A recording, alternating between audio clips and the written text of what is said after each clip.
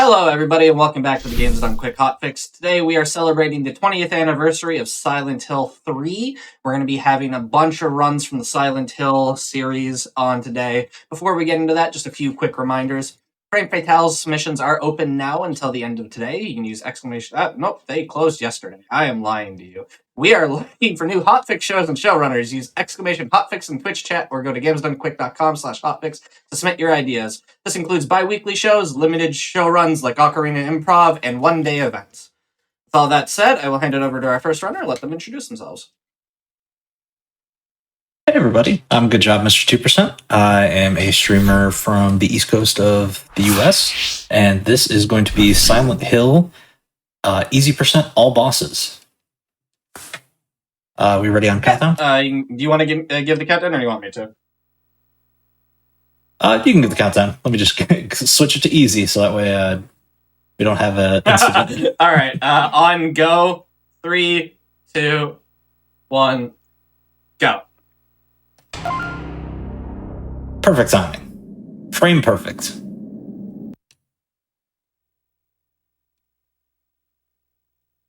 So to start out the game, we're going to be running forward very quickly.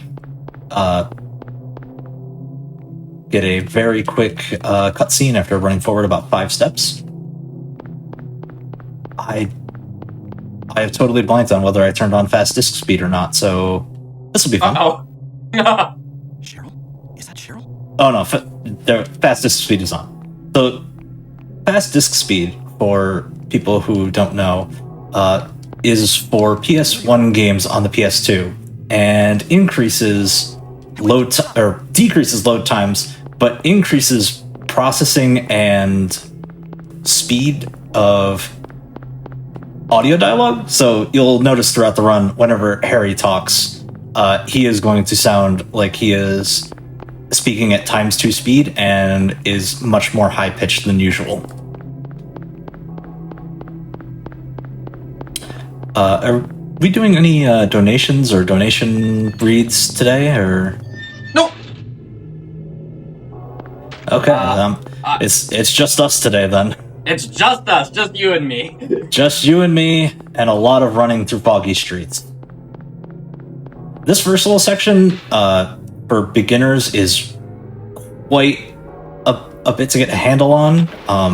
Primarily just because, Silent Hill games and a lot of, early era PS1 games like to do very strange angles on their camera movement. As you can see, I'm moving through like fences, and the camera angle is changing like about every 2 to 3 seconds. What's going on here? So here we're going to die, so I'm going to turn left and try and strafe into a kid. That was pretty good. So the speed at which you die here is random, because Harry's health is also random. Oh, good. There's going to be a lot of points in this game where I say, this is just completely random. You sometimes just gotta pray to the RNG that it works. I'm a bit of a beginner, so I pick up the map because I haven't figured out a way to not pick up the map. I'm just going to examine that TV. We pick up the knife. I'm going to equip the handgun before we get the infamous radio. What's that? Huh, radio. What's going on with that radio?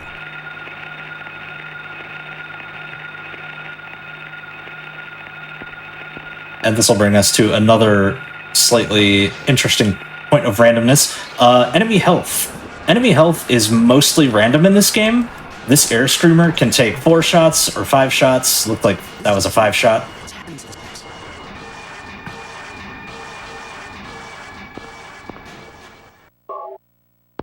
So I'm going to pick up the radio and make a quick exit. I'm mashing very quickly because otherwise there'll be a cutscene that spawns there, and I can just move onto our first section of item gathering. Silent Hill and other, early horror games are kind of like fetch quests. You gotta grab a couple of things and then, usually keys, and then put them in a door.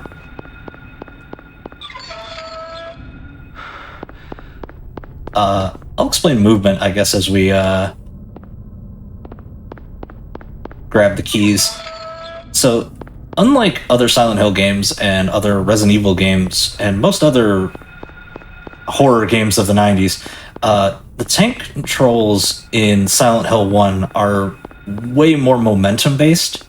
You got to give Harry plenty of time to, brake, turn. He's like a car almost.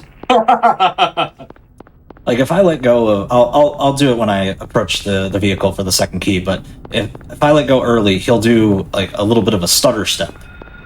Now this will come in handy for other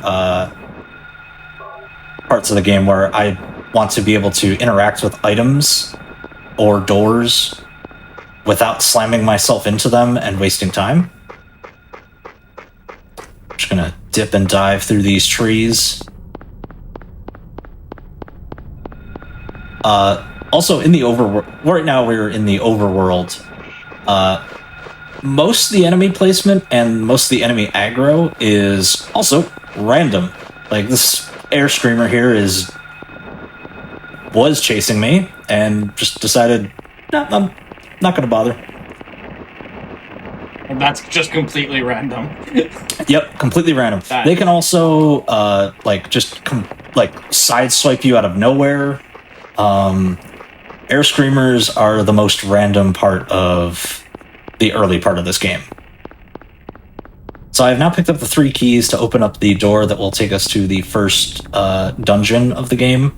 This game is oddly built like a Zelda game, where there's the overworld, and then you have your specific levels. Like our first level will be the school. Oh. And see, there's that air screamer that just wants to come out of nowhere and just absolutely sideswipe me. You have to be prepared at any moment walking through this fog to just be blindsided. You just get a sneak attack every now and then. Yeah, sometimes the birds get a sneak attack. So this right here is the only instance of trigger hunting in the early game. We have to examine that note that says, hey, doghouse on Levin Street. So that way we can go to the doghouse and interact with it and pick up the key. Otherwise, Harry will say, looks like a doghouse, but there's no dog around, despite there being 2 dogs circling it. I don't see any dogs. Must have been the rat.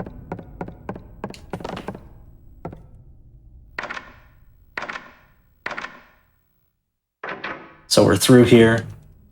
Things will get dark now. We'll turn on our flashlight, which after I'm through the door, I'm going to immediately turn off because enemy aggro is based on a number of variables, 1 being the flashlight and 2 being your footsteps.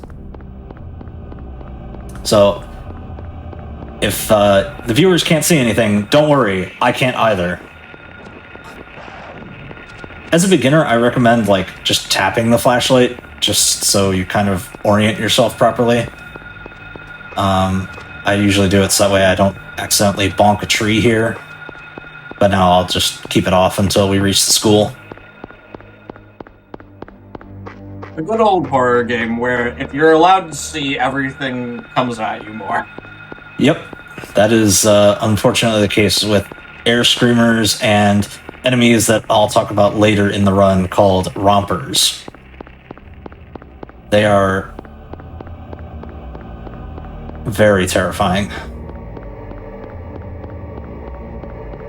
But we made it past the air screamers. There's going to be 2 dogs here before we go into the school. The school is probably the most difficult to learn movement-wise. There's a lot of doors you have to be careful of. There's enemies with very wide reach. Like you'll see this enemy right here, the little child with the knife. Just a standard elementary school. All the children have knives.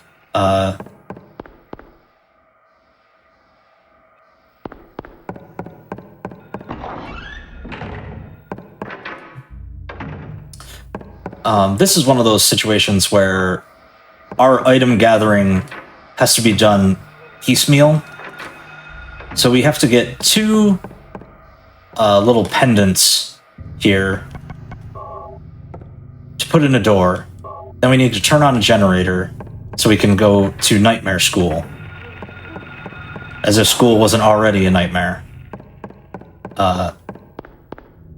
Unfortunately, we can't go get those items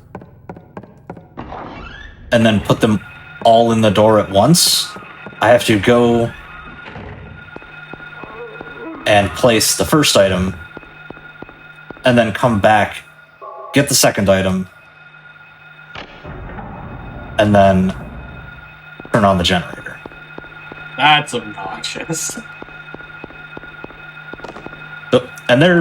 And now I'll explain door bonking because that's a common thing in this game.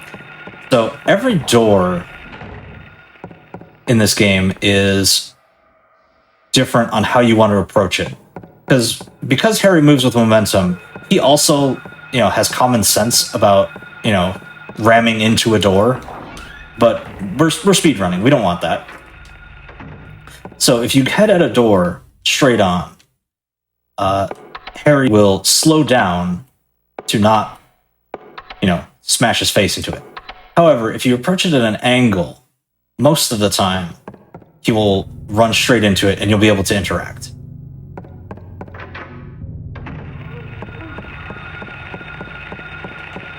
Alright, that was pretty good luck. Usually I get caught by one of those children here.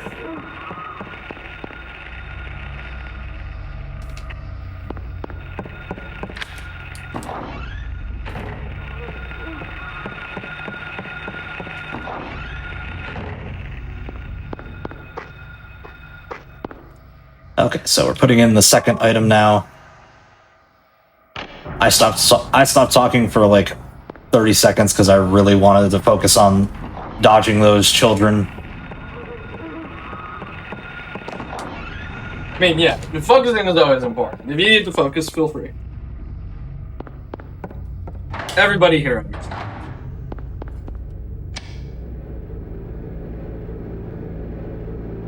This is a sound trigger.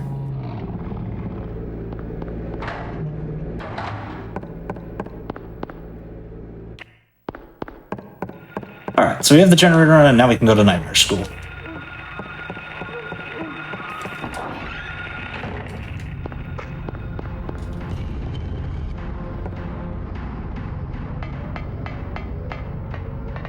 Usually signified, Nightmare School is always... Nightmare Anywhere is signified by the air horn.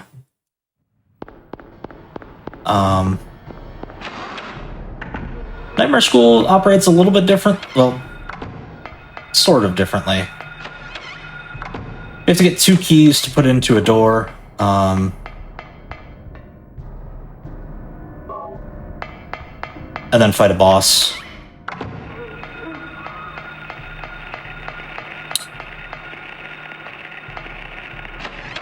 Oh boy, that was a slight movement blunder on my part.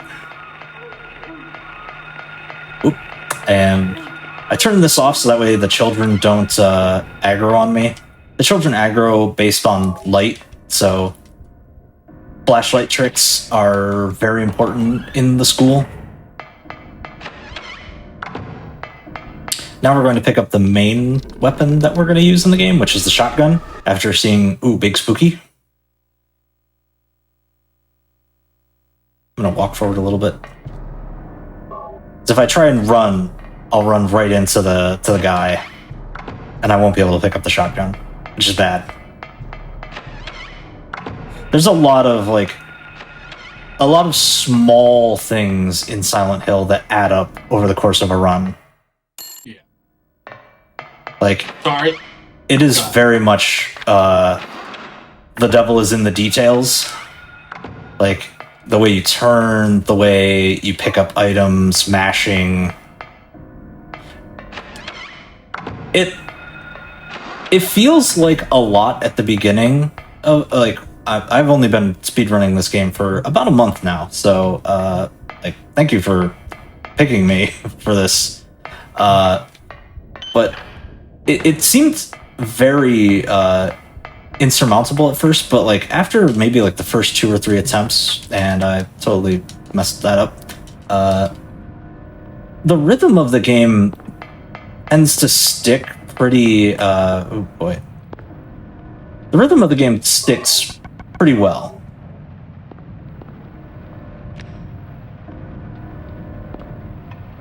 Thank you so much for agreeing to be on. I mean, I think it's important to showcase, experienced runners as well as new runners.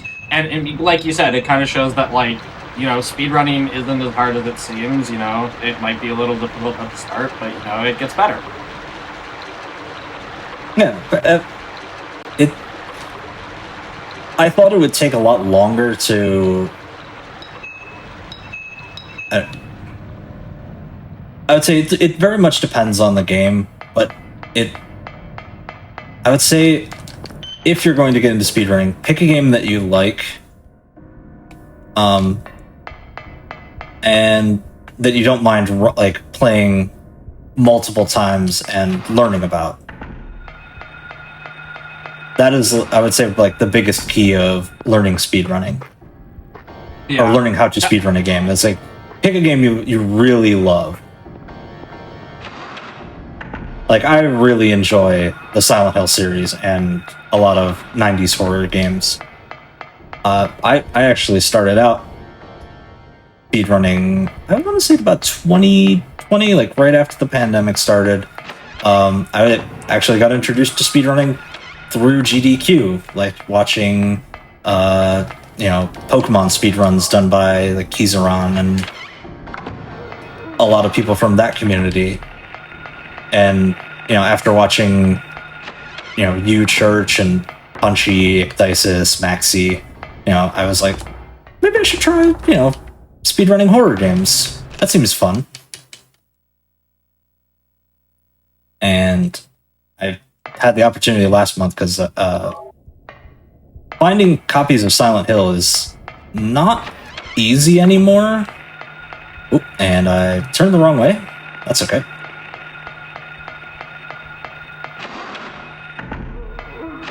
But I was very fortunate to, oh boy, being very careful to dodge that child.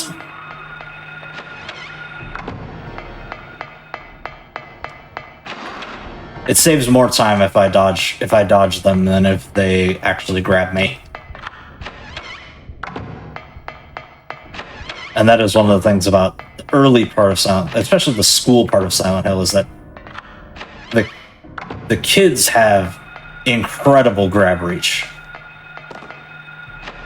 They're like one of the most dangerous in terms of time laws. Yes. Because the hallways are small in comparison to, say, the hospital or Nowhere. Yeah. So it's very important that, like, you dodge the children, because there's a lot of them in the hospital. I'm going to pick up this ampule for marathon safety. Normally I would just pick up 2 shotgun shells. This is another trick where you gotta... Wait, no, left. I always mix this up because left and right are confusing concepts to me in terms of cardinal direction. So we turn left twice. Sidewalk a little bit more. And then on the left one, turn it once to the right, and voila, path open. Which brings us to our first boss. I like to call him Splitface. You'll see why in just a moment. I don't know what his actual name is. But we're going to run a little bit forward. Pop 3... Oh, he's going to hit me. Pop 3 shots. He's going to stand there for a second, waiting to open his mouth. He's going to try and eat me. I'm going to pop 2 shots. And that's Splitface.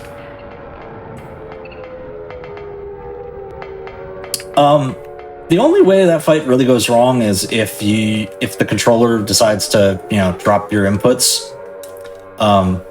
Which it's PlayStation, so it does. Yeah. But you have to pop 2 shots, because if his mouth closes on you, it's that's it. Game over. Try again. There's no damage value for that attack on split face. It's if he hits you, the game tells you kill the player. Kind of like Pyramid Head in Silent Hill 2 with the sword swing, but a little bit easier to deal with. So we picked up a key, which will help us get to the church, which is not the next dungeon, but just the next story point in the game. We'll be told that our arrival was foretold by gyromancy, which, sure. Gyromancy, the divination art of walking in circles. Makes sense for Silent Hill. Yeah, that tracks. I'm glad you knew what that was, because I was about to start Googling. I only know what that is because of Punchy. Okay. He said it one time and it stuck in my head, like, it's just driven into my head and I've never forgot it since.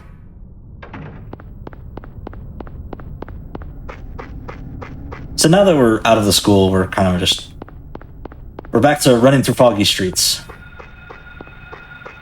Back to getting random air screamers deciding whether or not they want to aggro against us. Like for instance, in my warm-up this morning, the air screamer that usually is back by the benches decided to just, aggro me all the way to the church. This time, didn't even bother to chase me. Completely random. Which, I mean, I guess it keeps you on your toes, but it's also extremely annoying. Oh, for sure. Like, that air screamer followed me way longer than usual as well. You just gotta be on your toes in the overworld. That was a weird sound. Never heard that before. That's never happened before. Alright, let's get a counter on the screen. The counter of that's never happened before? Yeah, let's not put a counter on the screen. Good idea. Good idea. And somebody has to keep track of that. That's annoying. Yep.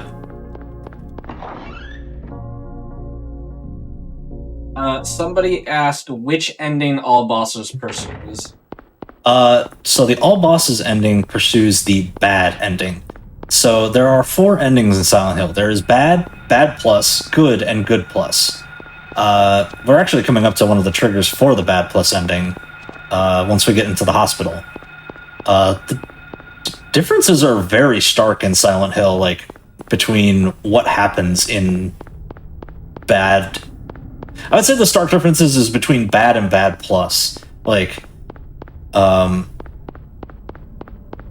bad plus, good, and good plus all end, like, sort of the same-ish. Bad plus or bad is the one that, like, is vastly different than the other 3, in my opinion. Also, I glossed over this, but this is probably one of the hardest movement rooms in the game. We'll see a little bit later on that Silent Hill has a bit of a frame rate problem. It runs, at about the standard PlayStation, somewhere between 20 and 30 frames per second. In that room, sometimes it'll drop down to single-digit frames per second, so moving in that room is very difficult. We'll see that again later when we get to the amusement park. And it'll be much more noticeable in the amusement park than in the drawbridge room. So now we're coming up to the hospital, which may not have the most dangerous enemies in the run, but definitely has the most random enemies in the run.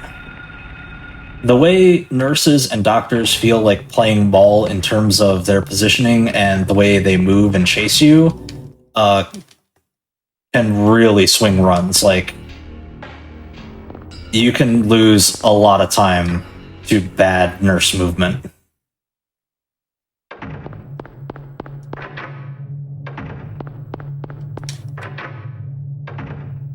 So we're going to go get a key to the basement here.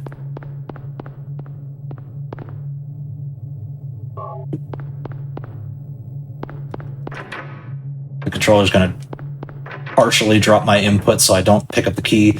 So we're walking right past the 2 key rooms for the bad plus ending, which, to get the bad plus ending or the good plus ending, you have to get a bottle from the kitchen and then pick up the red liquid from the room next to it.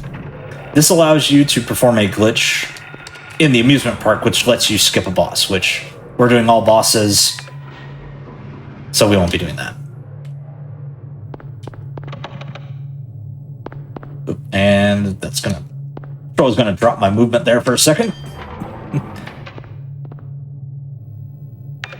So the first part of the hospital, we're just going up the elevator, checking the doors. Come back. Mysterious 4th floor appears. Spooky. Ooh.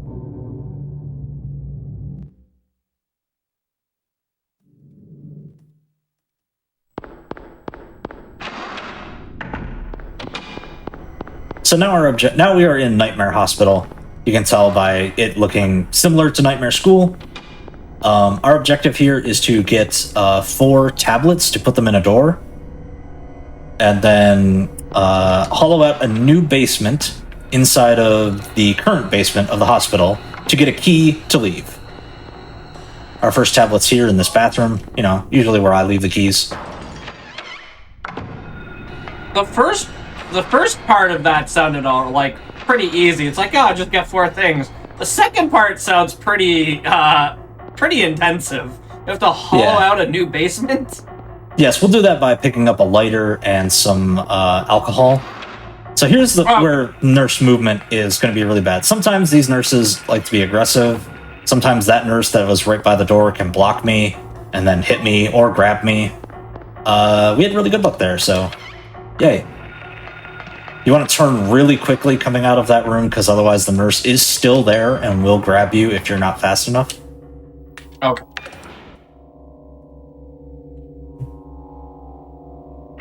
So far, everything's going really good. Like, so far, there are no bad nurse positions or doctor positions.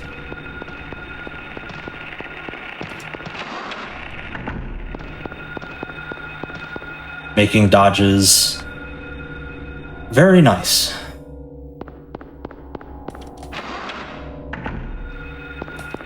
Here's probably the one nurse that will likely get in our way. Especially if I don't pick up the lighter on time. Luckily, I was able to turn and get around her quickly. Here's an interesting little... Yeah, my recovery was very good there. Sometimes, like, she'll just hit me with a knife, and that's that. So, we picked up the blood pack earlier for this little monster here that, likes to drink blood. I don't even know why it's there. It's kind of weird. But we don't have to get very close to use that blood pack. All you have to do is just take one step into the room, open the menu, and use the item. Here's that door puzzle that I was talking about, like, 15 seconds ago. Luckily, unlike other Silent Hills, all the puzzles in Silent Hill 1 are fixed, so if I'm doing this very quickly, it's because I've memorized it. So, the game that has RNG, like, enemy placements, and movement, and aggro, has fixed puzzles. Yep.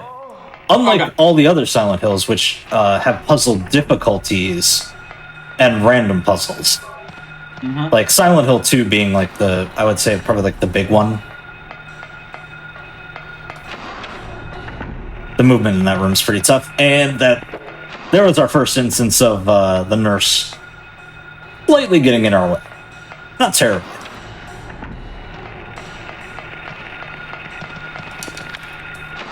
But it really all depends on just like how quickly they aggro you, if they want to run or walk towards you. We got the bottle of alcohol, we got the lighter. Now we are heading down to the basement to hollow out that new basement. We're going to pick up those shotgun shells on the way back. I'll talk about ammo routing while we're making a new basement. I I'm going to use the old route, which picks up the hunting rifle and a few hunting rifle shells for the end. But normally, we pick up one box in the school and one box here, and that's all we need for the entire run. Because we are doing all bosses, we pick up the 2 extra shotgun shells in the school that's right next to the split face boss. I'm going to pick up the rifle and a few extra rifle shells just for safety's sake, because I have run out of ammo on the final boss before by, having to, waste. I did not walk far enough and went to the wrong door. Whoops.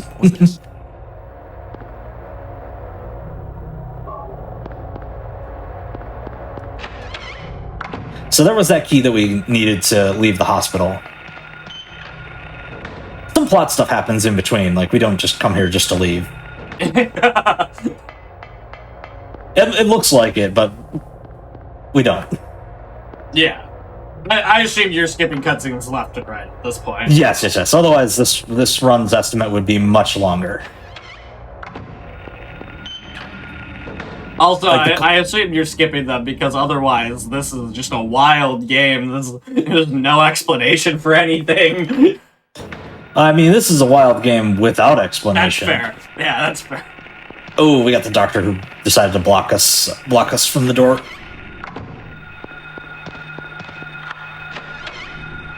All right, and that's the end of Nightmare Hospital. Adjust myself because sitting cross-legged on a office chair is only comfortable for so long. Mm-hmm. And I gotta be comfortable for the back half of this game.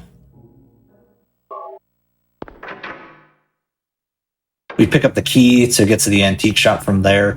We missed the cutscene where the principal antagonist tells us, hey, here's this key that you need. I'm going to place it on the table for you. And then the game will point you away from the key. So that way, if you're casually playing this, you're just like, oh, I'll just leave. I don't need to, She gave me the key, right? That's how all games work. Because she tells me I need this key. Clearly, she gave it to me.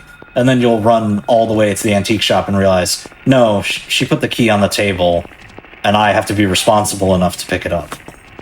That's mean. Oh, Dahlia. That's rude. We'll get to see more of Dahlia when Punchy does his Shattered Memories run later today.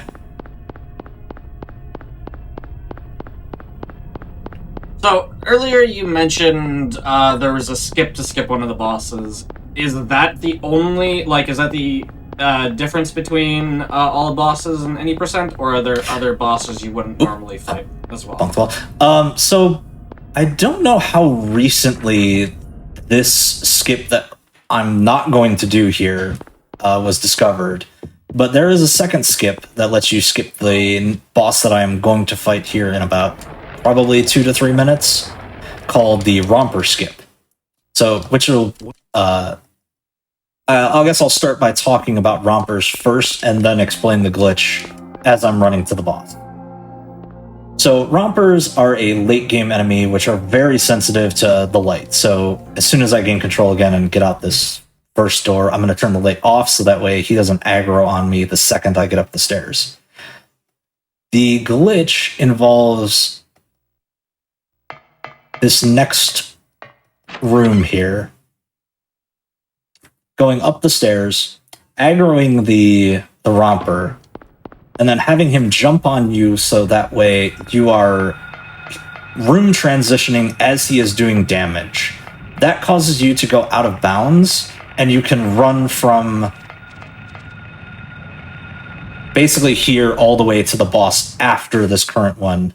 This boss coming up is called Twin Feeler. Okay.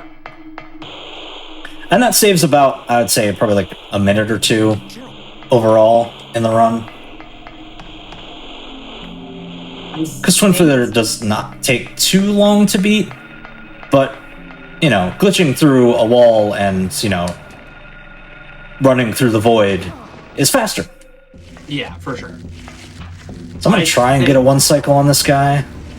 Oh, that's not going to happen. Ooh.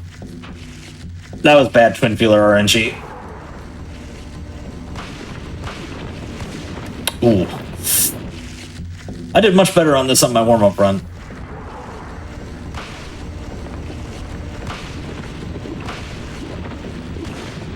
Ooh, that's 2 shots I've wasted. That's not ideal. Okay, and twin feeler's dead. You can get a 1 cycle on him if you position yourself correctly. I'm going to pick up the rifle. I'm also going to check my health, because I took a lot of damage there. And I'm going to heal, so that way we don't have bad things happen to me later on in the game. So now twin feeler will, break down this wall. I'll be able to walk through, and then I will head back to the hospital. And then we'll fight the next boss. So we fight two bosses back to back, like within, I would say, about a 6 to 7 minute range of each other after not fighting a boss for about 20 minutes. Silent Hill pacing. Ooh. And that's the dangerous thing when you get the air screamers who just sideswipe you or just charge you and really they don't do too much damage, but it does slow you down a little bit. You also start to notice that, like, in the dark running in this area is definitely cutting the frame rate a bit. You can see where the stutters start to happen. It gets better after we get through this section, but then it gets worse again. It's like once we get back to the regular overworld, our decently foggy streets, things are okay for a while. But then when we have to dark run again, nighttime running is never ideal in Silent Hill. I actually did pretty good lining myself up with that door. Usually Harry likes to slow down when he approaches that door, and it's tough to hit the right angle when you have 2 dogs chasing you.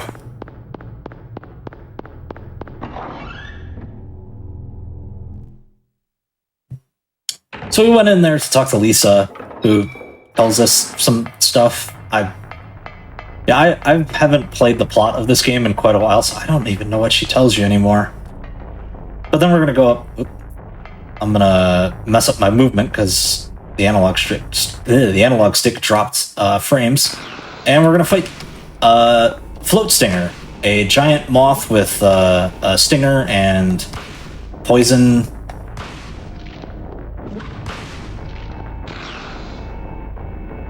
This is the general strategy for beating Float Stinger. Oop, and he hit me. Basically, take 1 shot, strafe, take a shot, strafe, take a shot, strafe. It keeps you safe. Also, Float Stinger has a weird set of iframes that after you shoot him, he's invincible for like a second until he starts moving again, which is why you space your shots out like so. That was very clean. Sure you don't hit the iframes, yeah. Yeah. You don't want to like just unload on Float Stinger because you might run out of ammo, especially on this run. I'm going to take a sip of my drink here. Fresh, tasty water. And now we're coming up to the most RNG densest part of the run, the sewers. Ooh, fun. Anybody who watches Silent Hill speedruns will, or does Silent Hill speedruns, will know the sewers are the place where most of the runs usually go to die if you didn't get the Void Walk. Also, a fun little note about this game, which is why I think it's one of my favorites, is that it doesn't make you backtrack all the way in certain spots. Like, normally, like, other games would be like, alright, it's like, run from the hospital, cross the, I'm just gonna completely miss the hitbox for the sewers there. And now I lost my train of thought. We were talking about backtracking. Yeah. Silent Hill does the nice thing of, if you've gone through in certain parts, mainly the one right before the sewer, where you don't have to run all the way back across town. It just teleports you to the sewers. Which is very nice. It is very nice. So here's the RNG in this section. There are going to be 5 of these sewer monsters that are going to stand in the way of us progressing. Whether or not they hit us or are in a position to block us is completely random. I was very lucky that they were only partially in the way and did not hit me, because they can do a lot of damage. And I only have the full heal item from the school, which I would like to save for right before we fight Sybil at the amusement park. So we'll grab a key. Here come the next two spots. It's the same 2 sewer monsters that block us each time. So hopefully on the return trip, they're not going to block us. No, this one's going to block me. Okay, so 1 out of 4 is... Oop. The 4th one, you can get around a little bit easier. Usually because his positioning is better. But that time, I didn't get hit, so it's okay.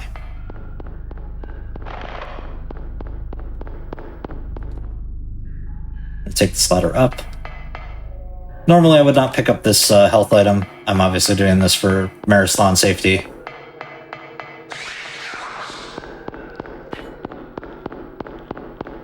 Thankfully the sewer monsters are not super aggressive in chasing you, so once you're past them, they pretty much leave you alone. They forget about you. Yeah, they're the nicest in terms of not giving chase, but they are not nice when it comes to getting in your way.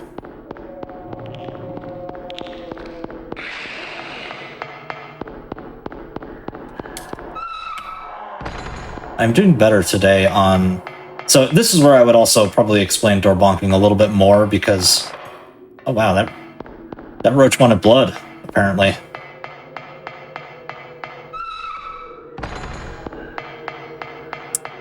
This is where I would probably explain door bonking a little bit more, because I'm not good at it.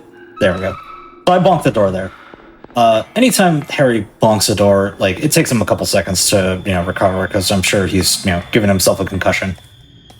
That wastes a lot of time. And that is mitigated by, being sure to hit the doors at the right angle. Here we get... Oh, that was bad luck. I accidentally turned and ran straight into one of the sewer monsters. We should be fine, though. That shouldn't come back to haunt us at all.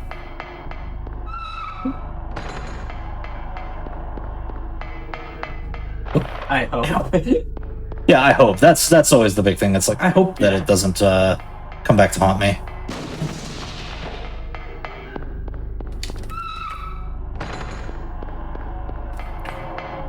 Overall, that was a better sewer section than I've had before, so...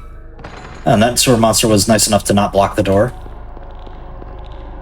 So here's where we're going to come up to, like, where the game decides to really show the technical limitations of the PlayStation 1. We're going to run in the dark for a while here, because we don't want to attract rompers, which are sitting just to our right in the bushes. Thankfully, there's only 2 of them, but I'm going to run in the dark for quite a while here, so... This is probably the most dead air part of the run before I explain the most difficult part of the run, which is the lighthouse approach and the lighthouse climb. I assume you're navigating just based on, like, the lines on the road, so you're just, like, running a set path. Yeah, I go purely off of memorization at this point. I've thankfully done this enough times that it's like, okay, just run, turn when you see the lamppost. this part, you can, even though it's really dark, you can kind of see where the frame rate's starting to drop a bit. I'm gonna flash my light a bit so that way I don't accidentally wind up going down the wrong route. Thankfully, flashing your flashlight doesn't aggro the rompers too hard. But yeah, here's where we're getting to frame rate drop. Nightmare zone. Thankfully, the dog got out of my way. I use the walk there because it does have a bit of a tighter turn and is really helpful navigating when when the frame rates are like dropping into like the teens and single digits. All right, I'm going to be quiet for a second because this run is very difficult, and you will see the frames drop quite a lot as I run through this area. And I almost got jumped by a romper, which would have been really bad, but I did not, so.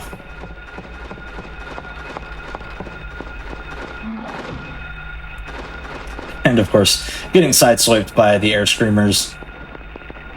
This is a tough section because you've got a lot of different turns to make. You've got enemies coming at you left and right, and the frame rate does not want to play ball with you on this. Overall, that went pretty well because now we're right at the lighthouse. We'll avoid, or we won't avoid the dog. That's never happened before. I've never had the dog in that position. Thankfully, I didn't really want the counter on screen because I've already lost track. I think we're only at 2 so far. It's okay. Is it only 2? Yeah. The RNG on this run has actually been really, really generous to me today. Which is always good. Yeah, we like generous RNG runs on when we're doing a hotfix. I mean, we could also like, not nice RNG runs because that makes everything more chaotic and fun. I mean, they're both, they both have their ups and downs. They're pros. Oh yeah, for sure. Hilarity ensues when there's this much chaos. Thankfully, we only have to do that lighthouse one time because Silent Hill is a game that is very nice to you about backtracking. So I don't have to go through that whole rigmarole again. I can just walk straight forward out of the lighthouse and it puts me right back in the boat. So now we're coming up to a smaller sewer section, much easier than the first sewer section. We basically just go straight, hang a right, hang another right, hang a left, and then we arrive at the amusement park. And there's nothing really that could hit us. And for some reason, the game really likes to just amp up the drums in that section. When nothing really is happening. It's like when nothing's happening, you're running. I mean, I guess you're running towards the next section of the sewers. So I mean, sure. Get that heart rate pumping. To build the anticipation, make you expect something. Indeed.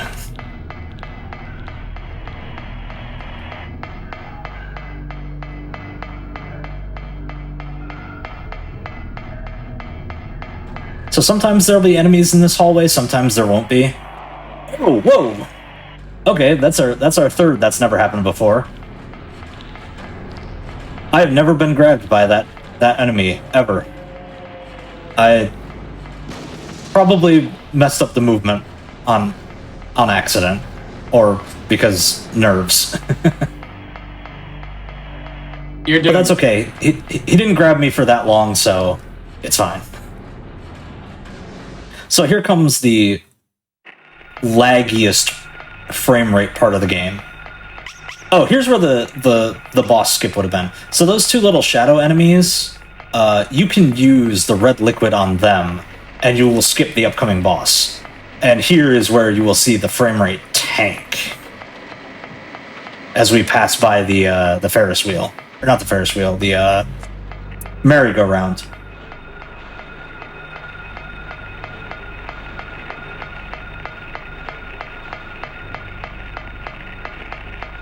And I have... Uh-oh. Lost my way slightly. This is probably why we do that. Why we skip this part in any percent, because this part is actually kind of confusing. Okay, so here we are. I am going to safety heal because, oh boy, I am almost dead. And now we're going to fight Sybil, our dear friend who gave us the pistol at the very beginning of the game. I'm just gonna unload on her with the shotgun. She is very strong. She also has a pistol of her own. She likes to shoot us. That hurt. Thankfully, like, one pistol shot is fine. We want to dodge. Ooh, that was bad. Oh, thankfully she is throwing the pistol away. Once you hit a certain point, she, dishes her pistol and is just like, I'm just gonna fight you hand to hand now. And then we have to run around the merry-go, the roundy round here.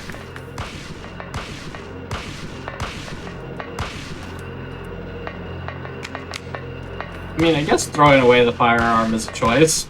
Okay. And now we're through Sybil. She is one heck of a bullet sponge. She is a strong police officer. In the bad plus ending, we use the red liquid and save her because she gets turned by the town, I think.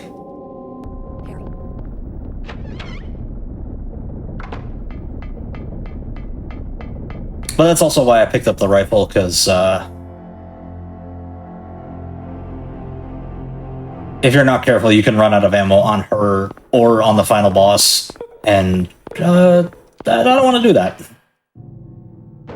And it's not any, it doesn't take too much more time to pick up the rifle and the rifle shells here in Nowhere. Oh yes, I'll also explain Nowhere. So once we hit the amusement park and defeat Sybil, we are teleported to Nowhere, which is a sort of an amalgamation of all the previous areas of the game. So we'll see sections of the school, the hospital, many places where we've been.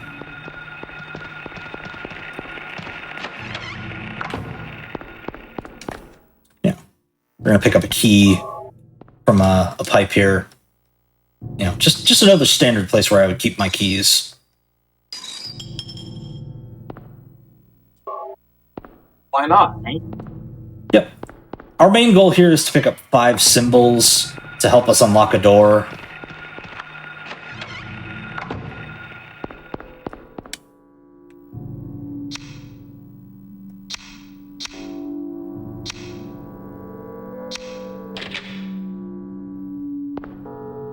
There's going to be a lot of set puzzles in this area as well. Here's our first key.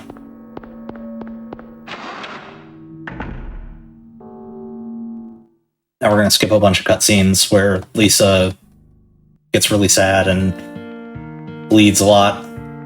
It's very strange.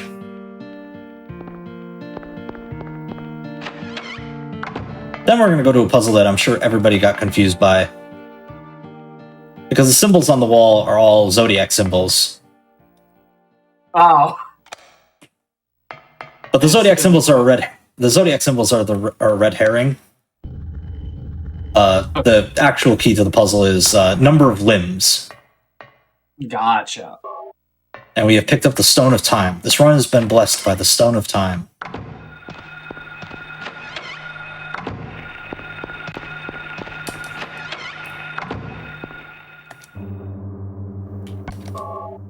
We're going to put that Stone of Time into a clock, and we'll get another key.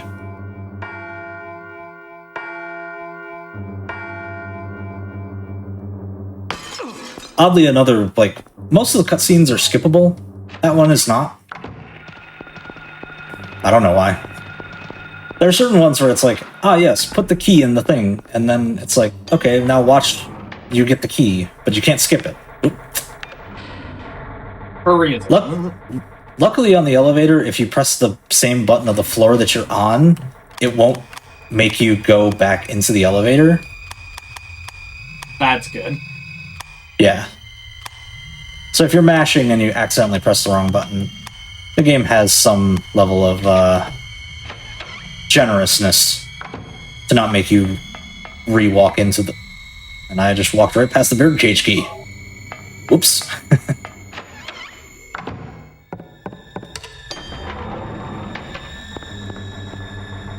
Okay.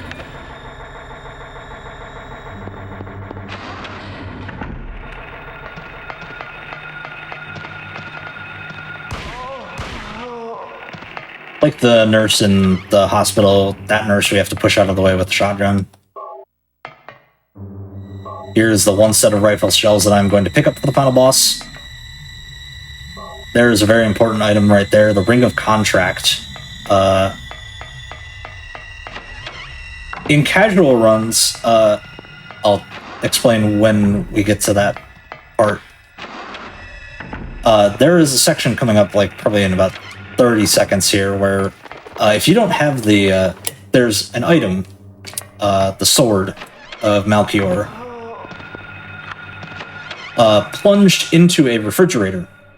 And if you do not have the Ring of Contract to keep the refrigerator door closed, which I'm gonna just totally botch my movement here.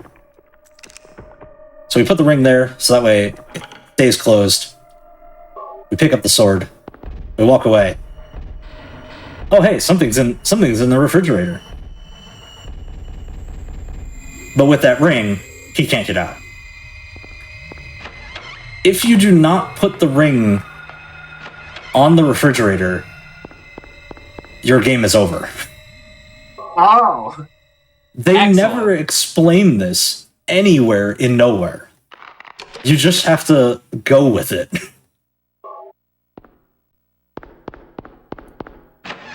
We just got a key from a bag of jelly beans. You know, another standard place where I keep my keys, in bags of jelly beans.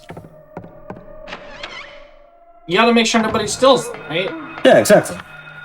And plus, when I need the key, I also get a nice snack, too. Yeah. I'll line myself up just off center there.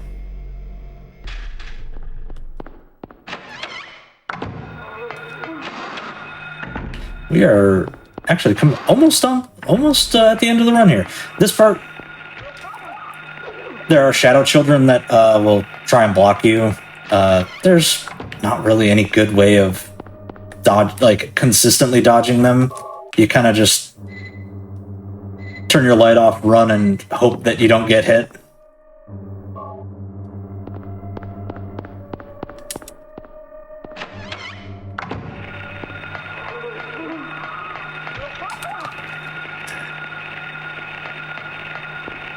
Oh well. That happens almost every run. Yeah. Okay. There's also... Ooh. Sometimes that Shadow Child can do that. But now we have all the... Oh, wait a minute. I do not have all the items because I went and got the key, and I did not go into the room across the hall here. Getting ahead of myself.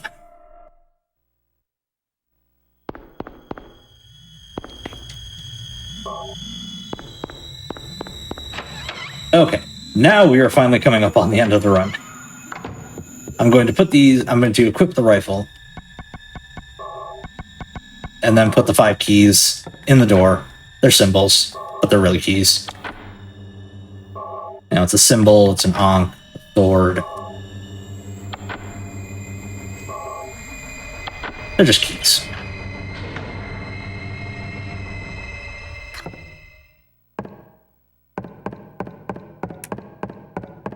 Be ready on time, because it's probably going to be in like 10, 15 seconds. Like any second now will be time. So I'm going to walk forward a little bit. Aim. 1, 2, 3, 4, 5, 6. Drop my aim. 1, 2, 3, 4. Time. Whew.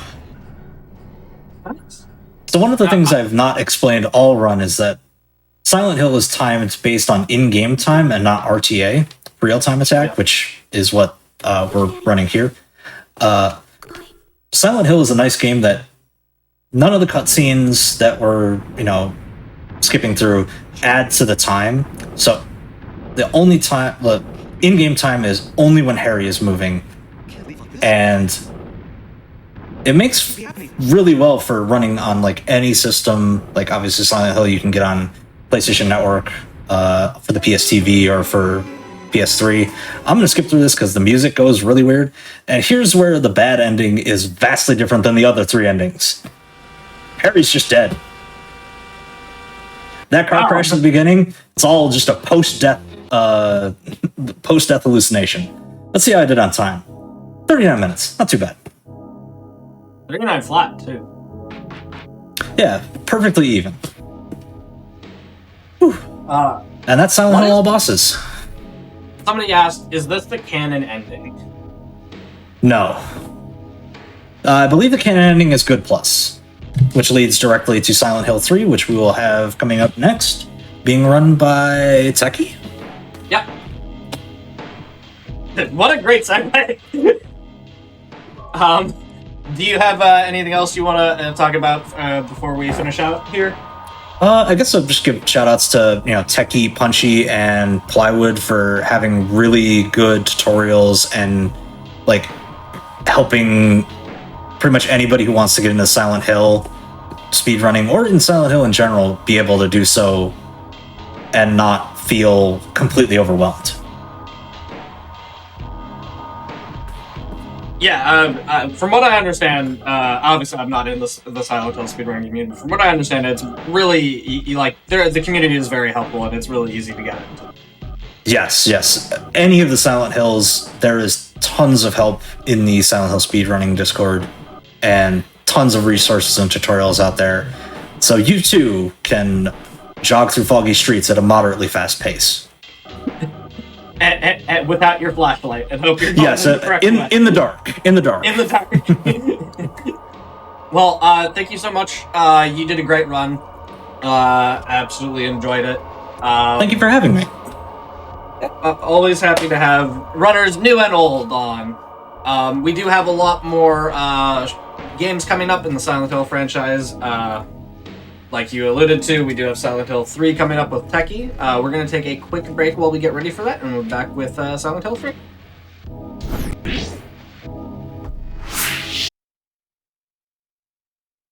Games Done Quick Hot Fix. This is our Silent Hill 3 20th anniversary special. I almost said 30th anniversary. It's not been that long yet. Not quite yet. Before we get back into it, just a quick reminder, Juneteenth, our annual event celebrating Black Independence, is coming up June 17th and 18th at 1 p.m. Eastern. You can join us as we highlight the amazing talents of the Black speedrunning community. With that said, we do have Silent Hill 3. I will hand it over to the runner, let him introduce himself.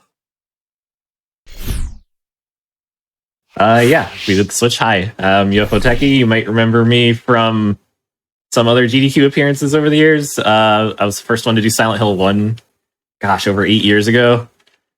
And now we're gonna do Silent Hill 3, Extreme X. Just to explain the category, because it's kind of a weird title. If you beat hard mode, you will unlock extreme mode. If you beat extreme mode, you'll unlock extreme 2, and so on and so forth. Multiple until you eventually get this cool Extreme X mode, which is, the 10th iteration of New Game Plus, pretty much. So everything's going to kill us very quickly, and there's going to be problems that you're not going to see in some of the later runs. All that said, we got timer. Yep. Do you want to give the countdown, or do you want me to? I will give it from 3 if we're all ready. We are all ready. All right, then 3, 2, 1. Let's do it. For those who are going to call me out immediately, I am doing extra new game because we're doing cool costumes, and I think I'm going to do health display just because it's kind of more fun to watch. Where's my... Here, I will... I'm going to turn that on real quick. Even if it's just for now, it's going to make it so much easier to actually see what's happening. Like, oh, you can just magically turn on like a visual aid for how health now works. You see at the top, we have a green bar for stamina. We have a yellow bar for health. My stamina's running out because I'm running. Gonna refill between rooms.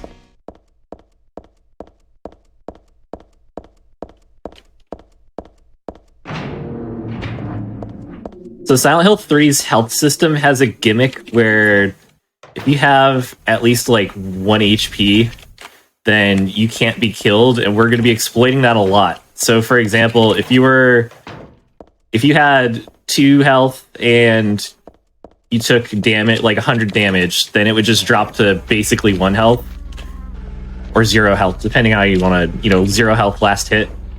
So it kind of doesn't matter how much damage you're taking as long as you have that 1 resource left. So we just need to always have at least 1 more hit in us.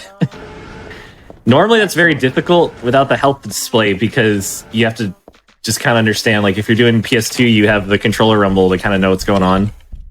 Oh my god, I have to scroll through so many shirts. One of the only problems with the extra new game is that you have all these shirts in your inventory. So you took 1 hit there. You can see that did 1/3 of my health, and that's the minimum that any hit will do. But it's going to be fine because we're just going to be tanking hits from the first boss anyways. As long as you don't have to heal, then you're kind of fine. Another benefit to running the harder categories is that you don't have to do the book thing. I'm going to take those because I am a weenie and I'm playing safe. This code is the same every time on hard mode, but not on the easier difficulties, which is kind of bizarre. It makes sense because the riddle itself is much more complicated, but it's kind of a weird little perk. You don't have to go get the books.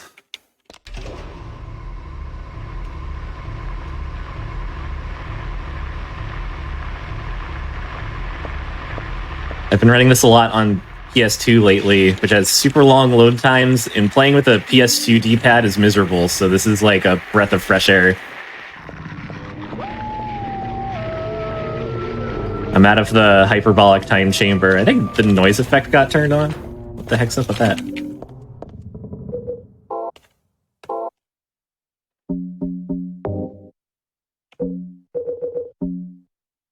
Yeah, it looks so much worse. Let's see.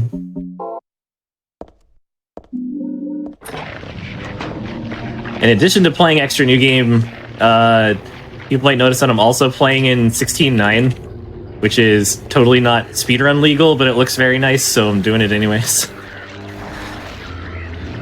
This is an exhibition. We're here to look good. What controller now? Oh, someone asked. I'm playing a keyboard now. Grab some bullets. Those are for later. We also have to grab some bleach, and the other one's ammonia, I think. We have to do Heather's stupid moment .gif later, which you're not going to see in the easy mode runs. So we have, I think, only 2 extra puzzles that we're going to have to do on the harder difficulties.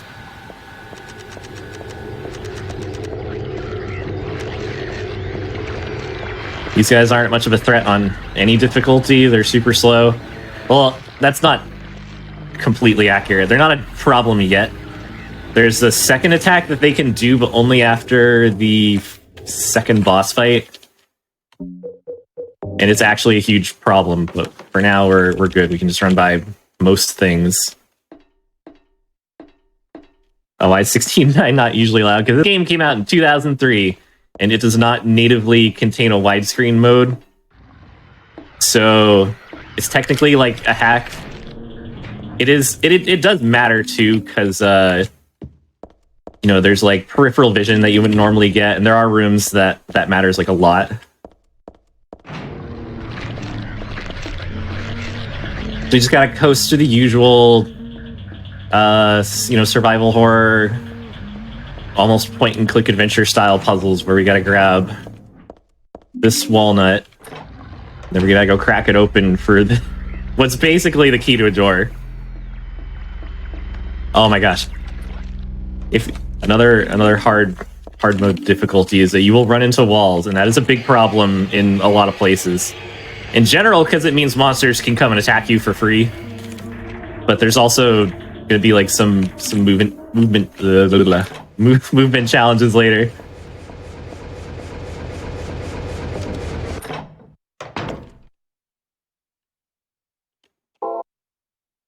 Where is... Did it switch me? One moment. Where is... There's no bucket. Oh my god, what the heck? There's supposed to be a bucket there.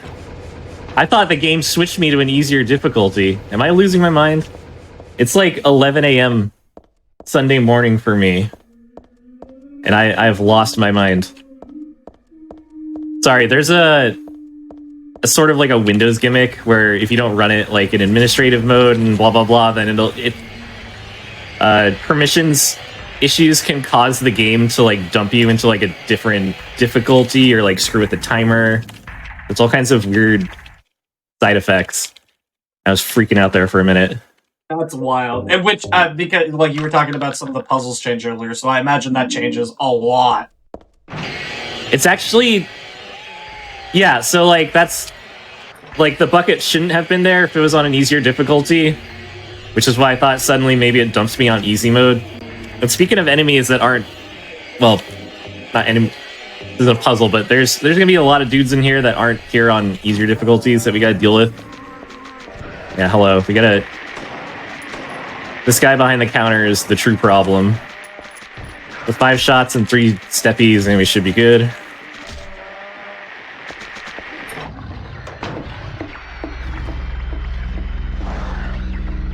Yeah, after using a keyboard for movement, you know, where you can just hold the up key and you move forward instead of having to, like, hold the D-pad down for an hour and a half, it's such a relief. Like, the movement's just so much easier.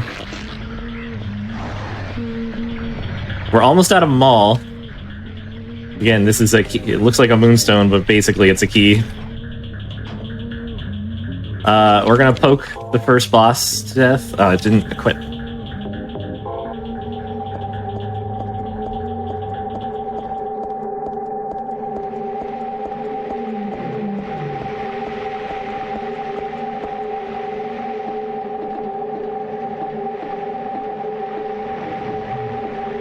Climb down this like 4-story ladder, which itself would be terrifying. Somehow the pipe phasing through her wrist as she climbs. Alright, we're gonna deal with the first boss, Big Worm. Hopefully we can keep this cycle going, or we're just gonna stab it, wait a little bit, and then block. And you're going to see that I'm going to take a slight step forward every time because it moves her backwards, slightly further out of range. But also if you block too early, then it'll break the cycle, which I'm hoping doesn't happen. Every time I block, you lose all hit stun, and you can also see at the top left there, my health is kind of trickling down a little bit. Blocking negates 90% of the damage. So it's not like 100%, but it's good enough for us. See, I'm kind of way too far back. You don't want to get too close either, or else your hits will push you back even further.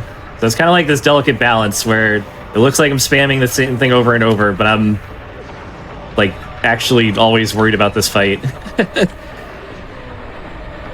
The background music is about to cycle, which means that we're almost done.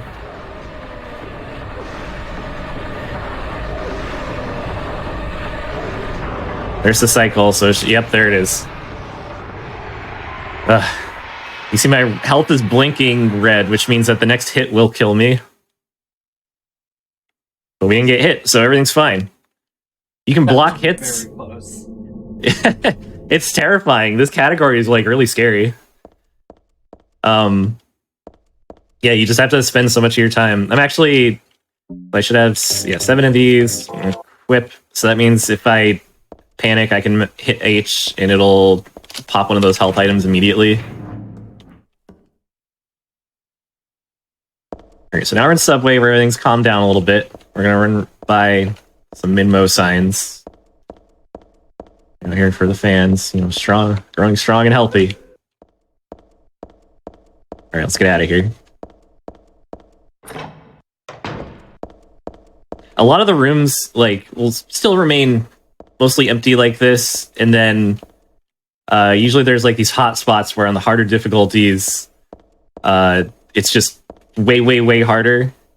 They don't really, sprinkle in, one extra enemy per room or anything. It's, there'll just be rooms where there's, maybe one enemy on easy, and then there's, 6 on hard.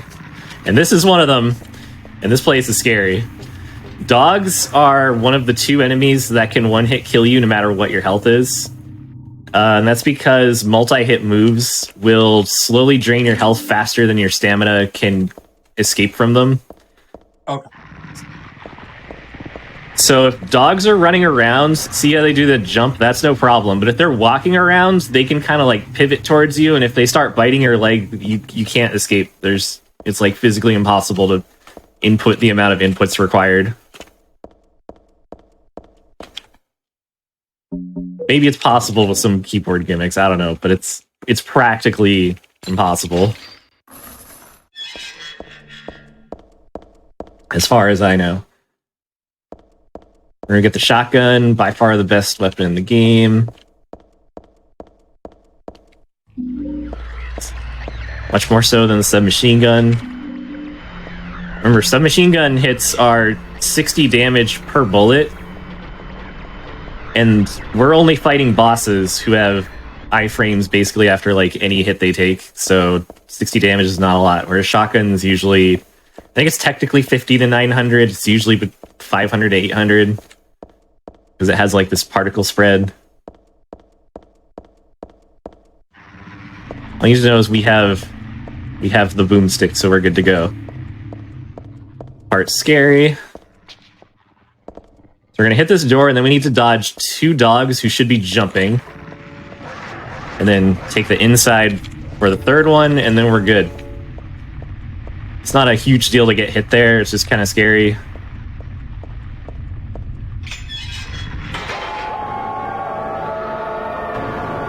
See, that's another one where they just spawn dogs in front of you, so as long as you're hustling and you get the heck out of there, it's not a big deal. But if you get stuck or something, and suddenly you're against 2 dogs who are walking around and can multi-hit you, and that's dangerous.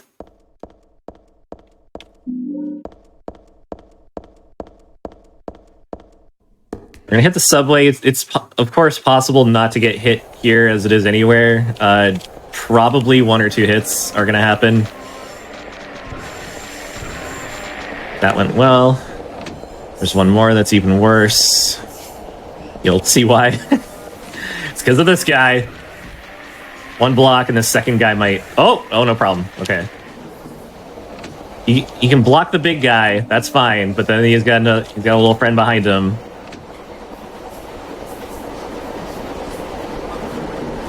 And then we got the Stay Puft Marshmallow Man, who is no problem. He's got to take his sweet time getting up off the ground where he was hanging out.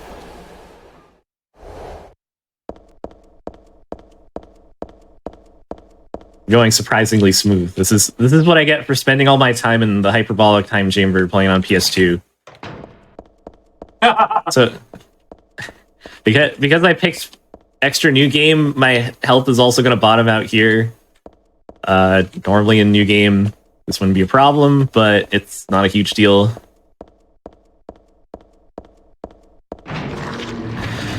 Part of prepping for the run on PS2 meant stockpiling health items like crazy, because on PC version there's a glitch for the final boss that makes it super easy, and that glitch doesn't exist on PS2. So you would need 14 extra health items on PS2 just to survive the run, whereas here you can just kind of hang out. That's a considerable amount. It's a lot, especially because the game has a dynamic pickup methodology where if you have too many health items, it'll spawn less of them in certain parts later on. Oh, that guy was getting too close for comfort. So you basically, like, do you have to just, like, start hunting for health items near the end, or? Oh, absolutely. Like, Yeah. all of the really valuable pickups in the last section of the game became super important. And then of course picking up stuff earlier, because if you take a hit, then you want to use like one of your freebies from earlier, like one of your extras, so that you don't have to use any of the health items that would later become part of that stockpile. So it's like you can't just like, you know, kind of stumble your way into the final boss and hope for the best. It's like if you do not have enough health items, then you're gonna die. That's brutal.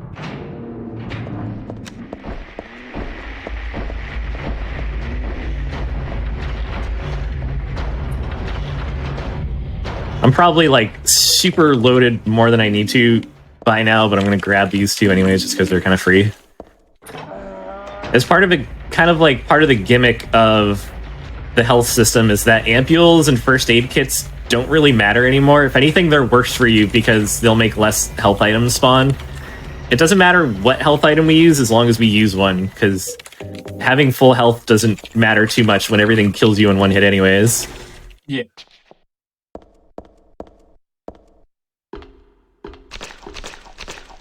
The ampule does provide stamina, like infinite stamina for a short amount of time, so that is more what we're going to use them for. Right now, we're just going to hang out and go through some dirty sewers. You're going to see me quick save a lot. Just because of these long, empty hallways that I don't want to replay if anything goes wrong. But it's also just that bad things can happen everywhere. There's some big guys up here. They shouldn't be a problem, but always, you never know. Oh, I don't think he even saw me. Okay.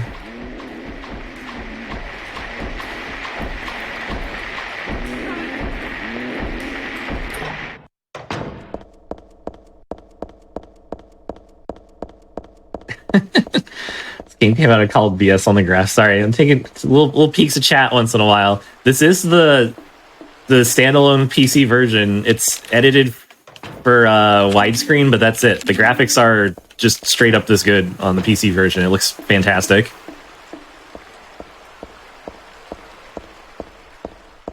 Silent Hill 2 port's notoriously bad, but Konami did this PC port themselves.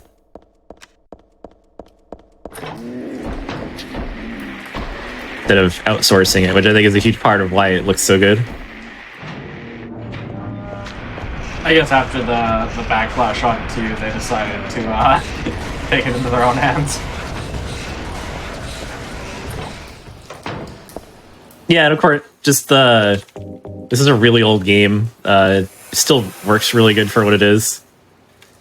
Another gimmick. I don't think I've shown it yet, but you can fall off of edges on hard difficulty. So that makes a little like that little catwalk or whatever there is super dangerous. There's going to be a lot more later. You don't want to get knocked off a cliff. You will die. These guys are loud, but they're not a problem. We're extremely going to try not to fight any pendulums because they're awful to deal with. There's going to be some what's going to look like slow strats later, just specifically to deal with them.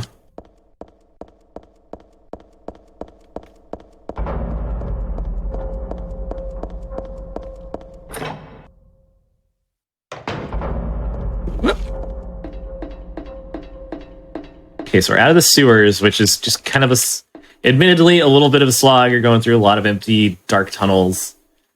Once you get to building world, things get a little snappier. It's nice when survival horror has all of your progress-making doors and places that you need to go a lot tighter together.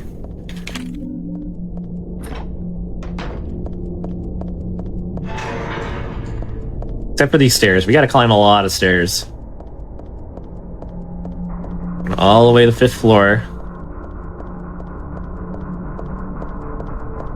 There's multiple strats to deal with the next boss.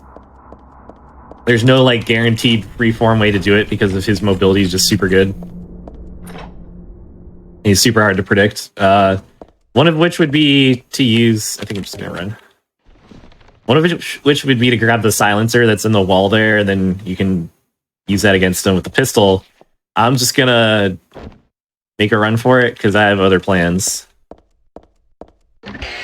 I still mess with that fight. Like, we'll get there, but it's a boss fight. I've spent so much time like testing things out, and you'll see why. But for now, we gotta run around building world. The routing's gonna be a little different. There's dogs, dangerous. They're both jumping, so that's fine. The jump hitbox is like super generous. Generous for us. Generously easy to avoid. You gotta grab some extra stuff you're not gonna see on easy mode. You gotta grab Gallery of Fine Arts. We're gonna grab this screwdriver for the other puzzle that's only on the harder difficulties and not on easy mode. And we're also gonna grab a katana because first of all, it's incredibly cool, but also because it's one of the best. Of course, it's the best melee weapon, but for certain strats and stuff that you can do with it, make it the best.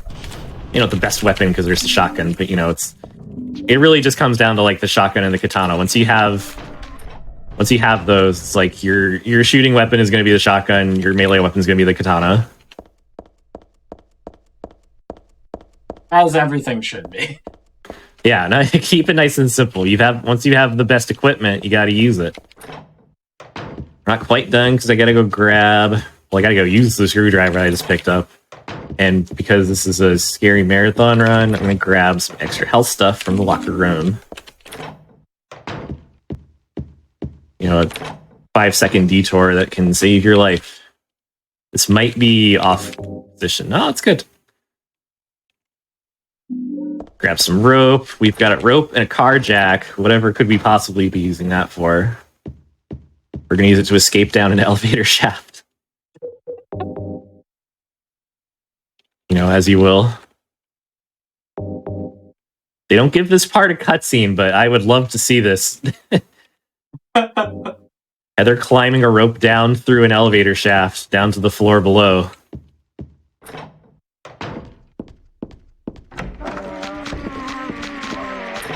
Those guys aren't there on the easy difficulties, and that's another room where it's like, it's fine unless you get stuck, and if you get stuck, it's going to be a nightmare.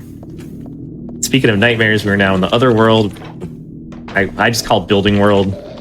Well, I guess business world, whatever have you. It's a big business building. This is the first time we meet Vince, but we're going to skip him. Grab a whole bunch of other stuff.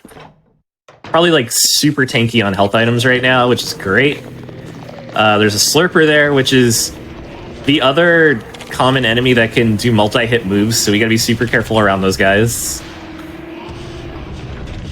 They have a super wide hitbox, which is what makes them really dangerous. Like if they're running straight down, perpendicular in a hallway, then they cover like the entire width of the hallway, and it's like you can't block them. You just try. Yeah. You reset the situation, do what you can. Part of what makes this category fun is that there really is a lot of thinking on your feet, because there's a lot more enemies that will spawn in sometimes random places, and also what they do after they spawn changes. So there's this guy out here, which should be fine. Oh, that dog. Oh, I think he went for the nibble too. That would have killed me. Okay. Oh, good thing that guy turned around. If he turned towards me, then I would probably be on the ground right now. Use all these items we picked up along the way to set this painting on fire and crawl through the hole that it creates.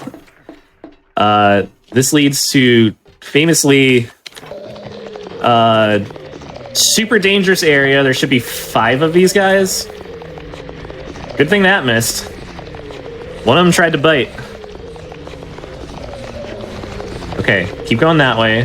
That's good. Okay, good. That's all of them. It's one of the situations where if you get knocked down once, then all 5 of them are going to converge on you and start trying to bite you. So that's... I'll see that. Yeah, see, that's... I might be dead. Ah, okay. All it takes is 1. Normally that would invalidate the run, but... I was extremely careful to quick save before that part.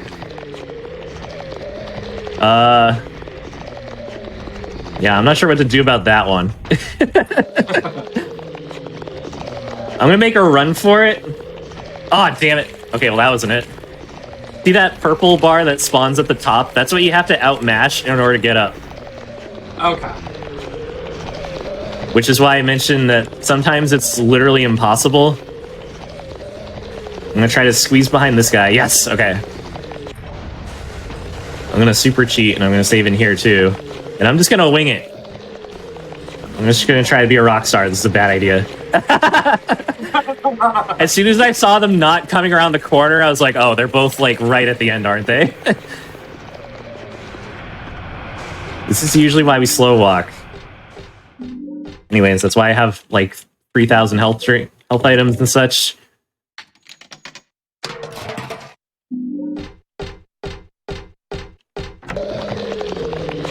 That's really the only like bad part of this section, but it's such a bad part. It's kind of like famous for being a run killer. Even on the easier difficulties, those guys, there's less of them, but they can still knock you down. So it's kind of notorious as like a run-ending hallway. You know, it's like you're not gonna die on the easy difficulties, but you are gonna lose time, which is just as horrible. Yeah. Ah, damn, I was hoping you wouldn't charge. Is that bite? Yeah, damn it.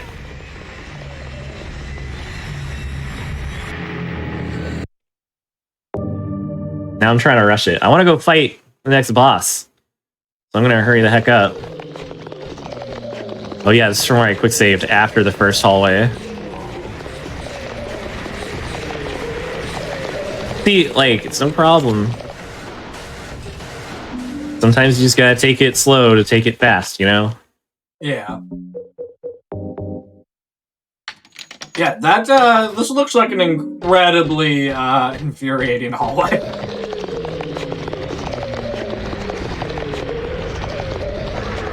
Woo! Secret dog.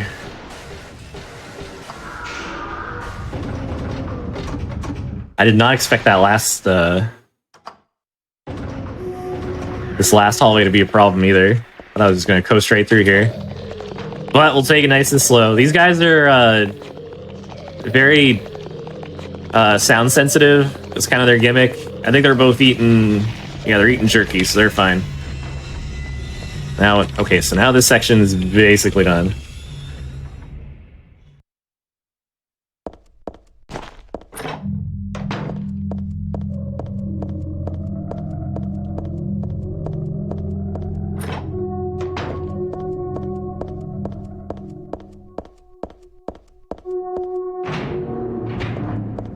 Okay, after a horrible white transition, after playing a game in Dark Corridors for so long, just gotta run over here, and we're gonna get to the final boss. This is the more freeform boss fight that I kind of mentioned. There's no, like, magic strats for this. You just gotta, you know, take this guy on, which makes the fight incredibly fun, by the way, but it's also incredibly frustrating. But, we'll balance it out.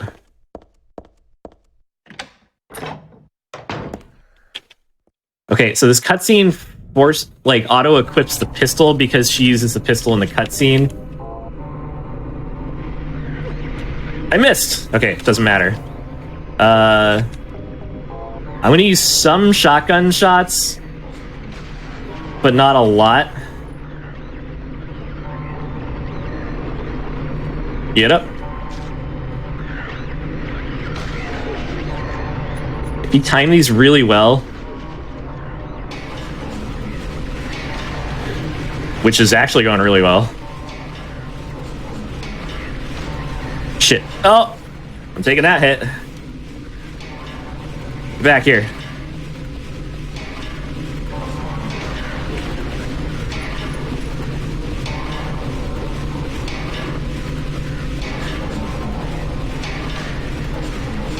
Oh, I knew it.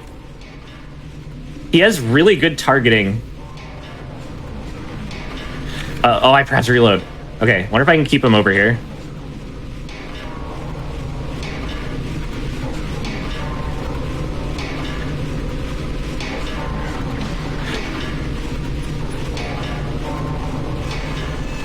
I have to be careful because I can't keep using the shotgun. I'm actually going to switch to katana because I need that ammo against the next boss.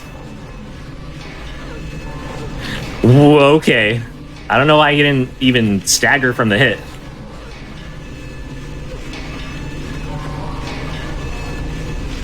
Okay, he's not wiggling around, so he's dead. Yeah, there's usually some... You can take no hits if you want. Really, it's just show up and beat him up.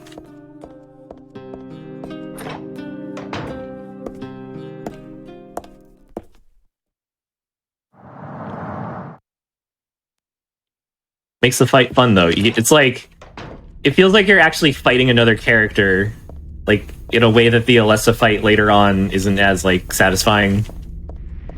But yeah, right now I am gonna pop one of these 3 ampules, even though I already have health, because it's gonna let me run to the hospital faster, but also because if I have too many ampules, then it won't spawn health items later. Which might not be a big deal at this point, but I'm just gonna keep doing what I know.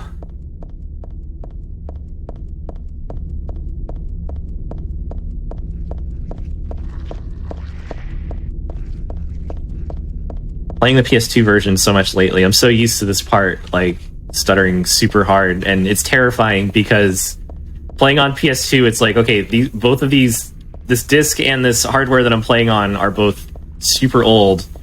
It's like, man, I hope it's not, like, dying or... Oh, yeah. Especially at this point where on PS2, you'd probably be, like, 45, 50 minutes in. It's like, a crash at this point would just be horrible. Oh, that would be brutal. Yeah, I'm having to start the whole thing over, and you can't quick save, so you'd have to start completely over. Oh, get away. Those guys are scary. Not hard to deal with, but they have huge hitboxes. They're really hard to deal with in solo combat. Doesn't matter, though, because we're at the hospital, where for a while... it's really not dangerous at all. As you can see, the nurse swings are much clumsier than Silent Hill 2. I think that was on purpose, because the nurse swings in Silent Hill 2 were really busted. They're super quick, they always have perfect tracking. It's like you can't get past them at all unless you kill them, and this one's a little more fair about that. The puzzle we already know the solution to. But there's a similar lock code on the 3rd floor that we don't know the solution to, so that's what we're working towards. We have to convert this clock to military time, which is 201, 202, 1402. I'm going to type in the 4 and the 1 in that order. Then, hopefully, yeah, usually like the minutes are a lot harder to read on an analog clock at that resolution. So I usually save that for last and just mash it through, and it'll... if you've got the 10 digits right, the rest will sort itself out. So we got what we need. Let's go back to the 1st floor.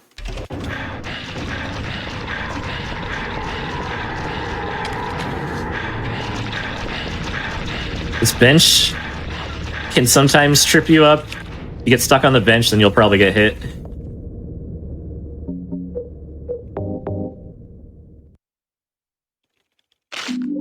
It's a nail polish remover, get a key, and get out of here.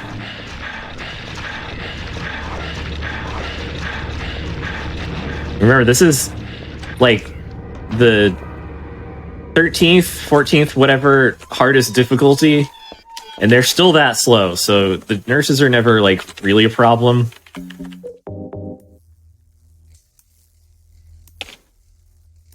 $63.82. That's not an easy one to make a mnemonic for. $63.82. 63, 82. Go to the third floor. I'm going to type in 63, 82 before I forget it.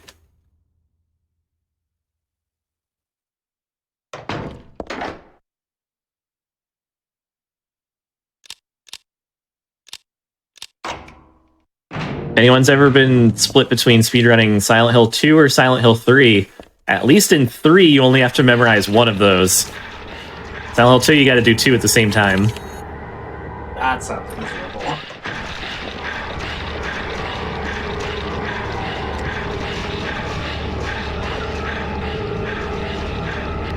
I'm not the spring chicken I was, a decade ago when I started speedrunning these games. I gotta start playing Big Brain Academy or something. Like start memorizing numbers. So we're going back to 2. We're gonna go straight to the Otherworld Hospital. Whoa. That was... When enemies bunch up perpendicular, like, across a hallway, that's always scary.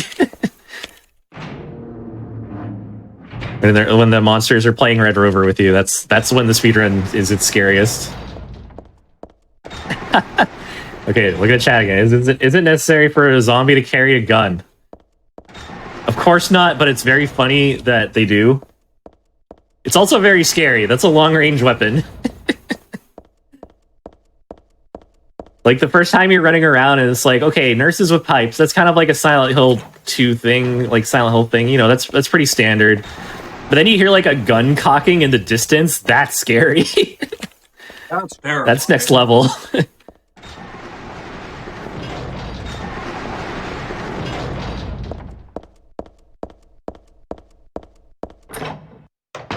Silly nurses, you're way too far away to hit me with that pipe. And click, it's uh-oh.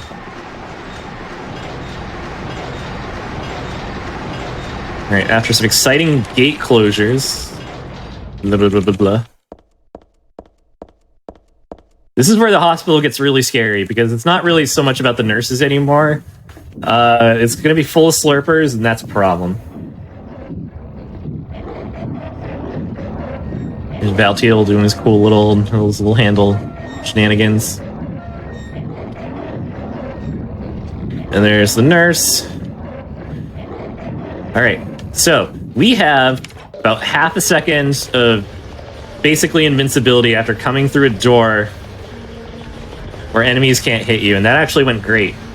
So that first slurper wasn't a problem because he was super close to the door. Oh, that was the worst possible placement and angle for him to be facing. Oh, that was awful. Okay, I'm gonna try to hit it. Okay. That was like the worst possible luck for that spawn. That's okay. And like exactly as far away in the corner as possible and facing in such a way that he covers the entire entrance. Like, it's not supposed to be like that, but it is. It's Extreme X, you gotta roll with the punches. You gotta do a few chores. And pick up some stuff.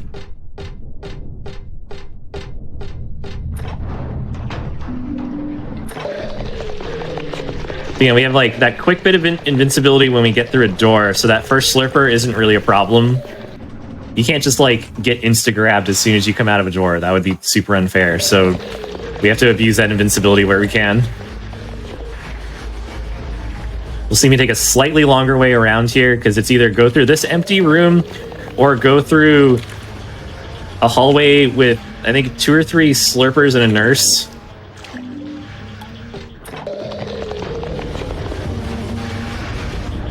So this is the only time you'll see this room. Actually, oh yeah, you'll see it once on easy. Oh, this guy, okay. That was a sick dodge. I earned that one.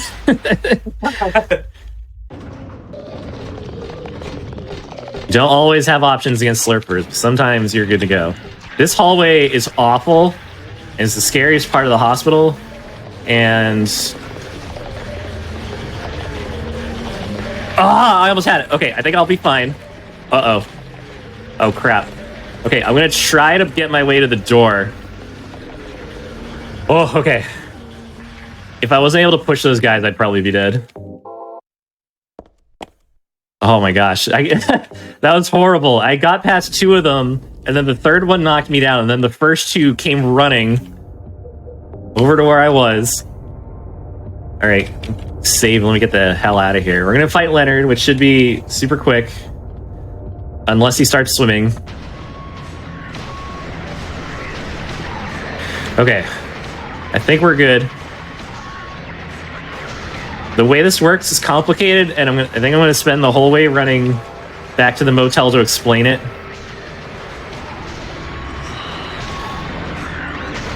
4, 5, just in case, because I really don't want to do this again, I'm gonna reload early.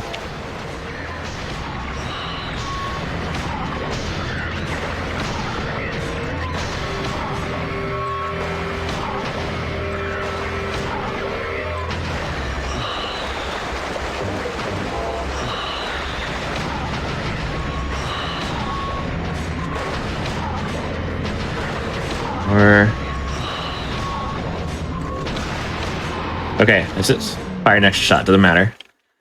Okay, so first of all, if you take a step forward, like if you're holding the movement button, you'll get your inventory open so you can reload slightly faster.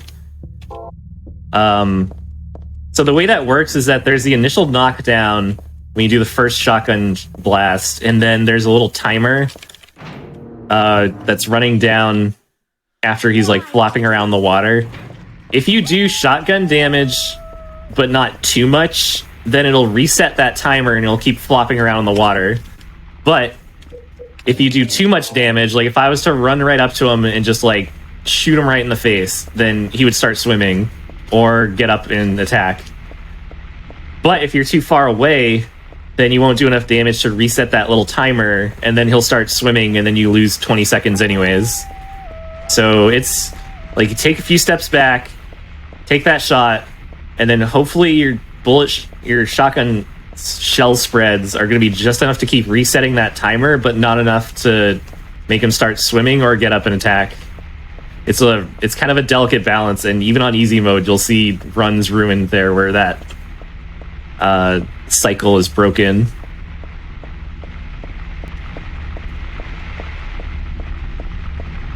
The other world's not too much of a problem.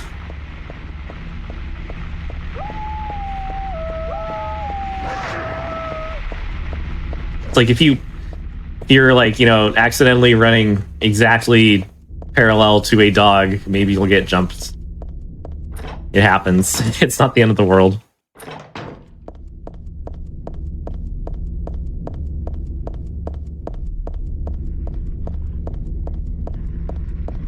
There's like one pendulum that should be crossing the street on the way over here. As long as you're behind it, you know, you won't get stabbed. So let me see. Should be a little further up.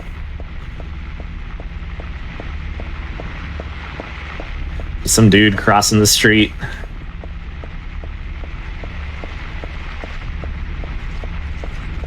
Yeah, as long as you're behind him, then there isn't really anything else to worry about. I'm in my lane, minding my own business.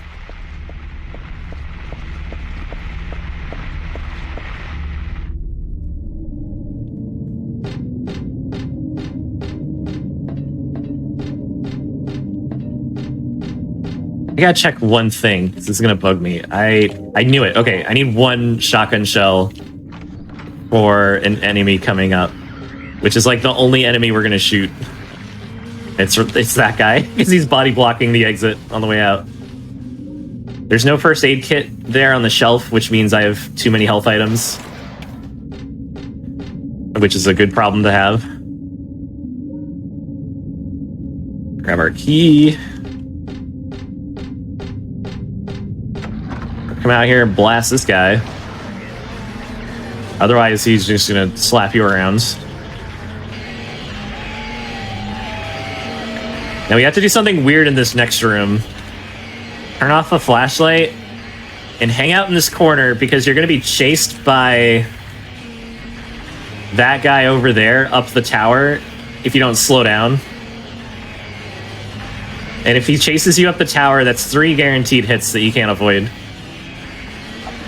Which for Extreme X is an insane amount of hits, so both time-wise, the amount of time getting beat up takes, and the health items, like, it's not worth it.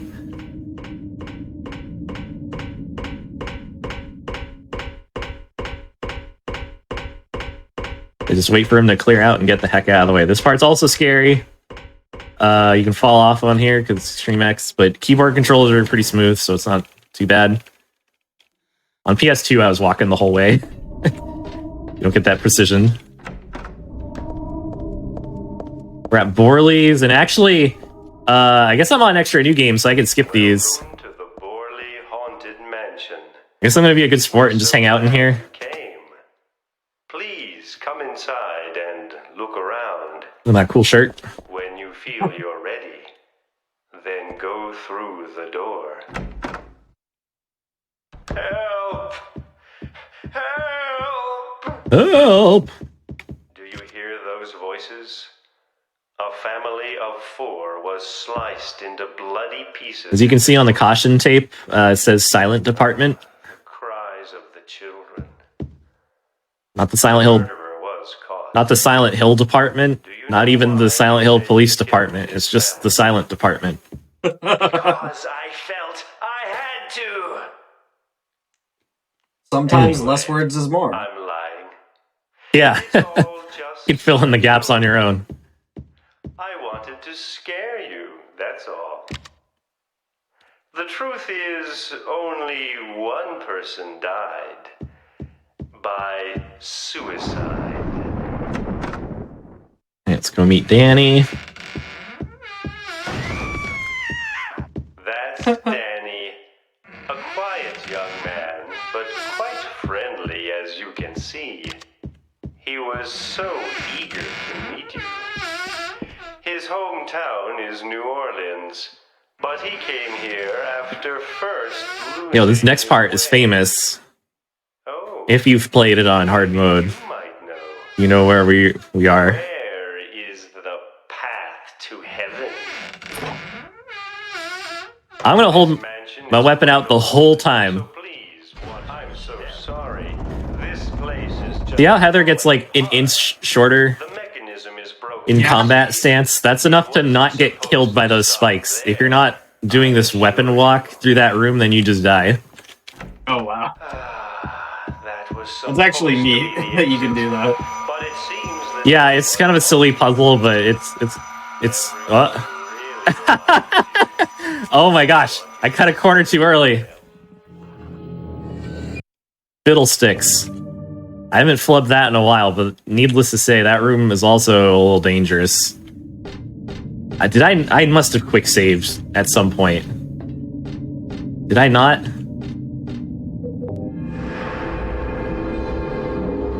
Am I so full of myself that I simply did not? Oh my gosh, I'll get right there. Alright, fine. This will not take long. I've lost perhaps a minute. Give me my damn ampule. Yeah, I was having too much fun. I forgot to press quick save like every other room. You just get in the groove of things. You're like, everything's fine. Yeah, there's no way anything's gonna... Oh, that's what the reload was for! I forgot. See, look, now everything's unraveling. Here, I have a plan. Oh, shoot. Okay, well, the plan's gone. Here, everyone come over here and get out of my friggin' way. Jeez. Soiled it.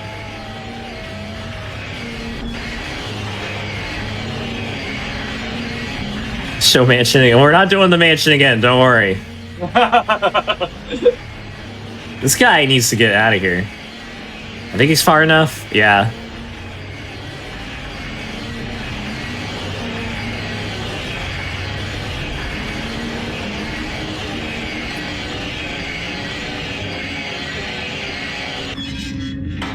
Another benefit of extra new game So we don't have to sit through the mansion.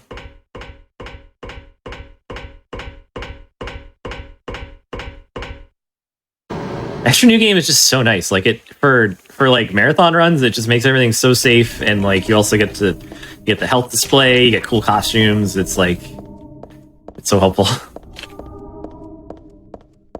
Welcome to the Borley Haunted Mansion. See, look, that now we don't have to sit through all the stuff again. Just get out of here. This mansion is quite old, so please watch your... I'm so sorry. This place is just falling apart.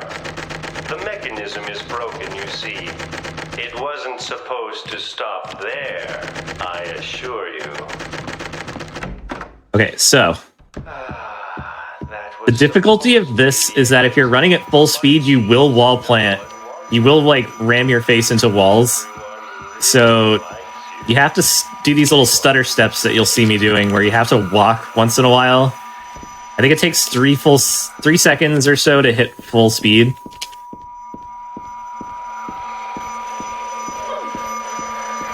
Also, the red microwave is extremely dishonest. That thing, I don't think it rubber bands, but I think it goes at like super different speeds.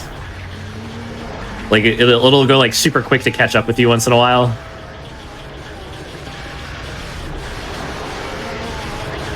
This little interstitial area is not a problem this time, but coming back it will be. Need these shotgun shells for the next boss. Everyone in chat who's like, save, save, save. Well, I got it, don't worry.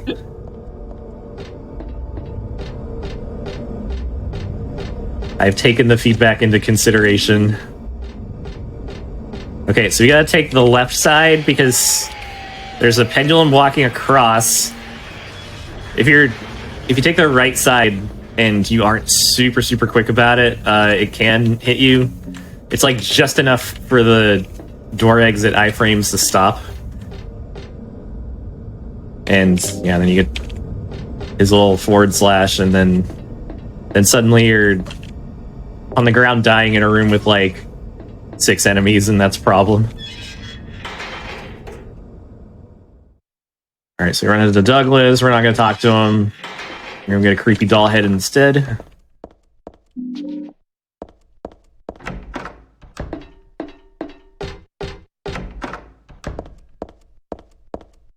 Look at you.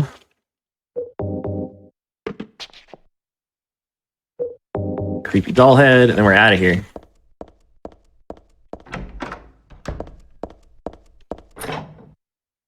We're just about at the next boss.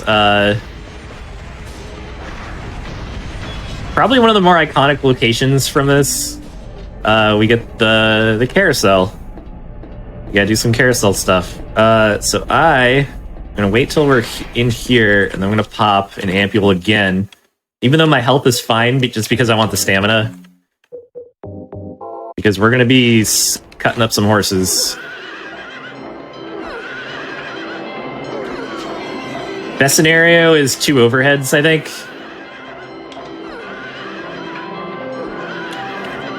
These guys have a weird hitbox. Like, I think their weakest spot is like behind their head.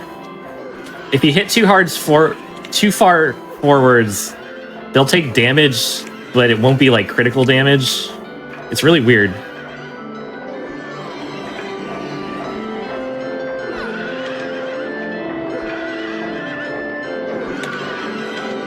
You see that red bar in my stamina bar? That means we won't be slowing down our hits for a while.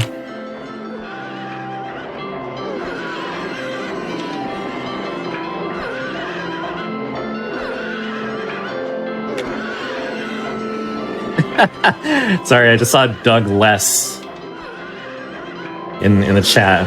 That is... I've never heard that pun before. Oh, not that.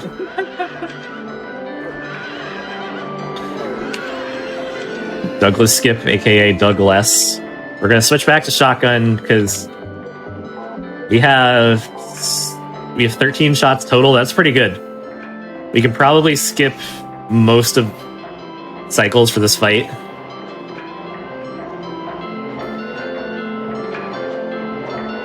don't think that quick save mattered. All right, let's go beat up our evil twin.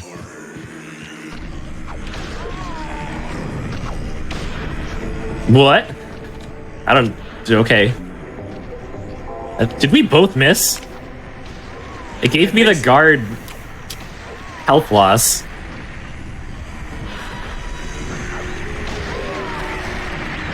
Whatever, that's phase 1. How am I doing on shots?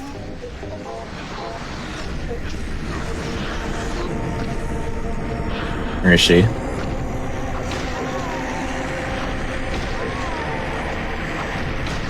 We want to get her trying to slap me as much as possible because that you can block. Can't block bullets.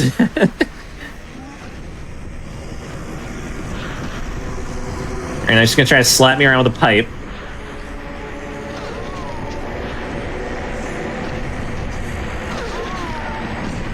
Or just run around. There's some danger in that if you try to stab one of the horses, then it'll like block your attack. Or like if you hit the center of the carnival wheel. Oh, she's going all over the place. Where she's taking us on a tour. Where are you going?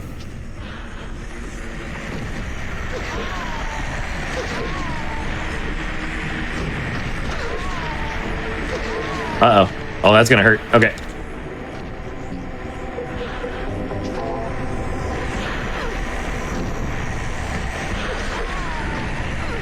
Come back here. Okay, now we got 4 shotgun shells left, which isn't gonna finish this cycle, but it'll help. Where is she?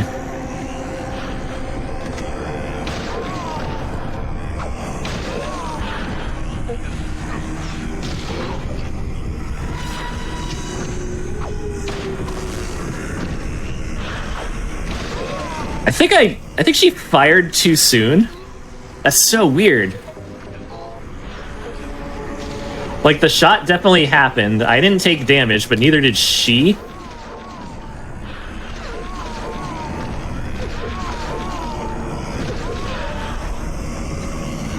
Oh, those double hits were gorgeous. I think sometimes if you attack her in this phase while she's attacking you, it like does those 2 hits like that. I don't know why, and it's not something you can get like super consistently, but whatever, we won.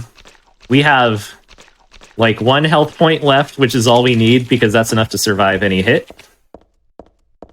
No matter how much damage it does. Now we're going to the last section.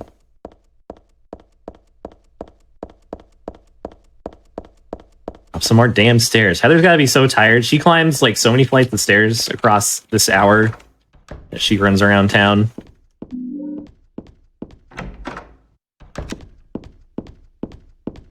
This part is not awful, but it has its moments. This room's not a problem.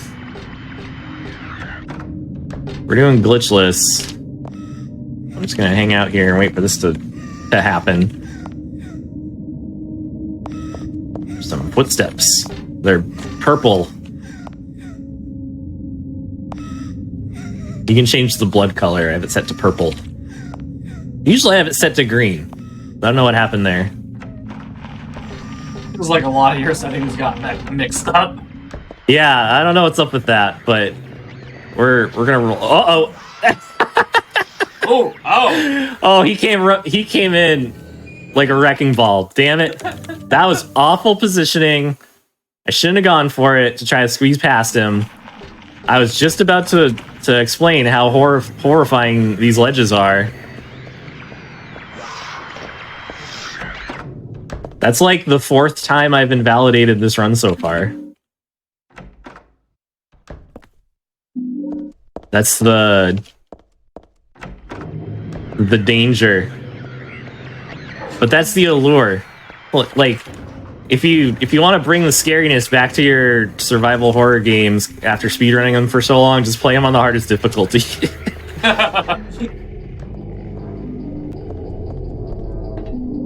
I don't think there's any reason I would ever need those shotgun shells, but I'm going to take them anyways. Oh, that guy had a hitbox still. Damn.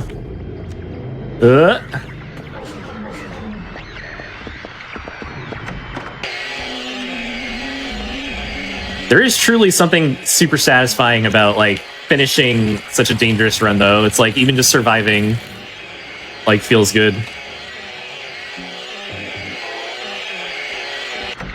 Guy's camping the door.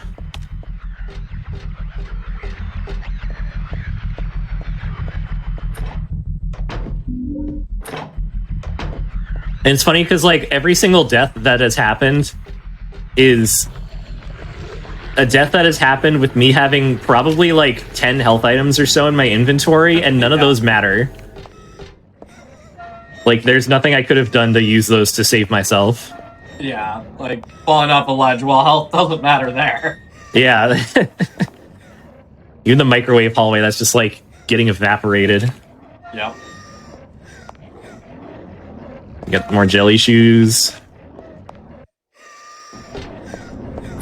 Get that. Grab this card. I'm gonna grab that ampule back there, even though I might not need it.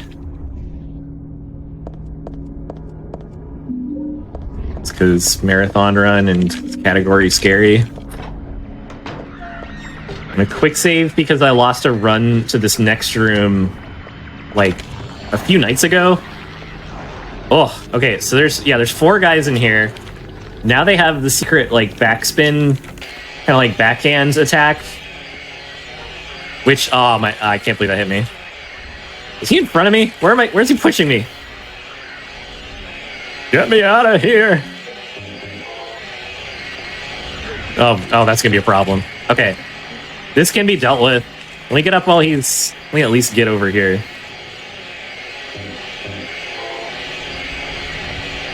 Okay. Here, come join. And we'll hit the door at the last minute. That should either re-roll the enemy's positions completely. I can't believe that guy was right there. That was scary. So it'll either re-roll those enemies' positions, or I'll have the iframes of just coming out the door. Otherwise, that final, like, break for the final boss, that whole ledge area is terrifying, and I've lost multiple runs there. It's like literally the last possible way to lose a run after an hour of horrifying gameplay. No shenanigans. Back, we're taking the classroom shortcut. It's only a shortcut because otherwise there would be a numb body in your way, and those guys are huge. Whoa, get me out of here. I only have so many iframes after coming out of that door.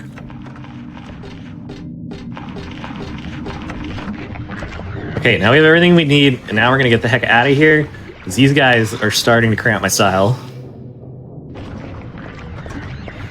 Okay, hopefully... Yeah, see?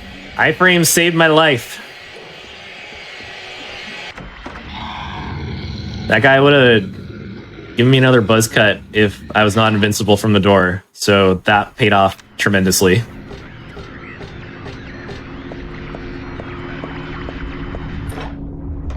Okay, so going into the final boss, we have 2 ampules, 4 first aid kits, 5 health drinks. We probably won't need any of them, but I'm going to use the ampule again for stamina. Let's pop these in here. It's High Eye and Fool's Moon for these.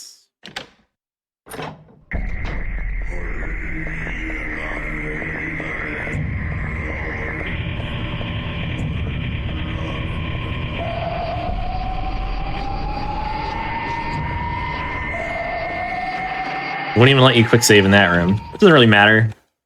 We're going to need a pistol, and we're going to need to use this. And we're going to go right for it. Let's go beat up God. Fortunately, this boss is a great gimmick.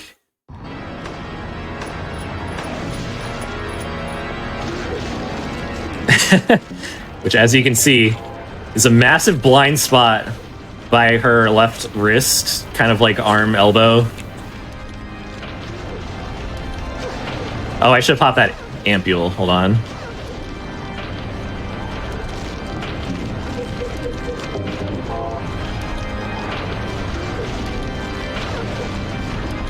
This is a PC only glitch. I'm gonna try for 4 because. Okay, that one might not have counted. See, all the friggin' iframes. Oh, damn it, I shouldn't have gone for it.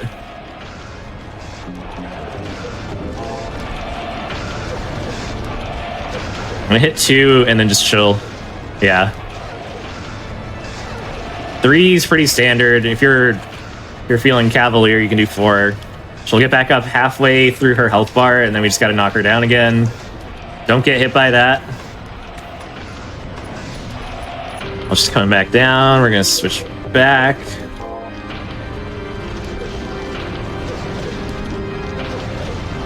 So you can see the blood splatters popping out, so you know you're doing damage, whereas if you do it too early, then you'll stab her, but nothing will happen. Which I believe are when she's... That's when she's still invincible.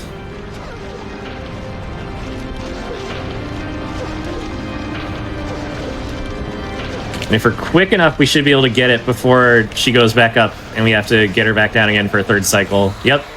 Daff actually felt super low. She might have had really low health, because there's some slight health RNG, but yeah.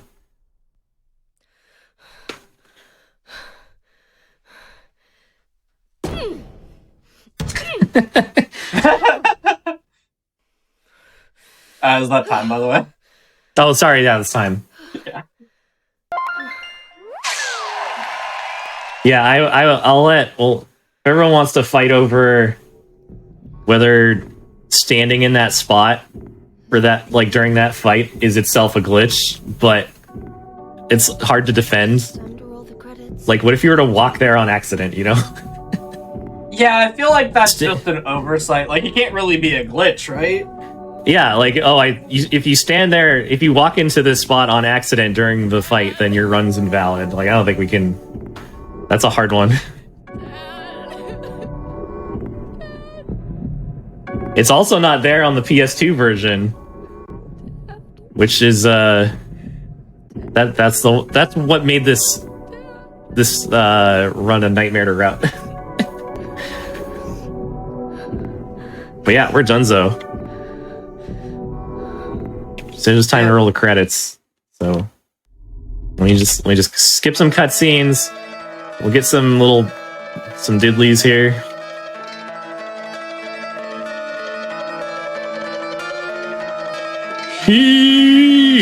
Okay, where are my results?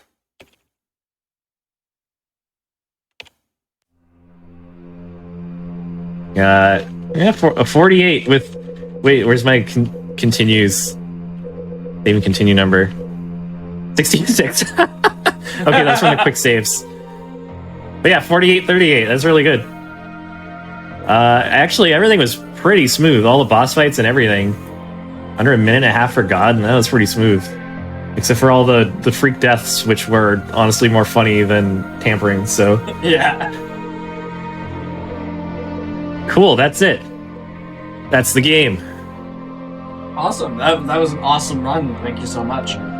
Do you have anything else you want to say before we move on to the next run? Not too much. I'm gonna be sticking on commentary for the next 2 runs, so I'm gonna be here anyways. But yeah, that is all. Awesome. I hope you all liked. Yeah, no, I had a good time. Yeah, it's fun as heck. So with that said, we do have more Silent Hill coming up. We've actually got Silent Hill Home coming up next. So we're going to take a quick few-minute break here while we get that set up, and then we'll be back with more Silent Hill.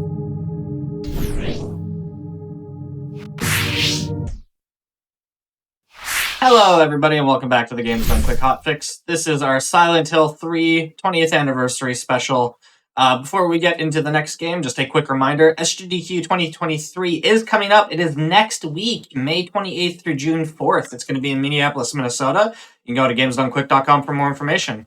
With all that said, we have Silent Hill Homecoming All Bosses. We have a new runner here. I'll let him introduce himself. Hey, this is Schmumbler, and like you just heard, we're going to be doing some Silent Hill Homecoming all bosses, specifically New Game, so we don't have any of the overpowered New Game Plus weapons. But joining me here on commentary is a familiar face. Hi, it's me again. It's Yofoteki from the last run. So yeah. Oh, sorry. I was just gonna say I've run all the Silent Hill games, so I'm definitely here for this one. This one's exciting. Yep, and all bosses is this is the run that nobody wants to do just because of how long it is, but it's really it's really they're not kind of that the long fun anymore. ones. Yeah, it's sub-hour now. Got a lot of fun glitches that you don't really see in the smaller categories. But we're gonna get ready to start our time as soon as I do first input on this QuickTime event. So we'll get started in 3, 2, 1, go.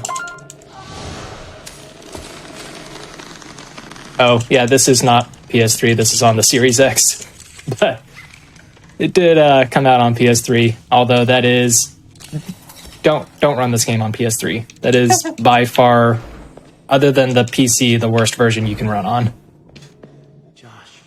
Josh, is that you? But first area here, the hospital, it's kind of a dream sequence where we don't really have access to any of our weapons yet, and thus no clipping. So pretty straightforward for the first 5-10 minutes of the game.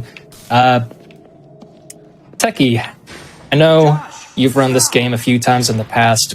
What all are you expecting to see? Once you get the weapons that you need to start doing clips, then everything just kind of goes right out the window. Yeah. Going through walls, fairly indiscriminately. Now there's technology to go through, even like moving objects, which were like a problem in the past. Someone in chat mentioned, this might be one of the lesser good Silent Hill games considered, but the speedrun is incredible. Oh, yeah. At this point, I think I run close to 25 games or so. This is still by far my favorite one to run just because of how broken it is and how you can literally just go through almost anything. There are very few things left in this game that you can't. It's made it incredibly fun to test for it too, because once you get the technology down, you can just run all over town, and it's like, hey, maybe I can clip into this thing or this other thing, and yeah, and there's actually a few places where we have some theorized skips still, like in the cemetery. Just haven't quite been able to get there yet because of some issues with like gaps in between geometry where you can just fall through. Yeah, the meta for this game is also evolved. Maybe not like entirely constantly, but throughout the years, it's gotten so much further dialed in. Yeah, and it's fun to see that they're like a lot of the skips in this game are just absolutely massive skips that save like 5, 10, 30 minutes at a time. But then you got stuff like what I'm about to do right here with the bugs, where I'm going to try to get one of them on me. And this is like a little 3-second skip, but hey, it's all we got in this part. It looks cool. You got to take advantage of everything you got. But basically, the bug has a prompt where you can pull it off your face by pushing B. Got it right there. You're supposed to do like a 5-second long climbing down animation, but if you trigger the animation for climbing down the same time you trigger the bug animation, it just skips both and places you where you need to be. It looks so cool. Like you approach a ledge and then instantly you're just like rolling on the ground below it. Yeah. Like a quick little teleport. Okay, y'all are doing good.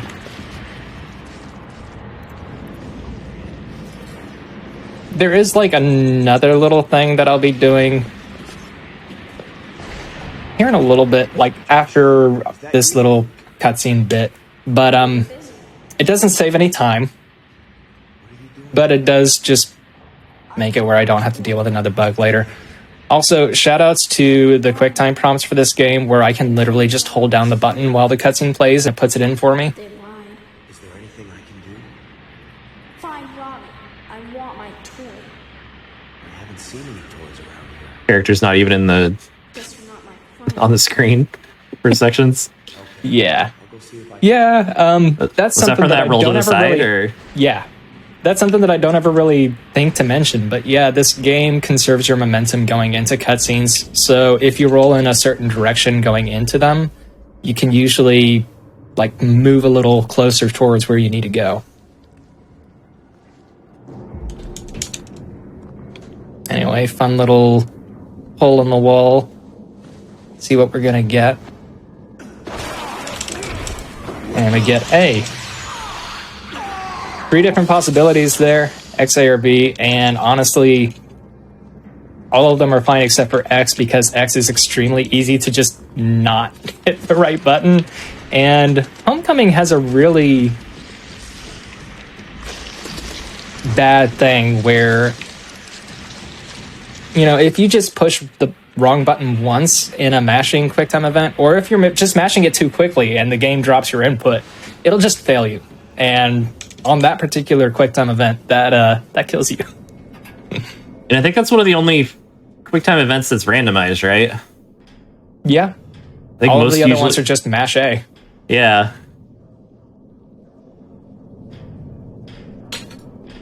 Also, shoutouts to unskippable cutscenes. If you watch Down Forever, that's a very common theme there. Thankfully, only a couple of them in this game. Yeah, this one's... I mean, I guess any unskippable cutscenes are odd. This one's the doozy because it's long. Yeah. There is, so, kind of going into platform differences here, too. So, you know how at the start of the final area, there's this big, long monologue cutscene with Judge Holloway? It's like 7 minutes long. And you can skip it on every console version of the game, but PC version, no, you just gotta watch it. Yeah, this game's notorious for having instability issues. PC version, of course, being the worst. But like this is running on hardware released, you know, like a decade after the original run. So playing this on like the original hardware, it's miserable. Yep. Yeah, it's funny to think it only took 2 extra console generations to make this in Downpour run smoothly. Playing the long game.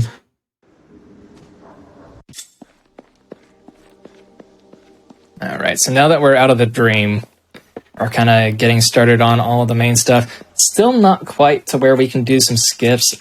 We do have to have a firearm for that. So, still going to be playing it mostly vanilla for the first while. And to do that, first we got to go say hi to our mom. Yeah, it is homecoming. Time to... Like, look, we did it. We came home. Done. Game over. Feels strange to be back here again. How many times do we come home? I say it's like three separate times. Hello? Huh, that's strange.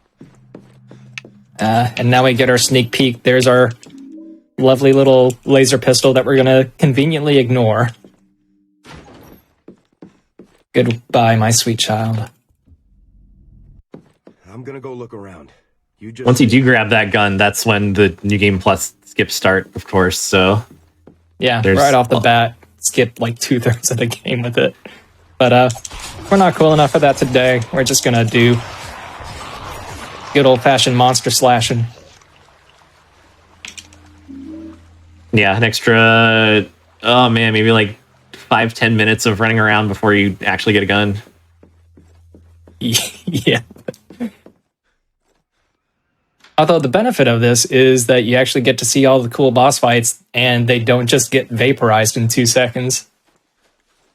Yeah, it's this category really is great for showing off like all of the game. So for it to be roughly an hour, you know, that's basically how long the other Silent Hill games mostly are.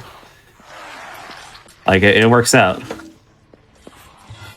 All right, gonna try to get this pried open before I get smacked.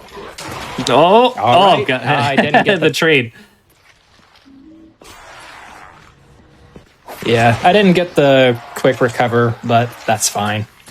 Usually, even if you do get it, you end up getting smacked around a few times before you can pick up the gas can.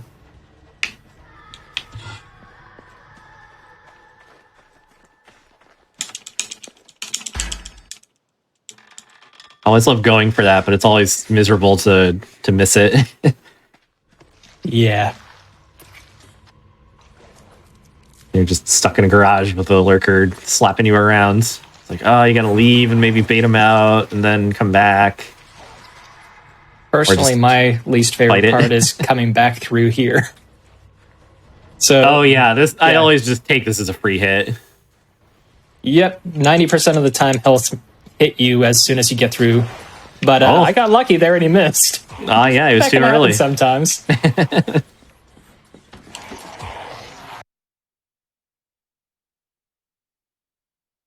All right, this is actually going pretty well so far. Definitely taken a lot less hits than I usually do. I actually took a little bit of a risk on the first lurker and just went straight into my second combo. Usually you actually just block that attack because the chances of you getting your second combo in before you get hit is very small.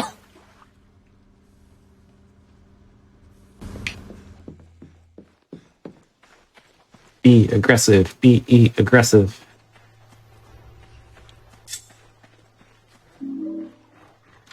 Get that one mandatory photo. Yeah. Yeah, so there are collectibles in this game. You've got the photographs and you also have child's drawings. You do actually have to pick up a child's drawing in Nightmare House, but thankfully, we're not doing a 100% run. We actually don't even have a category for 100%. That's something that I feel like ought to be routed out at some point. What's that guy doing? I know that there's, I think, either a photo or a drawing way buried deep in Hell Descent. So it's like, if you're gonna do that, then it's like the whole thing. It's totally doable, but it's like you have to detour so hard for some of those. Yeah, I can believe that. Also, shoutouts to the only good dog in this entire game. That dog's leap attack is 100% scripted. Never changes. You can just set yourself up and immediately take care of it. All the other dogs in this game are just RNG hell. You don't know what they're going to do. They might tackle you to the ground. They might just nip you in the bud. Or, if you manage to get past them and then they tackle you, they take out like half your health in one attack. It's miserable. Yeah, but this is the QTE era Silent Hill. Yeah. But if they get you from behind, you don't even get the quick time event. It's just like, all right, well, goodbye literally most of my life. I'll just be on the ground dying. Yep. Waiting for this little mini cutscene to end. Also, they can absolutely combo you.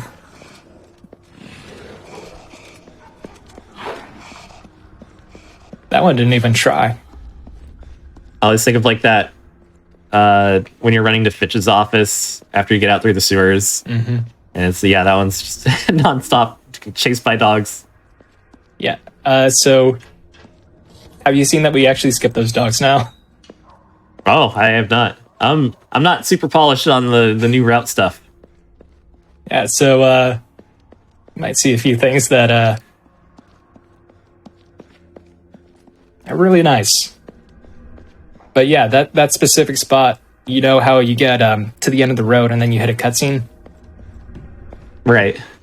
Yeah, turns out you can actually just trigger that cutscene by clipping through the chain link fence. And when you get out on the other side, the dogs aren't even there. Huh. Well, I guess we'll be seeing it later, right? Yep. This game's exciting. I love it. Yeah. Always new weird stuff. There's a lot of new stuff. A lot of old stuff, too, that got forgotten about because of how difficult it was. And then now have been kind of re-added thanks to the new clipping method that was found about, actually almost 3 years ago now. Wow. I feel old as a speedrunner. The plink.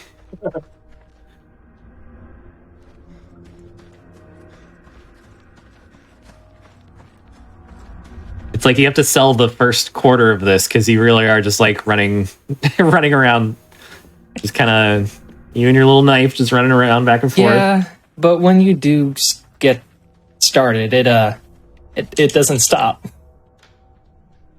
Yeah, and it's pistol time. Yep. Here's Curtis, Hey, man. our good friend who ends up becoming a boss fight, kind of, that we don't do because, honestly, not even really worth considering him a boss. Hello? Can I ask you something? I'm busy. Don't pause. Don't do the glitch thing. Okay, we're good. So, I hit start too soon there, and I was a little worried because there is a bad glitch in Homecoming where if you pause the game just before a cutscene starts, it takes away your ability to skip it. And it'll do like the fade to black that it does like it's trying to skip it, and then it'll just keep Oh, playing. yeah. It's a bizarre, like, I don't know. There's so many like glitches that aren't helpful in this game, in addition to the ones that are. So now we get to run all the way back to the cemetery so that we can get to the next area. In any percent new game, this is where we would do what we call the mausoleum skip, where we clip into a mausoleum that you're supposed to come out of about, an hour later, and end up getting the shotgun and the ceremonial knife and the fire axe. Don't do that in this category just because once we do get to the next area, which is the hotel, the game actually does a check of what we should have in the inventory, and it removes everything except for the ceremonial knife. Unfortunately, you cannot have a shotgun for the first boss.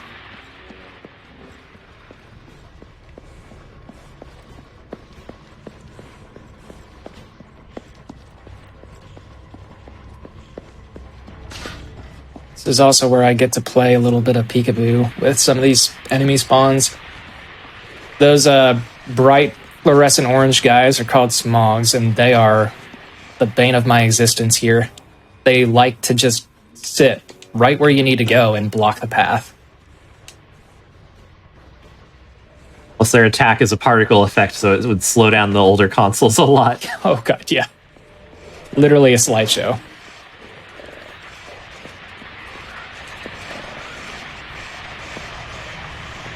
Now, something I am curious about is... Okay, come on out. Come on. There we go. Something I am curious about is to see if a funny little thing that happened to me the other day will happen again. So we end up coming back through here later on, and when I practiced this the other day, I ended up getting through that area with the first slit in the wall that I go through, and the dog had somehow managed to get its way to the wrong side of the wall. Which is That's not terrifying. a good thing. Yeah. That's a problem. I was literally stuck between a dog and a wall, and it was not a pleasant feeling. This puzzle's so funny. Every time I see it, it's so simple and obvious, especially compared to the later one. And yet, on your casual playthrough, it will still just absolutely be a nightmare. Anyway, we're supposed to be doing a lot of stuff here to, get an axe to break the boards, get a key to start the elevator. We're going to do, none of that. If I can just get this clip to work, which it's not looking like it wants to. There we go, that looks better. Perfect.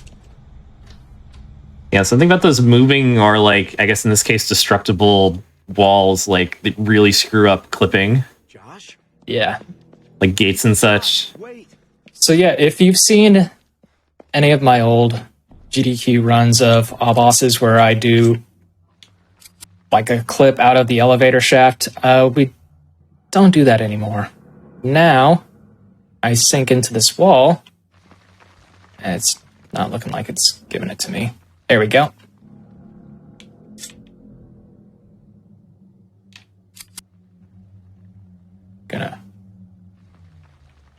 move that way, move this way, look up a little bit, and should push me right through here. This skips the elevator entirely, and the only issue is that everything is unloaded, so I have no idea what I'm doing, where I'm going.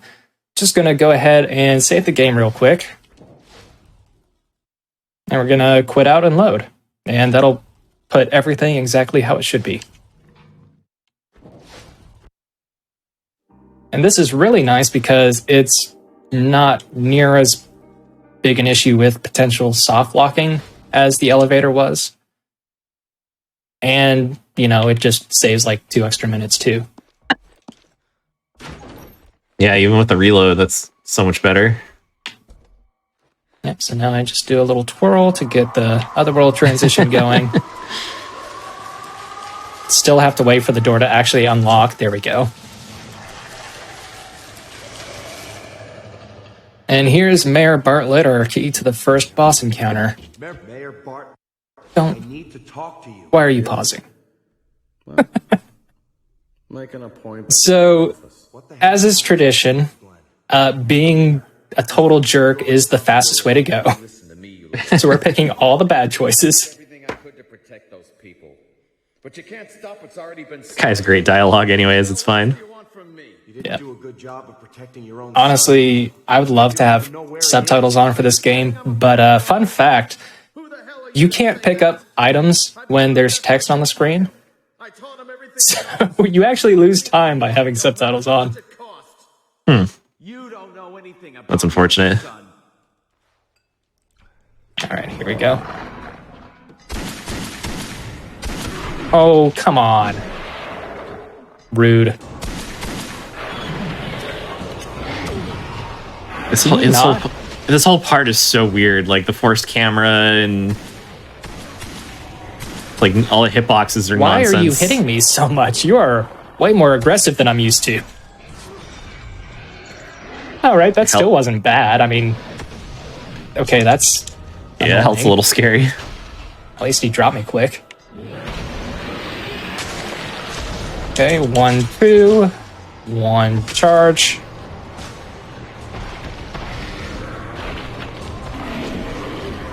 Come on, slam down. There we go. 1, 2. It's possible to 2-cycle this boss if you have the fire axe, but we skipped that.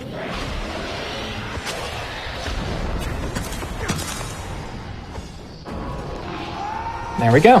There it is. Caught just a glimpse of the axe in the cutscene. Yep, and now the waiting game. It takes exactly 1 minute for WD Wheeler to come say hi to us. So this is a perfect opportunity for me to go over. Guess what? I didn't know this for the longest time. I actually didn't find this out until I watched Lizstar playing this game casually. Guess who voices Deputy Wheeler? Oh, I feel like I should know this. Who is it? Fitz Houston. Oh, what else have they done? Mr. Bones.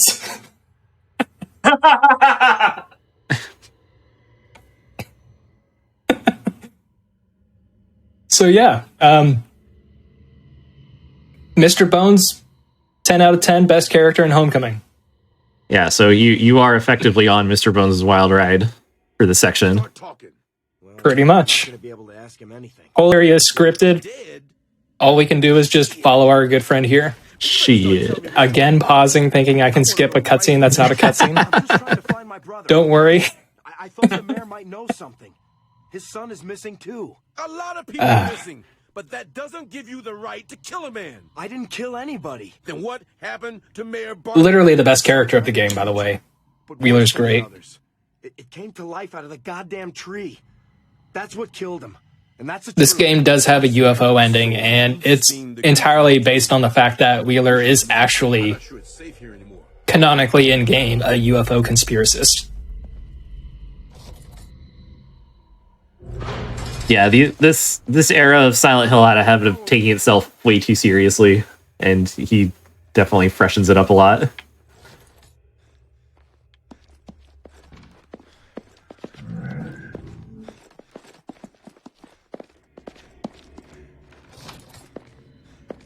Also, I have tried everything I can to try to push this guy and make him move a little bit faster.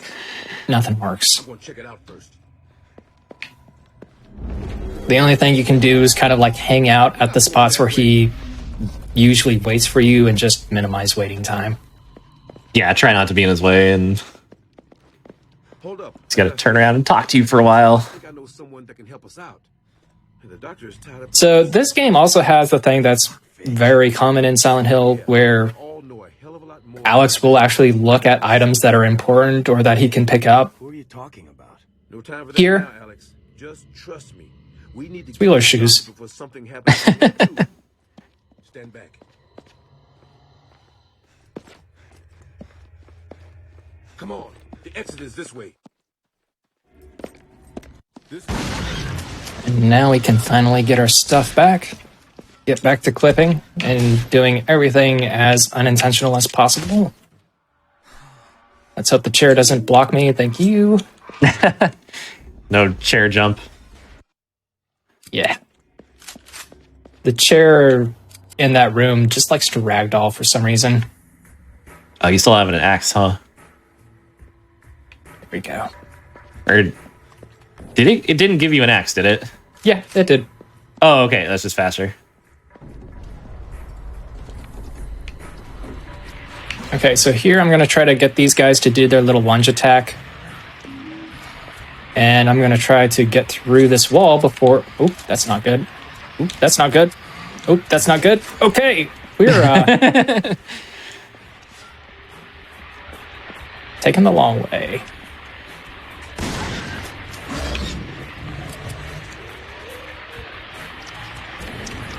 I hate Whoa, to nice. use a shotgun shell there, but that is definitely for the greater good. All right. Gonna do this little keypad here to get a little bit of ammo. Pretty much anything in this game, if it has a 3-digit combo, the answer is 206. Yeah, they didn't even add like a separate puzzle here. They just it's that number from a cutscene like 20 minutes ago. Gonna come up like 5 more times. Come on, let me through. Don't. Okay, that. Don't quit. Oh my gosh. Wasted a shot there. That's fine. I usually have plenty of extra for the handgun. And now we're into the sewers, which used to be the absolute worst part of any Homecoming speedrun. Now, not really all that bad at all. Just gonna... Thanks to the advent of shotgun clipping, we can now skip all these grates instead of having to take the long way around. Before, you could clip through this grate, but you would have to go through the side, and there is a turn crank in the way. And as we've mentioned before, you weren't able to clip through interactable objects with just the handgun. So you would have to try to figure out a way to like squeeze yourself out and around that crank. And it was very easy to just lose like 5 minutes of time there. It was easy to get stuck in the wall too. Yep. Very easy to get soft locked. And now we can just do all of this stuff literally just melting through the wall like a knife through butter.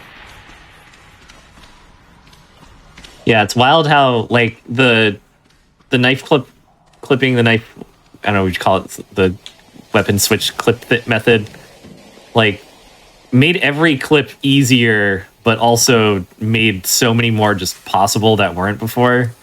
So it was like truly revolutionary in like multiple ways. Yep. Like you would not have been able to clip through that gate there before. And that is very helpful because it skips a 3-wave enemy gauntlet. Also, something that I found out while warming up today, you can pause during that ladder climbing animation and it just makes the game seem like it freezes. Like the menu doesn't pop up, but you're just sitting on the ladder.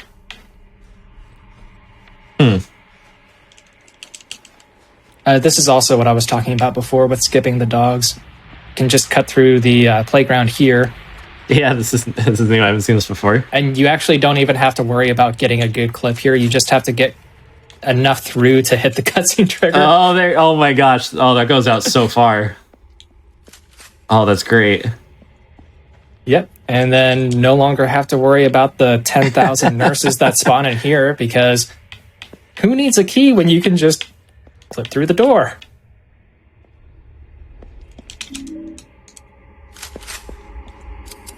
Was that the door open next to the other closed door? Open on the inside.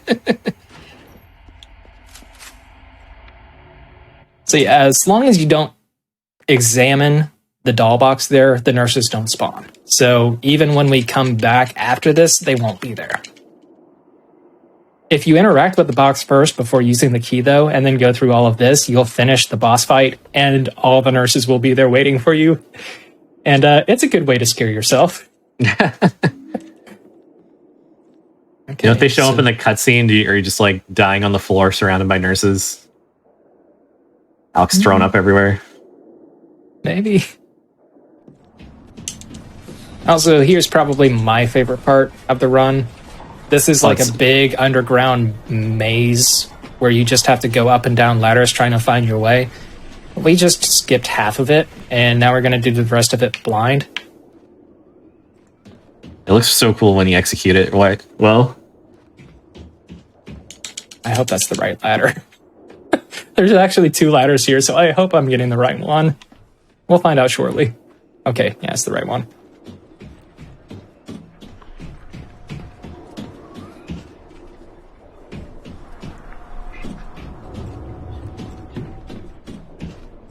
Again, I know most people use the audio feedback here to find their way through, but I just watched the sparks, and there's like little clouds of smoke that show up in the bottom right-hand corner that tell you if you're going the right way. Yeah, the actual like directions you have to take are reasonably simple. So if you don't get lost, it's not too bad. Yeah. There is one point where you have to like turn the camera though, which makes it a little... Oh, yeah. That's sketchy. Yeah. Anyway, going into our second boss fight, this is going to be Scarlet. Fan favorite for sure. Oh, absolutely my favorite. Why did you come to this place? I come here to remind myself. So there's a glitch in New Game Plus where you can like overload Scarlet with damage and cause her to freeze in place. You can actually do that with the shotgun too. Oh, the scarecrow glitch. Mm-hmm. Which honestly is not a bad thing for New Game, because you're not like... She's going to unfreeze before you get through that phase anyway. But it's very hard to pull beaten off. Up. Okay, got that.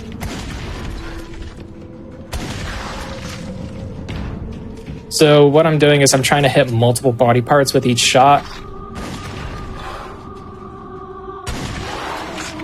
One part left. I like the upper and lower halves of the arms.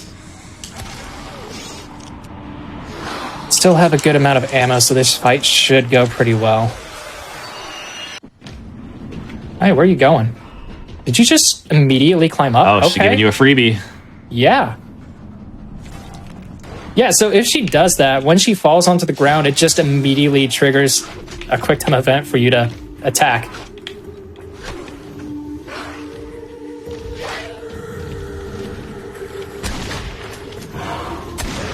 There we go. Yeah, so I just gotta get one more set on her and we're good.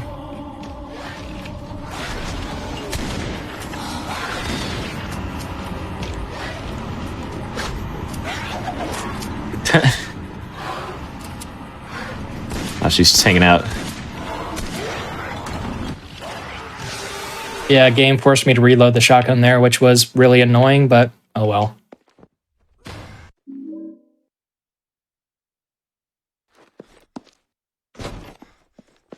Overall, really good fight. Sorry, that sequence was so funny where it like loaded the normal game for a minute and then he did like a flying somersault off to the side. Then the cutscene loads and he's on the other side of the ground. And then the cutscene ends and then he's just standing. Yeah, I can actually do 2 rolls there, but I didn't get the second one off in time.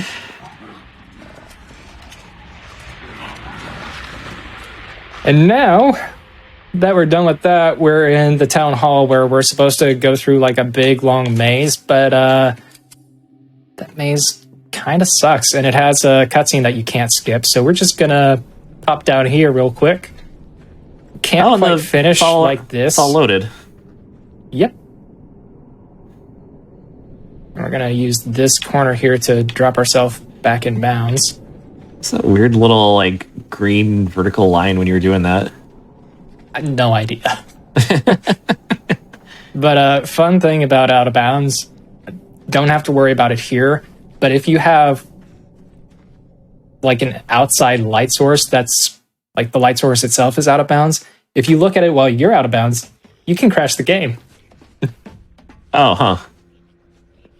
It's like the only thing that I've really found that consistently crashes the game.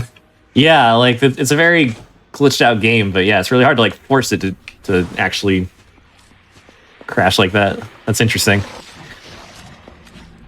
Also, that whole thing where I dropped down and then fell a little bit more to get to the ladder, you can actually do that all outside. You don't actually have to go into the town hall, but it's so hard to do.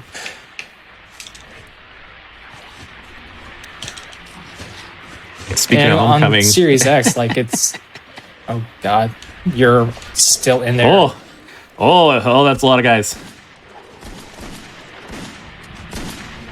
And that's why it's nice to have a little bit extra handgun ammo. Yeah, that smog being right in the doorway there. Classic Homecoming.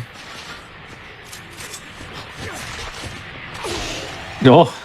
Classic Homecoming. Everything's QTEs and area of effect attacks. I still have 2 health drinks, I think, so I'm gonna avoid the extra one out here. Should still be fine.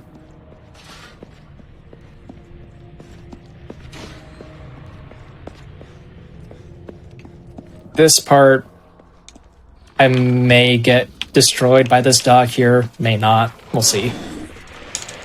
All right, good. Yeah, so Duggo didn't even try to lunge at me, but it's fairly common. Yeah. And it's so bad. You can literally be climbing up the wall, and if it hits you, it pulls you out of the animation. It's so bad. Yeah, the classic magnet grab. Yep, and now that we're back home, again. Homecoming. Yeah. I have everything that I need to get the attic key as well as a shotgun upgrade. But I don't really care. I'm just gonna not do that. Go on our merry way. Basement's still flooded. Yeah. Anyway, who needs a key when you can just... Oh, messed that up a little bit. Hey, this is supposed to be the easy one. Thank you.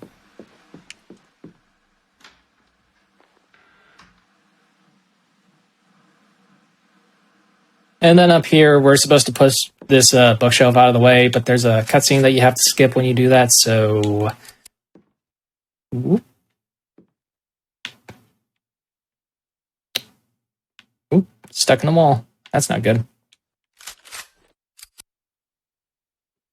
So, it doesn't save any time this time, but,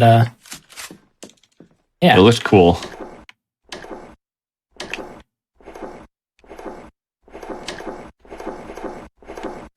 This puzzle. I hate this puzzle so much. This is like the design here behind that puzzle is so evil. Like the multiple. Of course, you went up. Oh yeah. There we go. There's the pot.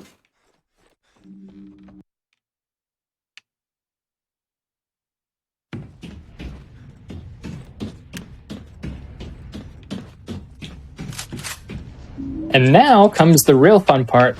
I feel like Nightmare House is probably my favorite part of the run, just like as far as playing it goes. It's not necessarily the coolest one, but it's just back-to-back skips. Yeah, it's a really tight space, so you're always doing something.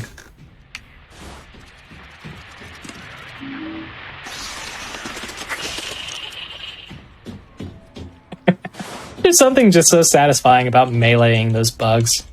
Oh, they just freaking explode.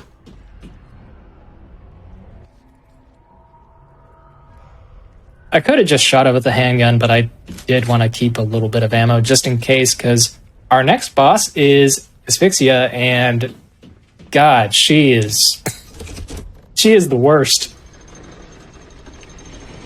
There are so many things that can go wrong in that fight, and Yeah, all of them are like get out of hand. 90% likely to happen.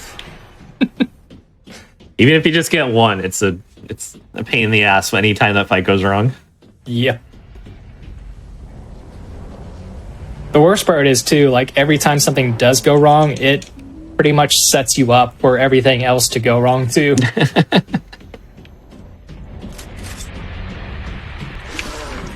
Okay, he's active. That's different. That's fine. I don't think I should change anything. There we go. Ooh. Good little dodge there. Yeah, you're ready. We run into that problem sometimes. I've never gone over to that section. Oh, okay. Yeah, that... Usually he doesn't aggro before you get in there, but he always comes out swinging as soon as you get through there. Yeah, it's like that first lurker with when you're coming back from the playground. It's like they'll wait, and then that one frame you're finally vulnerable, they're ready for it. Yep. Alright, now we're gonna take the quick way down. Voila, right onto the staircase. It's really hard to even, like, really commentate what you're doing with these clips because they're just so rapid fire back to back. Falling through the floor. Hey, what's the code?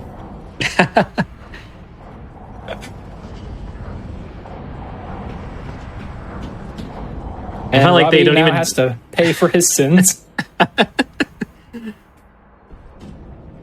The clock puzzle is great because I don't even know if they give you like a clue for it. They're just like, remember that solution that's been used a bunch of times? What if you try again? I'm sure they did. Yeah, like that paragraph probably has something in it, but it's like so unnecessary. Been so long since I've played this game casually, I couldn't tell you.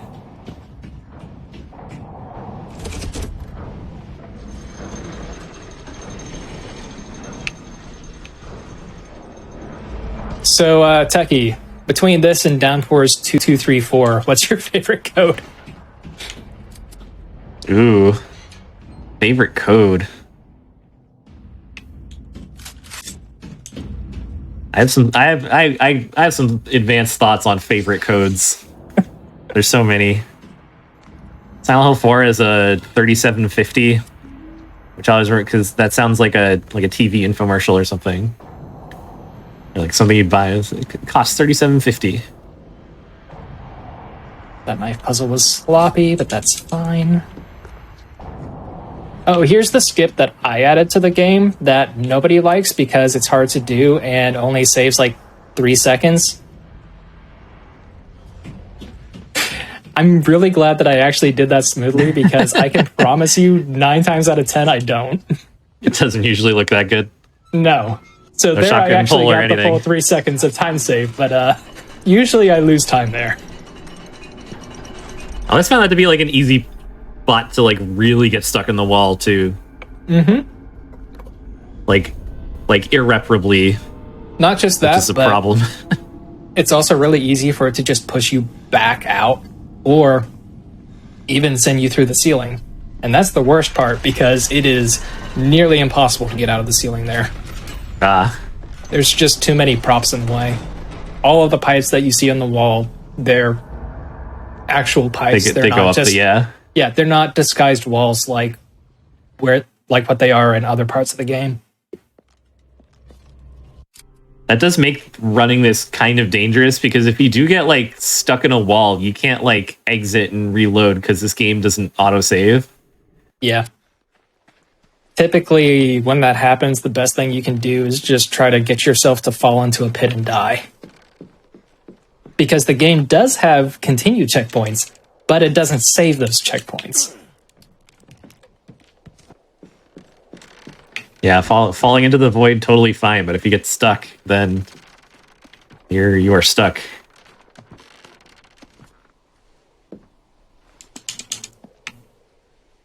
Also, hey, now that we're, 40 minutes into the run, we're finally in Silent Hill.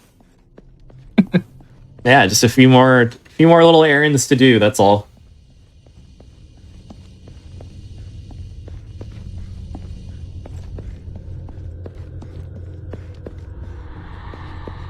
This is also a fun little part of the speedrun because, well, once we're inside the prison, there's a lot of fun stuff, but outside of the prison, we're supposed to be going to, like, a hydroelectric power plant in order to turn the power on to open the gate to the prison that we're actually trying to go to. And there's a bunch of order soldiers in there, and some of them even have guns, and it's a real pain to deal with. So,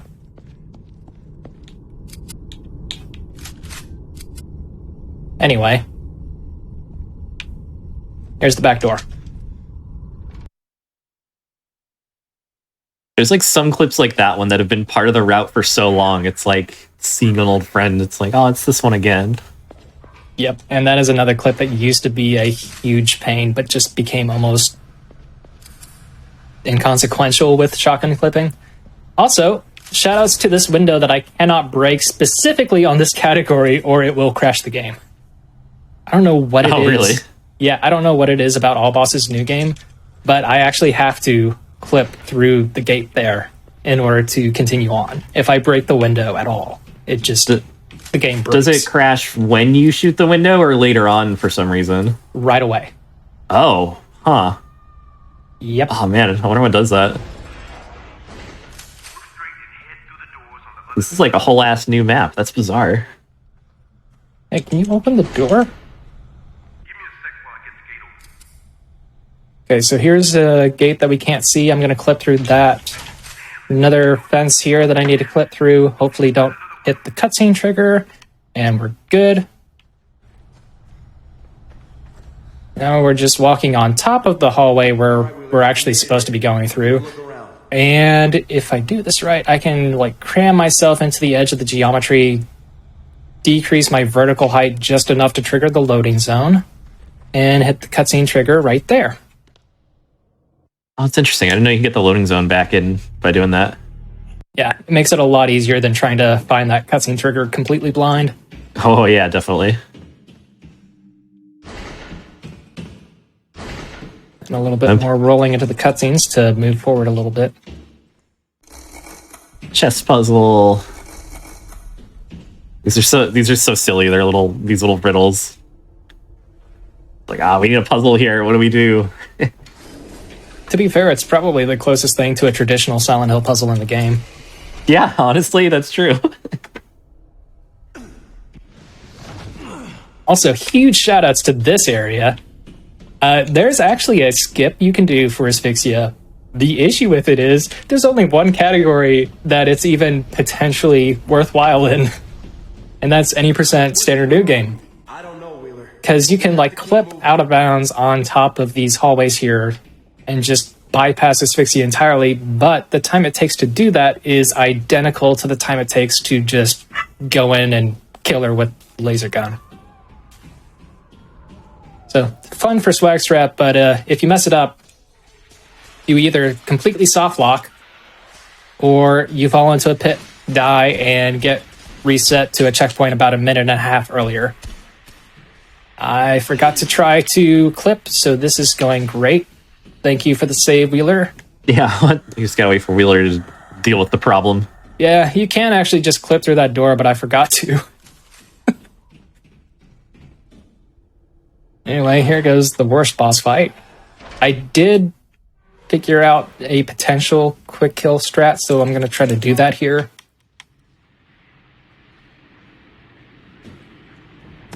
Oh, good. We got the animation lock. What? What? What just happened?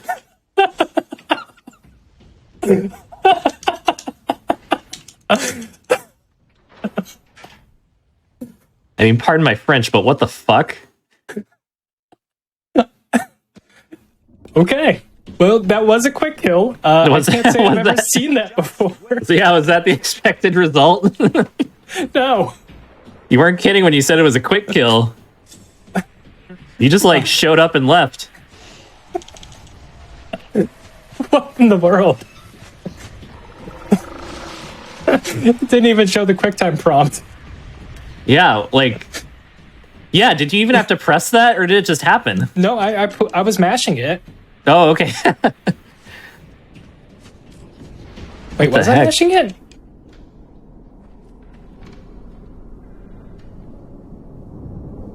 No, I was trying to shoot. Yeah, I was gonna say, like, it looked like you were just unloading. We'll go back to the play-by-play for that one. That's new. God, that was weird. Anyway, here's Church Skip. This is one that there's been like Wonderwall. 10 million iterations of. Yeah, this one's great. Even like the Spooky Cookies old segmented run used a crazy, completely different strat, and there's oh man, the pathway for this level has gone like all over the place. My body is shaking after that asphyxia. I'm messing up now. There we go. Hey, the run's already made history, so relax. That was wild. Yeah, so there's like 10 million ways to get through this whole area. That is by far the fastest, but that clip was considered impossible up until like a year and a half ago when K9 Dreams actually managed to pull it off in a world record run. That was the first 23-minute run. And once that happened, kind of messed around with it a little bit, actually found a really consistent setup. Clipping in this game is so weird. Yeah, it was funny that you mentioned the consistent setups, because sometimes you'll see runners doing the same clip multiple, like, different ways. Like, people have their own, like, preferred, like, oh, I find this, you know, going to this part and turning this way to be more comfortable or whatever. Yeah. So the rule of thumb with clipping and homecoming is whatever direction you want to go, you're going to be trying to move Alex in the opposite direction. Because I guess something with the collision correction, I'm going to grab this health kit just in case. It tries to push you in the opposite direction of where you're going. So you actually more successfully clip if you're trying to move yourself out of the wall. Really bizarre, but it works really well.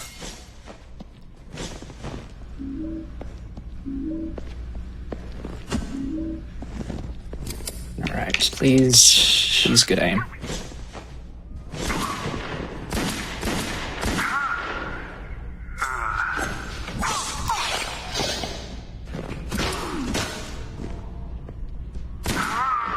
Sure. That was not great, but hey, whatever.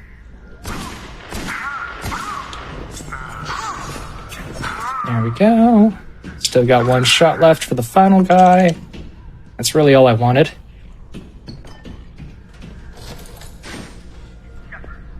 It's funny, the parts where you actually have to, like, just do some actual combat and, like, shoot and aim is always, like, so hard for me. Same. Okay, got the good clip. Oh, got the really good clip. Look at that. Yeah, this is another area where there's like 10 million different ways to actually get in here, but they are all terrible.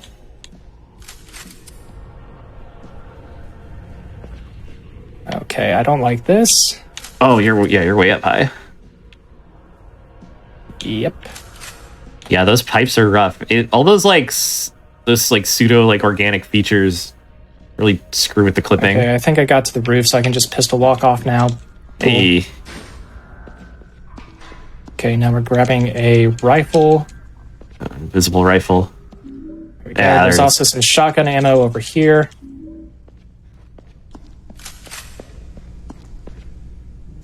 And now we just completely skip Wheeler. Sorry. No saving Wheeler this time. Does it default to the bad one? Yeah. Ah.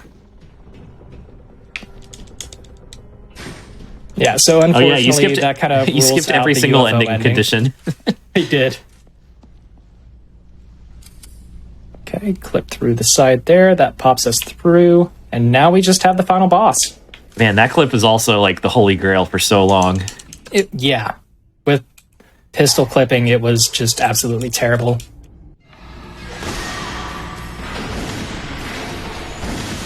Okay, bad shot.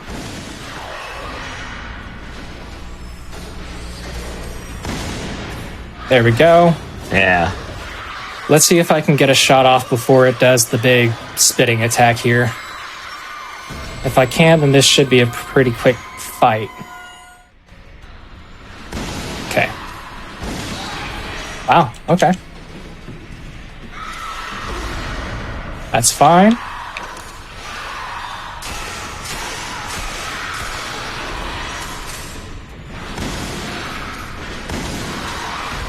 Hey, look at that. Ooh. And there's time.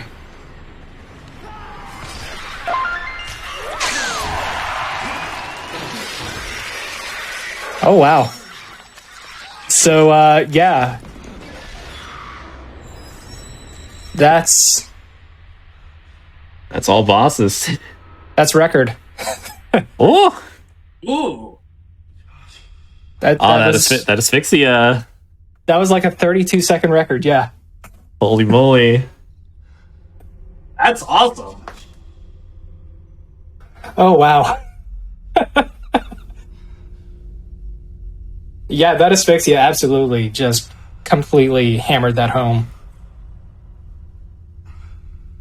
Yeah, I'm seriously excited to go back and like rewatch that. See what the hell happened? The AI was just completely broken. Like, it just took all of those hits. I don't think it... So normally what happens with bosses in this game is they get iframes like out the wazoo. So my best guess is, like, normally during asphyxia, I'm not actually dealing damage for like half of my shots, and I guess there it just counted all the damage. But the weirdest part is bosses are supposed to not be able to be killed except by a quicktime event. Yeah, like they're all scripted as heck, so it's bizarre that just, you know, skipped all of those. Yep, just straight up threw me right into it. I've never seen that happen before.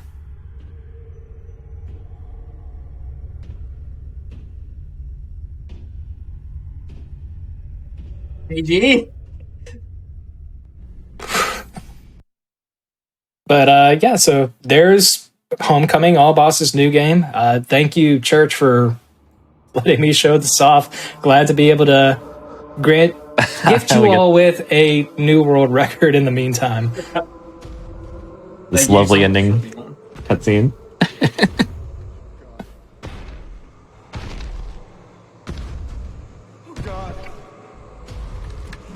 All right, Dr. Alex, time for a career change. Don't really have very many shout-outs other than Techie for being commentary for this. If you like watching this, you can see the New Game Plus version of All Bosses alongside Downpour and Homepour during SGDQ. Oh, it's soon. I'm so excited for that. Oh my gosh. It's the funnest gimmick. I'm so into it.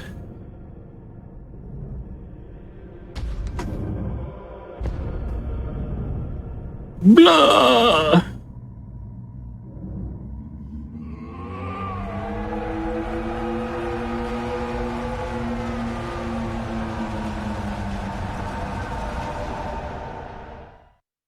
And that's Tuesday night at 11 p.m. Central, Eastern, Central. Central sounds right. No, it's converting to my time, so 10 p.m. Central. Oh, earlier than I thought. Okay, cool. I don't know. Time zones are confusing when I'm doing math on the fly. Well, and honestly, by the time we get there, it'll probably be 11:30. Yeah. Check the schedule. Marathon timelines.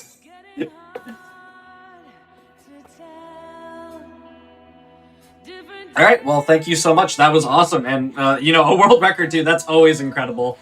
Appreciate you being on. We do have more games coming up. So we're going to take a quick break and then we'll be back with some Silent Hill 3 runs.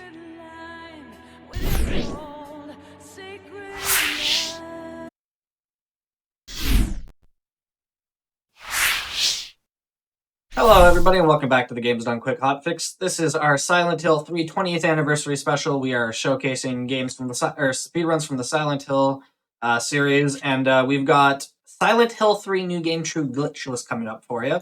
Just before we get into that, real quick reminder, if you're over on YouTube watching, be sure to press the like button on this video and subscribe to the channel. Also, you can go to twitch.tv/GamesDoneQuick if you're interested in looking at our live content. It starts weeknights at 7 p.m. Eastern and weekends at 1 p.m. Eastern. That said, I'll hand it over to the runner and let them introduce themselves. Hi, everybody. I'm Abby's Corner, or as I usually go by, Abby, because that's my name. My apologies in advance. I have been sick for the last 2 weeks, so sorry if I sound weird for these runs coming up. Also, I have with me Techie, who you may have been hearing for the last 2 hours. Super appreciate that he's joining me for comms. Yeah, it's great to be back. Back at Silent Hill 3. Yeah. So, in just a moment, we will get into the run. So 3, 2, 1, let us begin the run. So this is one of the newer categories on the board. I think it's a little under 2 months old at this point. Very similar to No QSQL, minus the fact that we don't do two things. So it is a bit of a weird one. But we're gonna go get hit in the face a lot because this guy likes to just decide whatever he wants to do. It's complete Sock 'em RNG. boppers. All right. Yeah, this is the dream sequence, so you have to die to finish it. The problem is you're on easy mode, so you have a lot of health, and you can't just run off an edge and die. Yeah. So, it's a fun it's kind time. of wild. Yeah, it's kind of wild how much has gone into trying to figure out the quickest way to end this little section, like how to get this guy to do the most damage. You know, all the weird little positioning stuff. Yes. Also, just a fun little fact here is I'm using the unoptimal controls as I play on 2D controls because 3D controls kind of give me motion sickness. I don't know why. So movement's going to be a little different from what you saw from Techie earlier. Also, you know, less enemies and whatnot on screen as well. So it's not going to be the exact same run. So yeah, that's going to be fun. I have never seen someone run this with these movement controls before, so I am here for it. All right. Yeah. If you saw my actual controls, you'd be like, what is this eldritch horror of control scheme? Because I'm also playing on PC, and for whatever reason, the PC controls on controller are really weird. Like, for example, pausing is L3, menu is R3, and it's like, oh, okay. Because the game doesn't like it when you try to change the controls, and I'm like, oh, okay. And then Joy to Key is like, no. And I'm like, all right, fine, I'll just work with what you give me. And this is the result. So here we're just running past some numb bodies, which I call raptors. By the way, I give all the enemies weird names because I didn't know what their names were, so I just called them what I thought they looked like. So that's a thing. Oh no, that's a huge mood. Oh, they all have pretty abstract names. I just call them dinosaurs. So 5209 is our code.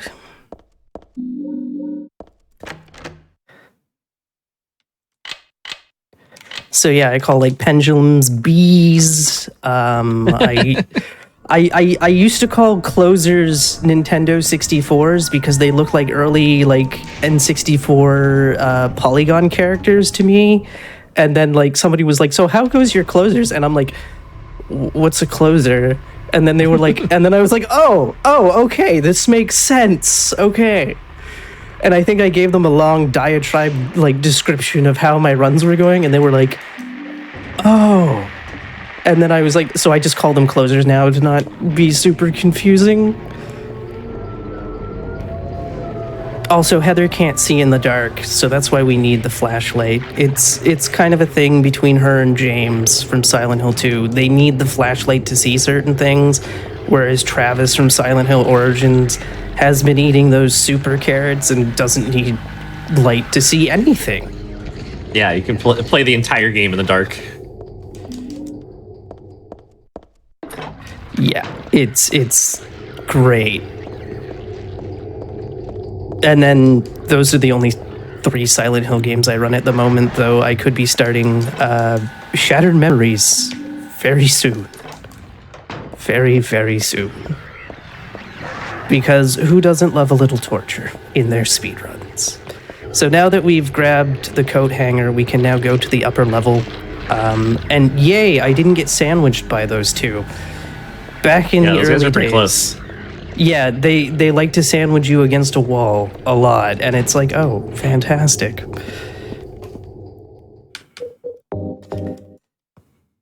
There we go. Yeah, when they line up like across the hallway like that. Yeah, it's a little dangerous, to say the least. I'm trying to think if any enemies give me... No, dogs in Subway still kind of super pain, because you never know what they're going to do. Grab the key. And head downstairs. But yeah, I started running this game a little over a year ago. Is when I started, and it took quite a while for me to get it working because the PC versions of the Silent Hill games can be a little finicky when it comes to trying to play them on modern hardware. It is a shame, but I eventually got it working with some help, and then just kind of went very, very hard into runs.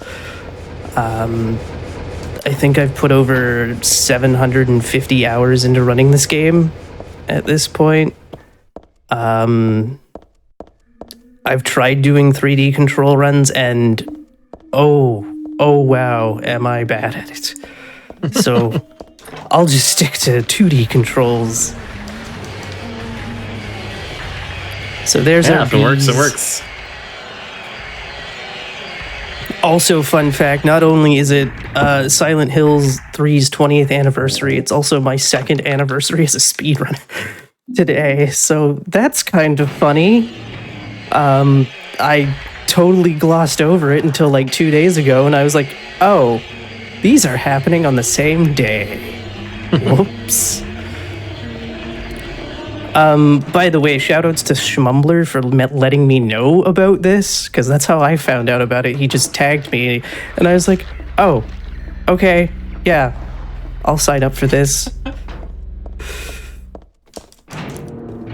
But yeah, we're almost done with them all now, and it's gonna be good. Split Worm's a little fun. I do what I call dancing with worms. It is the dumbest thing ever, but hey, if it works, it works. And luckily the dog was still eating, because dog not eating can be a bit of a pain, because Heather likes to auto-aim, and depending how quickly you're pressing auto-aim, it looks like she's trying to dance. So I call it DDRing, because, you know, what teenager wasn't at a mall playing DDR back in 2003? It's a fair point. All right, here we go. Boss fight begins. So basically, I just move while shooting 3, 4, 5, 6 to get him to not run away. I don't know why that works for me, but it works. I'm just like, okay, he won't run away so long as I'm moving the entire time. If it works, it works. So now we're on to the subway, which is the shortest section in the game. And we won't see a boss till about Hilltop. So it's kind of very chill-ish. Like I said, there's not a lot of differences between NoQSQL and True Glitchless, minus like 2 things that are until like late game. Also, Minmo. Who doesn't love a good cat food mascot, right?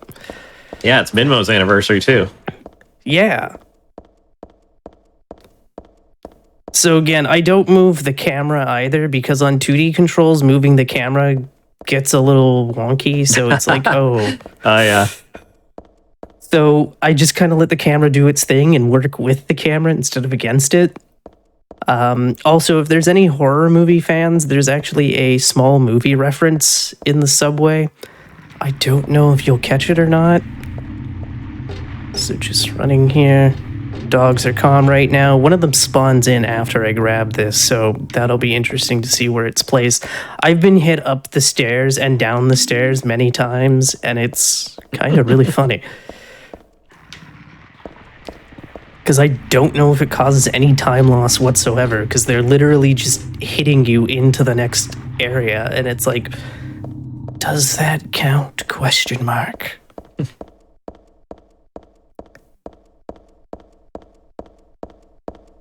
There we go.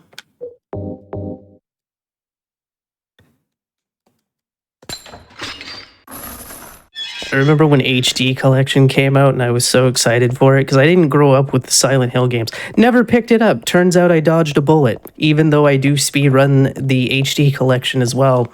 And word of advice to everyone, do not speedrun UFO HD Collection.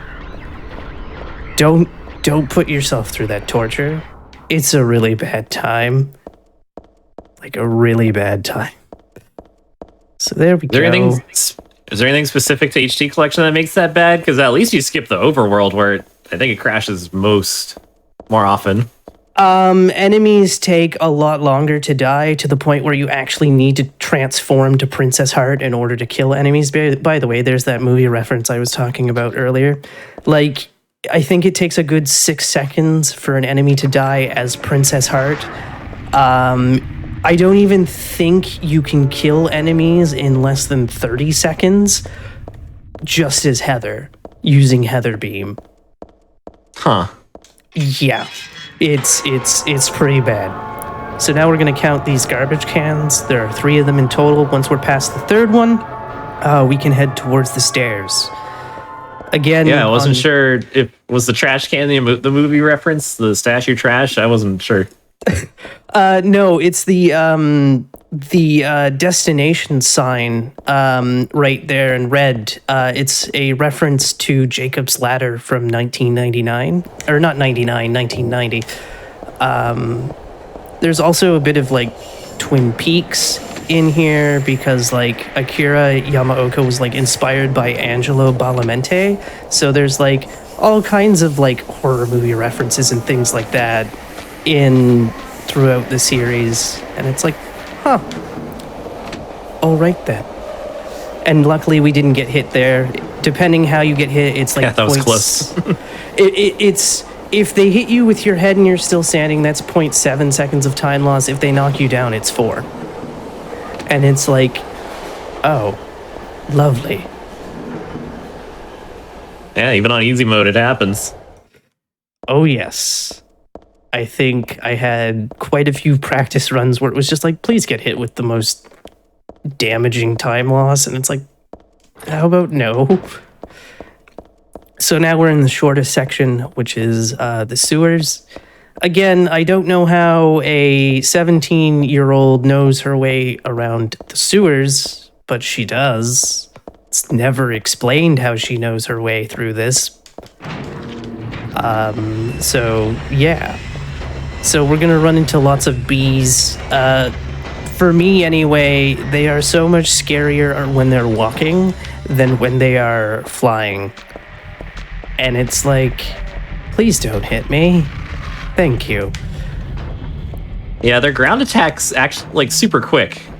I think it's reasonable. It's got like a hitbox that starts before the animation comes out, I think. Whoops. made a wrong turn there. By the way, that giant camera. raptor there can cause you like 8 seconds of time loss, because if he hits you, he's generally doing the knockdown, and he has 2 opportunities to do that knockdown. Oh. I've never had it to where he does double knockdown. Usually it's one or the other, but I assume it's quite possible that he could hit you twice.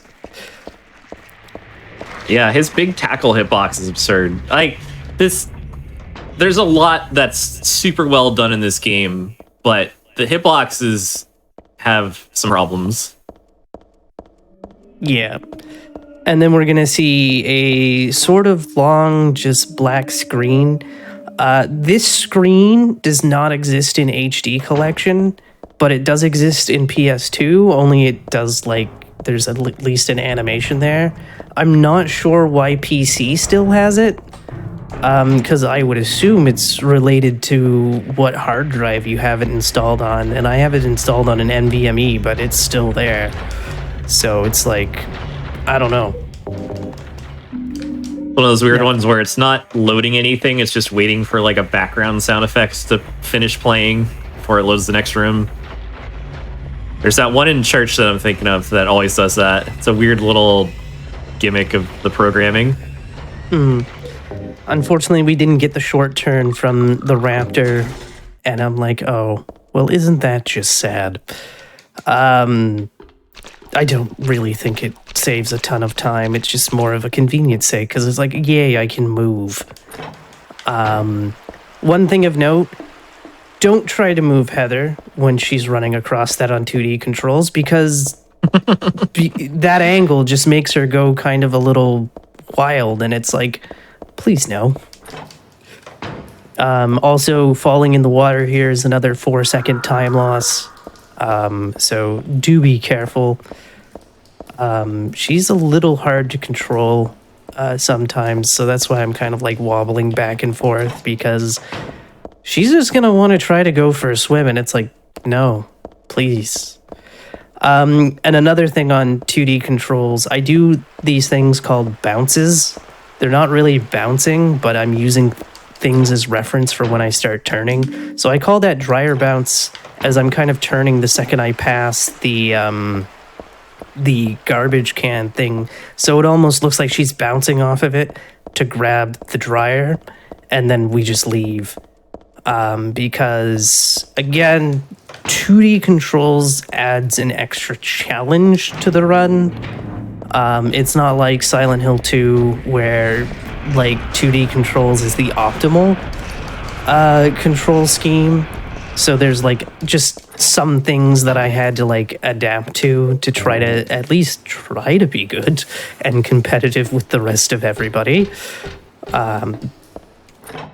But yeah, again, letting the camera just do what it wants and just working with it is what I'm trying to do.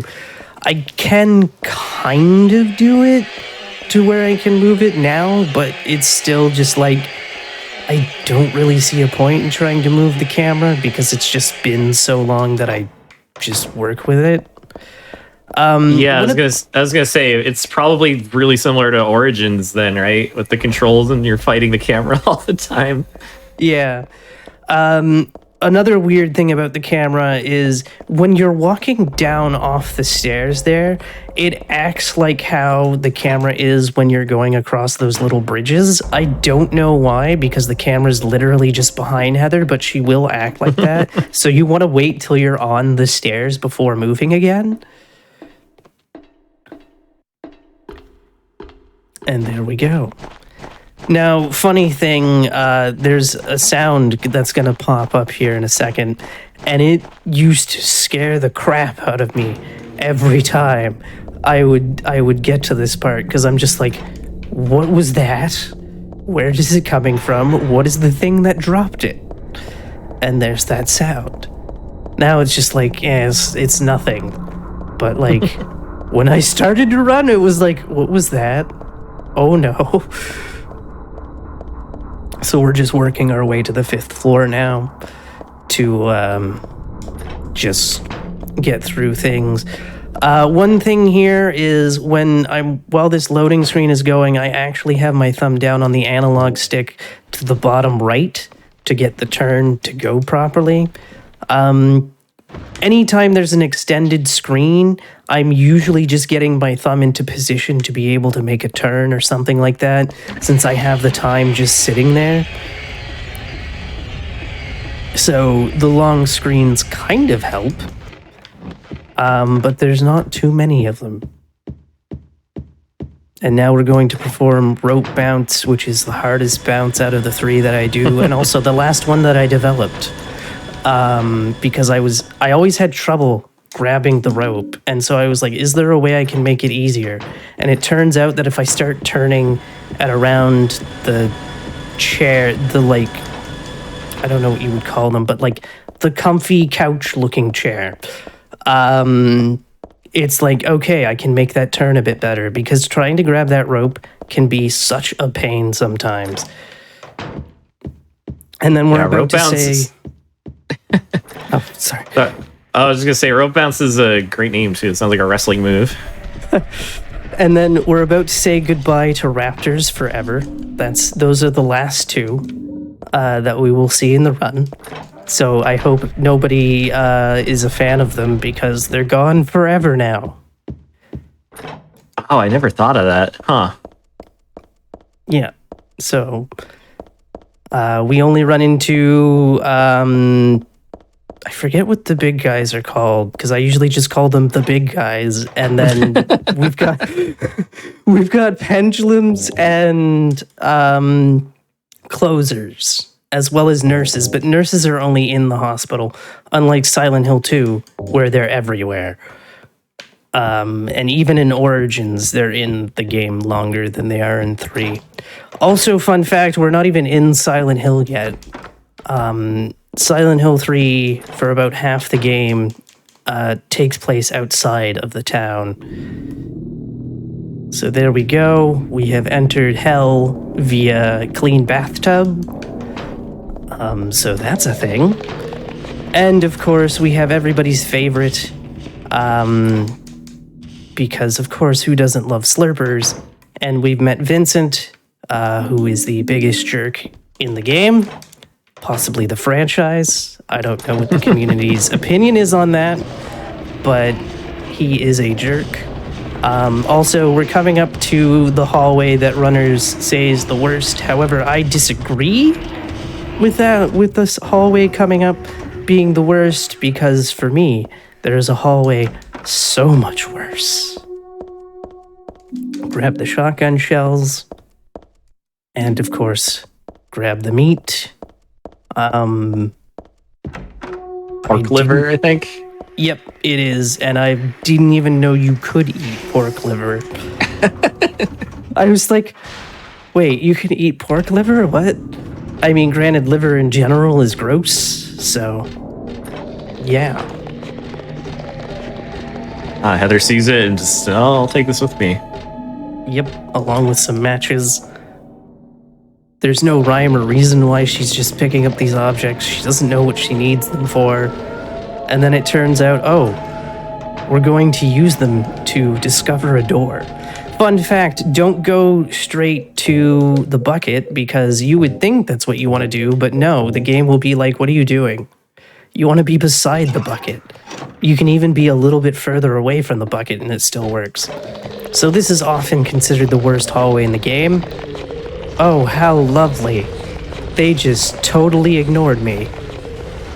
Yeah, that was good. I usually don't get ignored like that, but I will take it. Also, there's a lot less of them on easy. Beginner when they're sorry, I was just gonna say, when they're running like parallel to the wall like that, it's great. They're just as out of the way as they can be. Yeah. This room was also a pain to get down in the beginning, because the camera really likes to spin. And so it's like, okay, gotta do quite a bit of practice, because it's like... Oh, that auto aim looked like it was trying to point you at the dog, and that would have been a problem. Oh yeah, that'll happen sometimes. Now that we have the life insurance key, we can go talk to the things. Oh, hello. Those hitboxes also suck a lot. Yeah. Fun fact, if you accidentally go the opposite direction, they will just go straight for the meat. And it's like, oh, okay. So if you were starting the run, you could be like, well, I don't feel comfortable trying to take them head on. So you could literally start going in that direction that I'm going currently, and they'll just go for the meat. Also, one thing that I didn't know is that if you turn off the flashlight here, she'll ignore the book on the ground. I didn't know that for the longest time. So, like, if I was mashing there, I'd be like, oh no, she's reading the book. And I didn't realize that the IGT will pause if she's reading the book, but I would always get so mad if she was reading the book. Yeah, it throws off your groove. Yeah. This is also another hallway that used to cause so much issue because of the way the camera behaves. Like, Heather would just literally spin in a circle forever. And it's like, oh. And now it's time for everybody's favorite boss. Not quite the worst one in the game, but he can be... Oh, wait, I didn't do something because I have to go down here and equip this for a very important reason later on. Actually, it's not really that... Oh, of course I got him running. Come on. Yeah, he likes to meme on you and run. Sometimes he'll straight up clothesline you, and that's always fun. You want to wait a second until after he does his head bobble before hitting him, because he still has iframes. So that's a little trick that kind of takes a wee bit of time to figure out, because again, you can shoot him directly after, but it's not going to do anything. So here we go. It's that tiny gap where he gets up and he's still invincible, and then there's this tiny window where you can shoot him before he starts running. Yeah. It's also, so hard to time that. Cutscene, Douglas talks about James from Silent Hill 2. They are all sequels to each other, even though Silent Hill 2 is kind of indirect and doesn't mention Harry or the cult or anything. But after James disappears, Douglas was sent to go find him, but never did. So now we're just running through Silent Hill. If you ever need a helpful guide for what you're supposed to do, there's a couple landmarks, such as the red car and the white van back there. Once you see the ice cream truck and you're past it, you heal to keep Heather's speed. And then there's going to be 2 more cars coming up here. And then once you're past those, keep going forward. However, you don't want to fully go straight here to the right, because there's a little thing right there she'll get caught on. Now you can start running against the fence, and once you see the 2 red signs, which do exist in Silent Hill 2, by the way, you're basically at the hospital entrance. The hospital also has a similar layout as well. You hear what those signs say, right?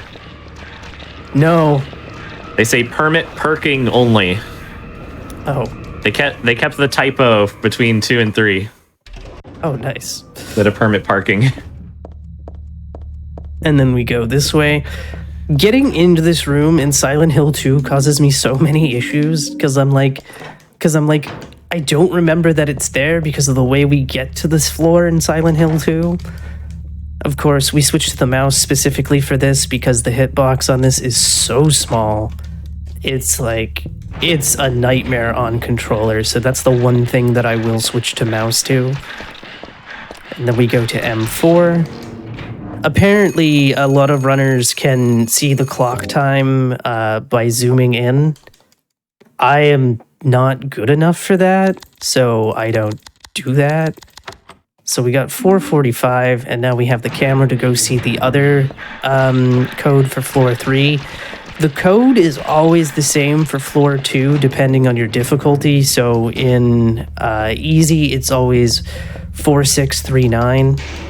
I don't know the other difficulties to save my life, because I don't think I've ever played this game on normal or hard. They are different. It's 4896, I think. Okay. And then we go to C4 to see the world's most amazing art piece not in a museum. Santa Claus. Yes. And a teddy bear. So we're going to re-equip our weapon and then rip the key. Also, for whatever reason, the game likes to switch you back to pistol a lot. I don't know why that is. It just is. And it's very annoying. So now we're going down into the basement to see a wheelchair that's spinning, which is kind of interesting that it's still spinning. Take the picture. Sometimes it can be a little finicky. 3429 is our code. To get the picture, again, the most finicky thing is the generator in the sewer. That is the worst of them all. Also, we can go to the rooftop, but we don't need to. So we're going to go enter the code here, which is 34. There we go. I remember which cutscene would have had Heather pulling out the pistol, because like the missionary one's obvious, and then like the final one in church, because she like pulls it out to point at Claudia both times. Like when the hell did like they switched it at the motel or something? It's weird. Yeah. There we go, passing the nurses. Their bullets hurt if they shoot you. Also, I will admit that the nurses are scarier in Silent Hill 2 and Silent Hill Origins than they are in this one. This one, they just do heavy breathing, and I'm like... And they also don't look that creepy in comparison to 2 and Origins. So here we go, we're running all the way to M mystery number, because the number's scratched out, so we don't know exactly which number this is. And then we have the door wasn't there before. Rusted hallway. With surprisingly, like, functioning gates, despite how rusted it is. I don't know the mechanics of rust. Yeah, which is kind of impressive for 2000. I think this game takes place in 2001. I think. That's a good question. I have no idea. Because there is the happy birthday song, which doesn't it claim that she's 31? Yeah, there's that, what was that little dialogue? 14 plus 7 plus 7 plus whatever is 38? Yeah, I've not experienced that dialogue because I don't know what room it's in, because I don't have to go to that room.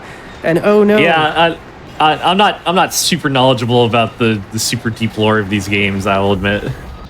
Yeah, I think in terms of timeline, and I'm sure I'll be corrected. Also, say hello to Mr. Core Strength. Why is he called Mr. Core Strength? One, because I didn't know his name at the time when I started running, but just look at him. His arms are too busy. His legs are not supported, so it's complete core strength keeping him afloat there. So it's like, haha. Also, supposedly that nurse is Lisa, but for some reason they gave her a green shoe here, despite the fact that she wears red shoes in Silent Hill 1 and Silent Hill Origins. So I don't know if that was just an error on their part, or if that's just the community thinking way too hard. I don't know. But supposedly, Silent Hill Origins takes place in 1977. Silent Hill 1 takes place in 1984. Because it's 7 years later. Silent Hill 2 apparently takes place in 1993. And then this game takes place in 2001, I think. I don't know when 4 takes place because I've never played 4.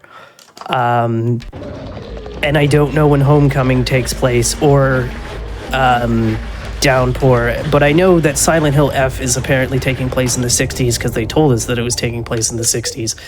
So we're going to equip the perfume here because the perfume is going to be very useful to us in the amusement park. And that's just a good opportunity to equip it. So running away.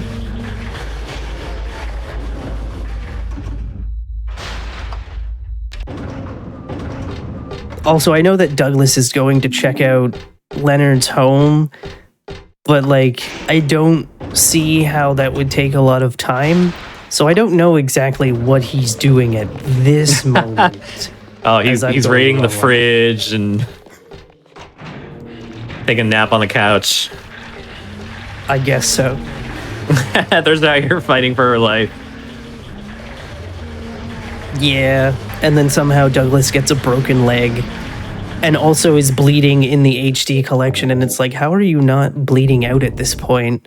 Because there is a lot of blood in the HD version on him, and it's like, okay. So here we have Leonard, everyone's hated boss if he swims. He didn't swim. He swam on me every practice run.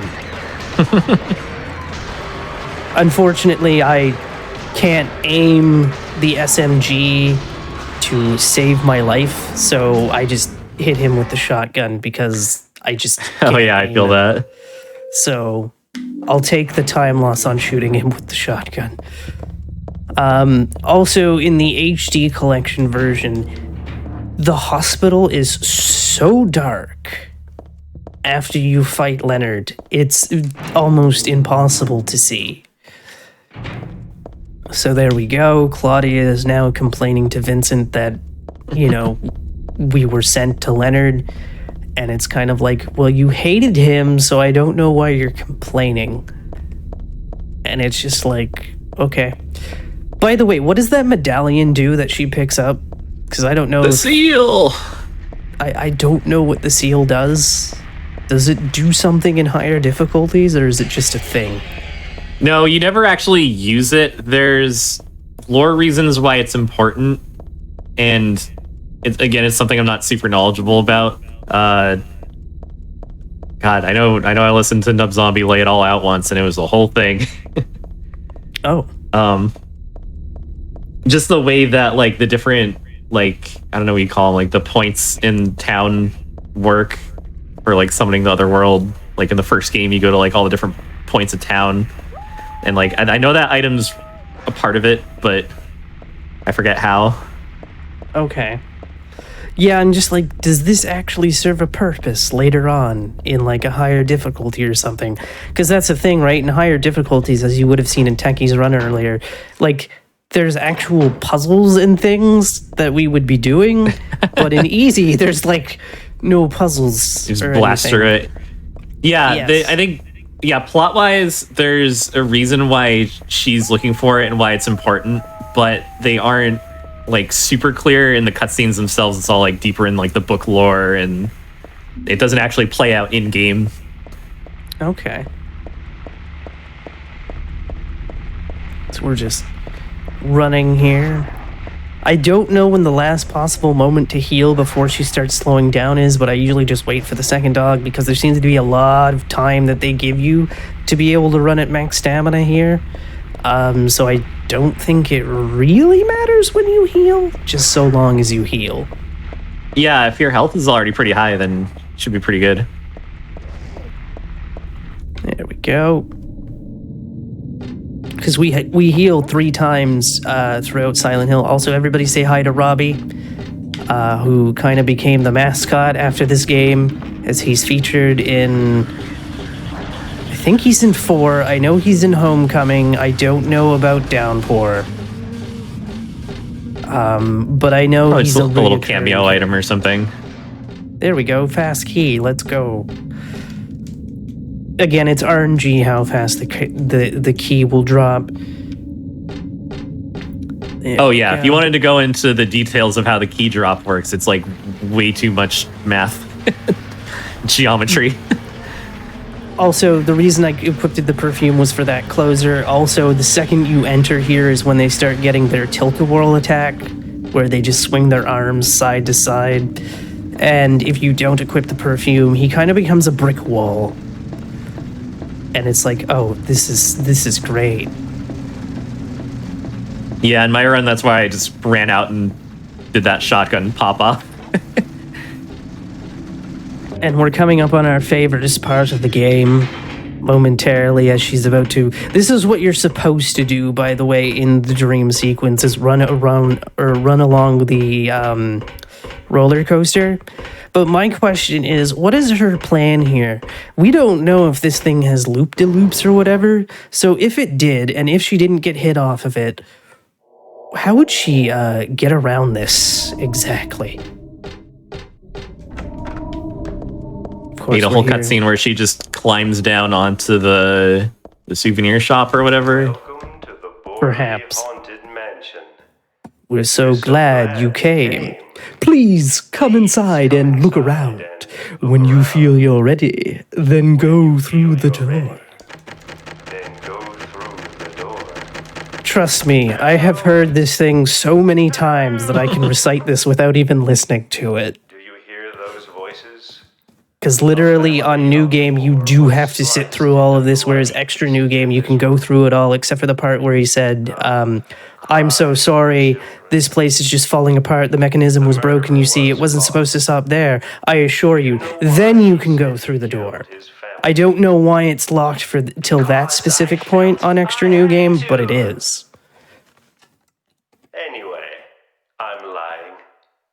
It's all just a joke. Might as well have a sip of matcha tea while we wait. Scare you, that's all. This voice acting is so legendary. Only one person Yes. died. Fun fact, it's different in HD collection to the point where I thought it was voiced by the guy who does Sojiro from Persona 5. Sadly, it is not. That's Danny.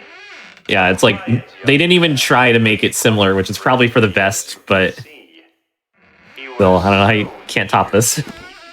Indeed. His hometown is New But, Orleans, but he came yeah. here after first. You have to activate Danny, by the way, on New Game Extra for this to go. So, Maybe you might know. yeah. Where is the path to heaven? There we go. This mansion is quite old, so I'm so sorry. This Don't have to worry about the spikes. falling apart. Nope, you just The run. mechanism is broken, you see. It wasn't supposed to stop there. I assure you. There's the exit. I hope you enjoy Usually your it- tour. Usually in my runs, I'm quoting this whole thing throughout the entire time because I'm like, I have to sit here anyway. And visit you. You instead. And then we have the red light, which isn't as scary as it is. We're just gonna run as fast as we can. I have to give a shout out to Umbrella Jill because she actually helped me get this down really good because I was Because watching your her. controls. Not so much my controls, just trying to get the timing right to be able to make the turns. Yeah. Because a lot of the time you do hit the wall if you keep just running. But you can get with some practice, you can just keep running. I literally did spend like one day just doing that room for like an hour straight. So there we go. And then we're going to grab the chain, followed by the random red shoe that's just sitting here. I don't know why there's just a random red shoe sitting on an empty platform. There just is. The MacGuffin. Grab the ammo and our final health drink. We need a total of 6 health drinks if you're doing the health drink method. You can get away with 5. However, if you are entering the final boss fight at yellow health, you will need that 6th one. So it's just better to grab a 6th one than it is to kind of risk 5. So there we go, start machine. Also, fun fact, don't put the chain on the door handle. The game's like, what are you trying to do? It wants you to put it on the door, despite the fact that in the cutscene / after, it's on the door handle. So it's like, okay. This room can be kind of difficult on 2D controls because she likes to turn at points. But we've got the apple, or doll's head, that suspiciously looks like an apple, which is why you would give the doll head to Snow White. Again, there's a bit more puzzle to this room on higher difficulties. Like I said, there's just almost no puzzles here. And then we're going to go fight our evil clone. Because of course we are. Because what game wouldn't be complete without an evil clone at some point? So here's the first major difference of true glitchless. In no QSQL, you would do something here to skip the startup. In this, however, you sit here and wait.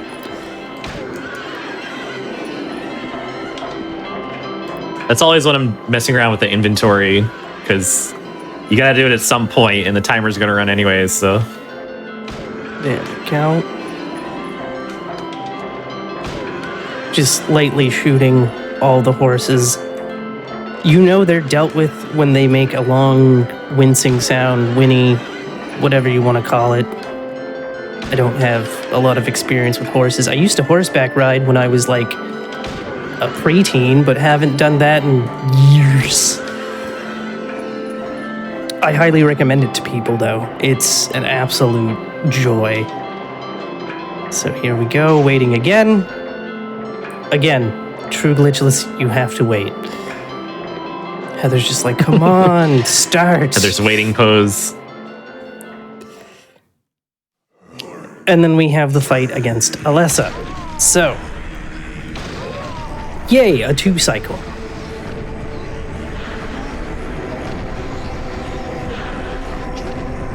Alright. Supposedly, staring at the center manipulates her spawn location somehow.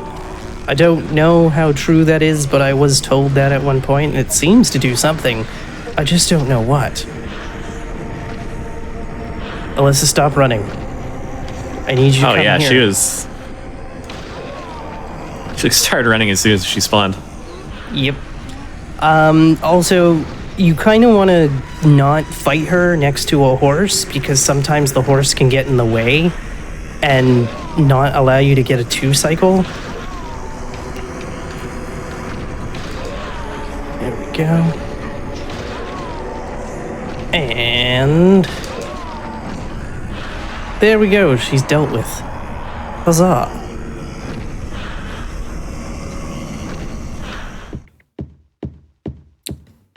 All right. And then this is another hallway area where like 2D controls can kind of like mess things up. So you kind of want to mash through that door. Don't mash when running through this hallway, by the way, because you see how her head is turning towards those texts? She will read those texts. So it's like, please don't. I don't know if it pauses the timer if you do that. And then we have the door. Sometimes she'll just auto-turn away from the door for some reason. And then we've got to grab the 5 cards. I used to hit the confessional a lot in the beginning, and that's always fun. It's just like, why would you run in the complete opposite direction? Also, this is the other difference in True Glitchless. We have to sit here and listen to this the entire time. This is... I do not like this ghost. This ghost was the bane of my existence for a period of 2 months, costing me PB after PB after PB. And yeah, she's not fun. And so in True Glitchless, we just have to listen to her cry and walk. In No QSQL, we get to do a little bit of a trick. And then in QSQL, you just quick save, quick load, and get to skip the whole ordeal. And I'm like, see, that's a joy. Except for every QSQL trick takes me about 2 hours to perform. And it's just kind of like, no, I don't want to spend 2 hours doing every trick. And there's only one I've been able to successfully do, and that's the sewer skip. So we grabbed the things. The reason I see Vincent first, by the way, is so that I can make sure that the flashlight's on. So I learned the hard way that the flashlight is not on until you either turn it on yourself or you see Vincent. And if the flashlight's not on, she won't pick up the shotgun shells or anything. I lost a PB doing that once, and I got so tilted. And so now we're just going to grab a key, and then we're gonna run. Also, the closers have changed. For some reason, they're all smoke gray Nintendo 64s now. Don't know why. I was almost about to do the QSQL strat here, and I would have been like, oh no. And again, just mash here because there's like no super indication that she's past the wall. I think there's like an audio cue or something, but I'm just gonna mash because it's simpler. And then we get the fool. Excellent.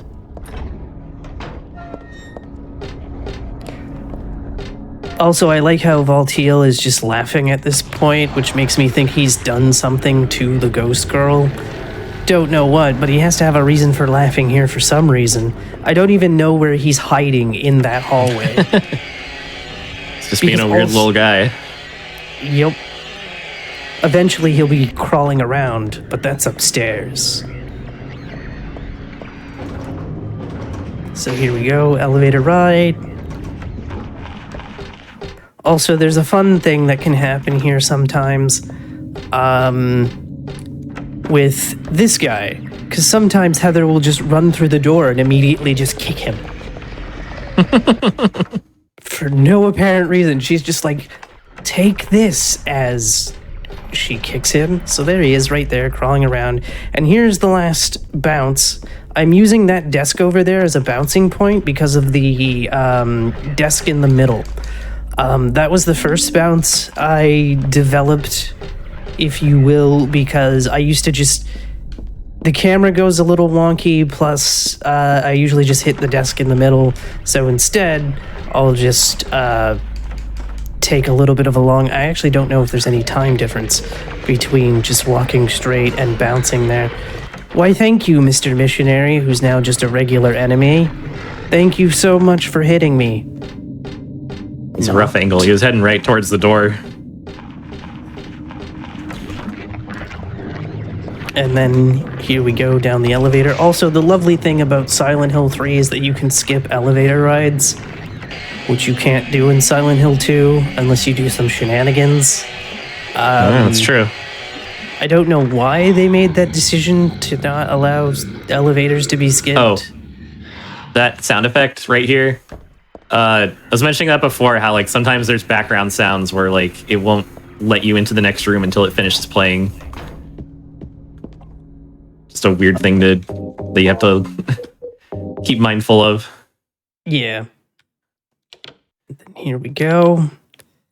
Again, this is the easy code where it's Eye of Night in the middle, the moon top right, the High Priestess bottom right, and then the other two in there, the Hangman bottom left and the Fool top left. This is the worst hallway in the game.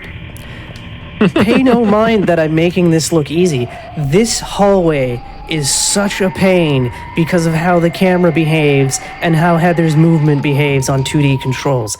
I absolutely despise it. Also, I wanted to see at one point what would happen if you ran right next to Claudia. She doesn't do anything. I used to think that she would do something, like she would like stab you or something, but no, she does nothing. And now it's time for God, who takes 14 shots. If there's no sparks, of course, which I think I got some sparks, so it might be a little bit more. Jackie, while I am dealing with God here, would you like to tell the fine people where they can find you? They can find me. Yes, streams and whatnot.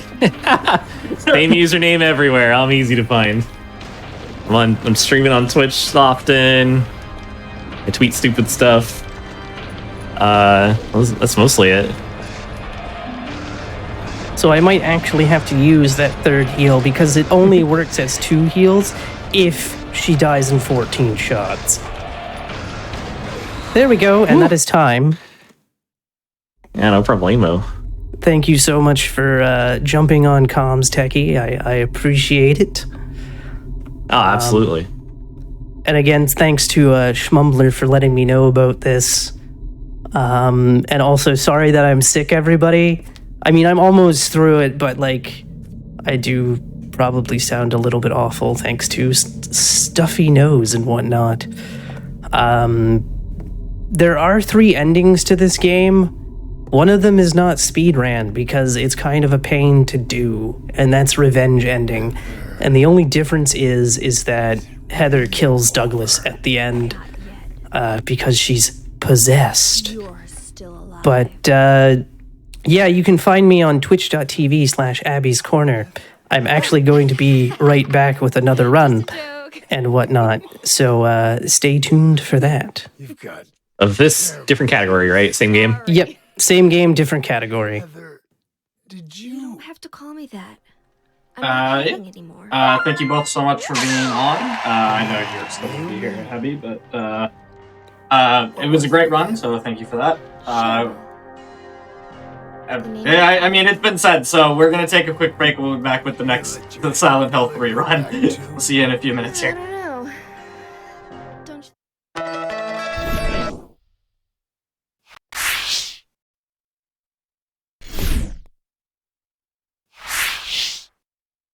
Hello, everybody, and welcome back to the Games Done Quick Hotfix. This is our Silent Hill 3 20th anniversary special, and we have another run of Silent Hill 3 coming up. This one's going to be no quick save, quick load, melee only, new game.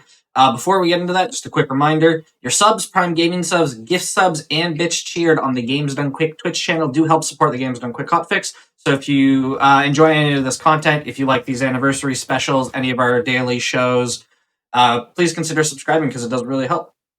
With all that said, I will hand it right back over. It might be a familiar face, but I'll let her reintroduce herself. Hi, everybody. I'm back. I'm Abby, and I have a new commentator with me in Punchy, who I am very thankful is here. I super appreciate it. We're doing a different run, of course. So in 3, 2, 1, let us begin the run. So this time we're not using guns, we're using pipes and swords. Because of course we are.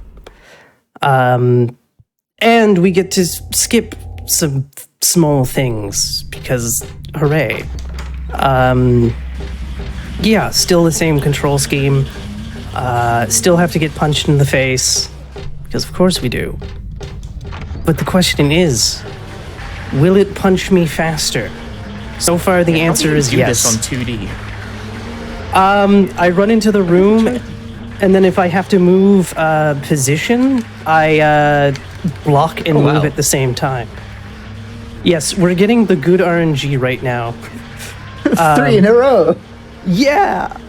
I can't do the trick that everybody else does, where they like get stabbed on the ground. That's the only thing I can't. Yeah. Why did I open the menu? Please. You have to be able to strafe to do that. Yeah, and there is fake strafing, but it doesn't help that much. Which is just blocking and moving at the same time, but you have to let go of it real fast, otherwise she'll block the shot. But yeah, faster closer. Very good. Okay. I am going to get a gun here, but I'm going to ignore it and just keep running. Because luckily we don't... Yeah, all the bullets are actually fired in the cutscene.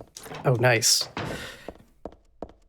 So your gun starts with no ammo. Like it's even the correct amount from a fully loaded clip. There's detail in that. Nice. Again, running past our raptor friends and going to the bakery where its bread is located, as well as the tongs. That seems like they'd be too big to be able to pick up the key, but somehow pick up the key? Like, literally, they seem too big, and yet it works. Not gonna complain, but it's weird. And also, who dropped a key that far back under a pallet, and why? Also, the raptors have multiplied, because of course they have. I believe... Now... Oh, go ahead. I didn't catch the previous run, so forgive me if Techie already asked this question, but why are you playing in Japanese? He did not ask that question, and I am playing in Japanese because I did this, not this exact run, but I did this run for Frost Fatales back in February, and there was a Japanese restream, and so I just decided 6715 is our number. Okay, fair enough. Yes, also I just play in Japanese a lot. Not that it needs a justification. Like I'm the last person who should be questioning that. But I remember a time where when I first got the record in this game, I happened to be playing in Japanese, and the only reason for that is that I like the font. Mm-hmm. And a whole bunch of people started copying me because they assumed Japanese was faster. Oh, there were lots of runs on the board all of a sudden of people playing in Japanese. I was like, you guys do know it's not faster, right? I just happen to think the font looks nice. Yeah, I have a couple of Japanese runs as well, and I also just kind of like the font. And I was also like, some nice text. let's just be different as well, because why not? I think I even attempted to do French, but then it changes everything. And well, je parle le français, je ne suis pas bien. So that's a thing. So, again, it was just to be different, but specifically at the moment, it was because there was a Japanese restream at Frost Fatales, and I said, why not do something nice for them? As we're just running, dodging the dog, sometimes that dog can be a pain, and again, auto-aim is still in effect, so there is a chance that Heather will try to play some DDR as she's going through some doors. Also, hopefully we don't get sandwiched here, because these two kind of like to sandwich Heather in between a wall. That was kind of close if they were up maybe a couple more feet. Yes, they did, but they failed, thankfully. And again, as mentioned in the last run, Heather kind of needs the flashlight because her and James are a little blind without it, unlike Travis, who can completely just see in the dark. There's like a half-game skip that the community's been trying to lab for ages where you can get away with not picking up the flashlight, but you softlock the game halfway through if you don't. Like, you can get out of here without it and skip a lot of the game, but then you softlock way later as a result of not having the flashlight. It's very unfortunate. If you didn't need it, you'd be able to... This run would be, like, in half. That would be very useful. We've been trying to lab that for a while. We've experimented with stuff like swinging the lightsaber to create a temporary source of light. Doesn't work like that. Oh. It doesn't work like that. Using the flamethrower doesn't work like that. Now we pick up the pipe. Yeah, I tried to do QSQL, but it takes me about 2 hours just to do sewer skip. And I'm like, oh, this is not good. Because the one part that I don't like about no QSQL and true glitchless is dealing with the ghost and her footsteps. I'm like, please just let this end. And I'm like, no one's gonna like if I just do that in a QSQL run, so no. So I refrain. Purely random. It's very annoying. Yes. Also, there's our first encounter with bees. They're very noisy. They're the bees. They're the loudest thing in the game, outside of the intro song. I'm enjoying the names you have for the enemies. We have raptors. We have bees. I think Close is the only one you've given its actual name. Yes, I explained last run that I didn't know the names of the enemies, even closers, and I used to call them Nintendo 64s because they look like early 3D polygon games, and so I would call them Nintendo 64s. But then someone had asked me how my runs were going and how my closers were going. I had no idea what closer was, so I gave them a long diatribed message while they were streaming, and it was like, and then eventually I figured out what closer was, and so I just called them closers now. Nintendo 60 was unsurprisingly intuitive description somehow. Like, I immediately understood what you meant by that. I'm glad. Sorry, I needed to go put pipe, which I didn't. Alright. Yep, pipe goes on. This is where melee only comes into effect. Yep. Because the best part about melee only is that you don't have to worry about any bullet routing. Indeed. Melee weapons do not break in this game. Also, for the longest time, melee only was way easier for me to kill Splitworm with until I decided to do Dances with Worms. What is Dances with Worms?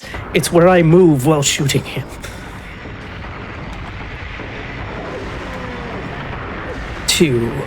And the way this goes, There just kind of whack him to death. Yep. Gets him in the loop.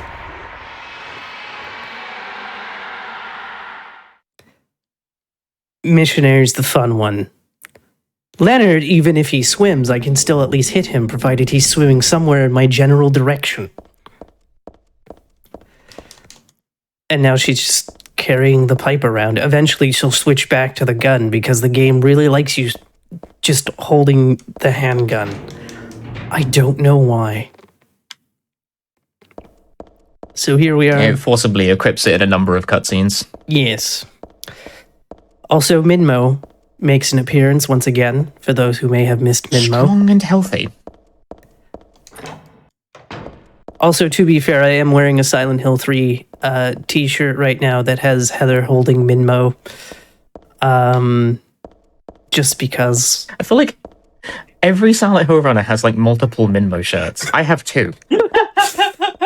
It works. Also, again, there is the movie reference scattered throughout the subway. Blink and you'll miss it. Again, when it comes to 2D controls, I don't tend to move the camera. I kind of let the camera do its own thing, because Heather's movement changes with the camera angle. But if you let the camera do its thing, I have better control over her movement for some reason. I don't know why. Yeah, that would make sense. It's fascinating to me because honestly, 2D controls are kind of underexplored for Silent Hill 3. People generally say 3D is faster, and I also play with 3D because I think that's the case, but there's not a lot of lab work that's really gone into 2D. Like, in theory, you can make certain turns and certain rooms way quicker. Mm-hmm. Yeah, I was told that 3D controls is the most optimal, and since we don't use guns here, I can just make this turn, by the way. We can just go. Just bypass the shotgun. Way more convenient. Yes. And also we see the pile of trash, which is somewhat rare on 2D controls, unless you make that turn a very certain way. The common wisdom is that 3D controls are faster, but I'm not going to sit here and say that's definitely been like 100% labbed out. We're not really sure. Not that many people play 2D in the first place. Yes, as far as I know, there's 2 of us who have done it, because it's me and Silent Hill 2 world record holder Aaron, because Aaron plays this game in 2D when he decides to play it, which is not often. I tried 2D and it made my brain hurt. Oh. I'm too used to the 3D. I've ran this game for like years. It's like too much of a hassle to swap. So after the 3rd trash can here, we can start heading towards the stairs. Because if you try to move at that angle, you might hit like one of the pillars if you try to start heading towards the stair. But after the 3rd trash can, there's nothing there, so you're good to go. And then we enter, and everything's good. Now, hopefully I don't get hit here, because there is a chance of either losing 0.7 seconds of time or 4 seconds of time. It all depends how they hit me. So let's hope they don't. Also, Heather will randomly read things on the ground, so do try not to mash here. That's the 0.7 seconds of time loss hit. Hooray. The knockdown. Yeah, sometimes they just pop you on the way through. Yep. Also, fun fact, if you try to go back the way you came, there will not be a train car there. You will just be at the end of the train. So, train is secretly magical. And that is the subway, the shortest section in the game. Now on to the sewers, and again, somehow she knows her way around the sewers. I don't know why she knows her way, but she does. Also, as I mentioned in the last run, The one category I would recommend that no one does is HD Collection UFO. Don't do it. It is a pain, because enemies refuse to die. You need to be Princess Heart, and it takes about 6 seconds an enemy. Not a fun time, but I went a little crazy and decided to do as many categories as I physically could. And I regret doing that one. This game has a ton of categories. You've got the separation between PC and console, and then there's like a whole bunch of subcategories there on down. Yep. Also, that giant raptor can cause you 8 seconds of time loss if he hits you twice. Never had it happen to where he hits me twice. Had it happen to where he can hit me once on both times that he can hit you. I don't know if it's RNG to where the game's like, it will only allow you to get hit once. And then, of course, ow. Like I said, bees are a lot scarier on the ground than they are flying, because for some reason they just have an easier time hitting you. Also, they appear, to me at least, to go faster. All right.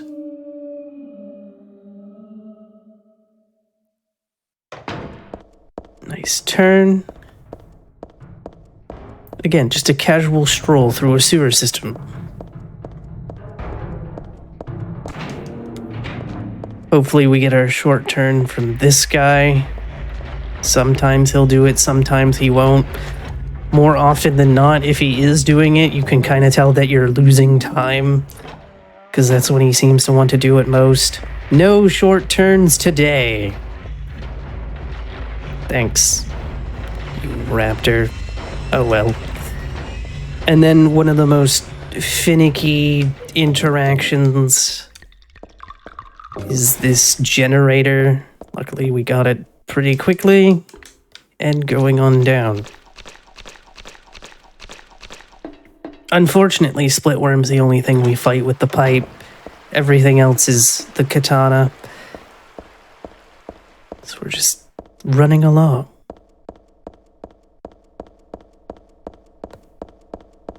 Yeah, the main thing this changes is, like, boss strats, because even with a gun, I think bosses are really the only thing you try to shoot in this game. Yeah. Also falling in the water. For the most part, everything else is circumventable. Yeah, and if you fall in the water here, that's 4 seconds of time loss. So, don't try to do it. Although... I've never counted stuff like that. Yeah, I did it randomly when I first started running, because I was playing the game a lot, and it just so happened that I was looking at timers at the time. There is the dryer bounce. Very nice, actually. See, that's very fast on 2D. Yeah, and it took a while to figure out how to get that fast, because what I'm doing there is the little garbage thing. I'm kind of using that as a turning point, so it almost looks like it bounces off. Also, Heather is secretly Akuma from Street Fighter, because there have been points where she, like, raging demons across the little platform there, and I'm like, oh, okay, that's fine. As we activate this to kill Splitworm Jr. Fun fact, you can die there on easy mode, but you have to try to walk across the platform twice before the game will actually let the worm kill you. And of course we jump down and run into 3 bees at once. This is the sound of 3 of them flying at once. It is 4 of them on higher difficulties, because one spawns immediately behind you and around the corner, for whatever reason. Not sure why. And we're just running up the stairs to enter the hilltop area. In terms of each section and how much time they take, from shortest to longest, it's subway, sewer, church, hospital, mall, and then amusement park. But that's my opinion, because also my amusement park split is absolutely massive, because I start it from the time that you kill Leonard till the time you kill Alessa, so... Haha. And again, running up the stairs, just trying to get to the 5th floor. You can't get into any of the other floors, can you? No, they'll give you, like, it's broken. They give you that kind of prompt. Yeah. And then we're going straight. And while there's a dark screen here, I'm going to immediately put my thumb into bottom right on the analog stick to be able to make that turn. If I don't do that, Heather doesn't know what to do for some reason and will kind of half spin in a circle. And it's like, oh, okay. Very good.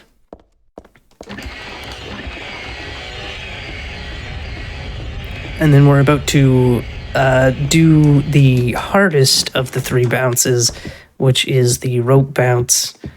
I actually failed it last run. Oh good, the dog's aggressive.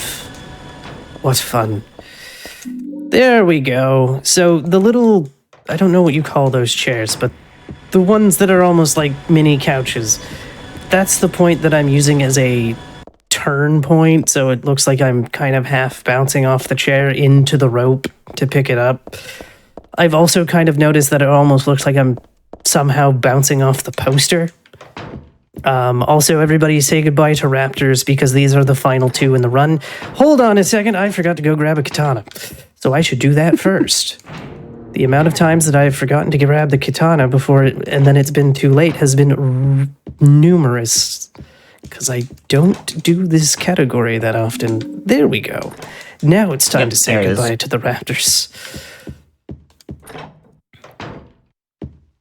Because this is only available now while you're in, like, the normal world building. Once it becomes the other world, it's gone. It's already too late to pick it up. Yes. And the katana is actually quite a good weapon. Again, pick up those to help me run through Silent Hill. I think every runner has their own method for which health drinks they pick up, or some even do ampules. I believe you do ampules, don't you? Usually, yeah. Yeah, I don't... Depends on the category, though, because there's, like, too many of them. That's fair. I don't know where to find enough ampules to run through Silent Hill with, so I just do the drink method. On no quick save quick load, it's easy mode, so health drinks are fine. On other categories, the stamina meter is physically smaller on higher difficulties, but ampules give you infinite for X amount of time flat. Okay. So ampules become more valuable the higher your difficulty is. Okay. So then we go into the other world. For whatever reason, the PC version doesn't have a voiceover. The other 2 versions do. Legal issues. Oh. It's because Thessaly Lerner sued. Yeah, when I did HDC runs and then PS2 runs, I was like, oh, there's voiceover here. What? Okay.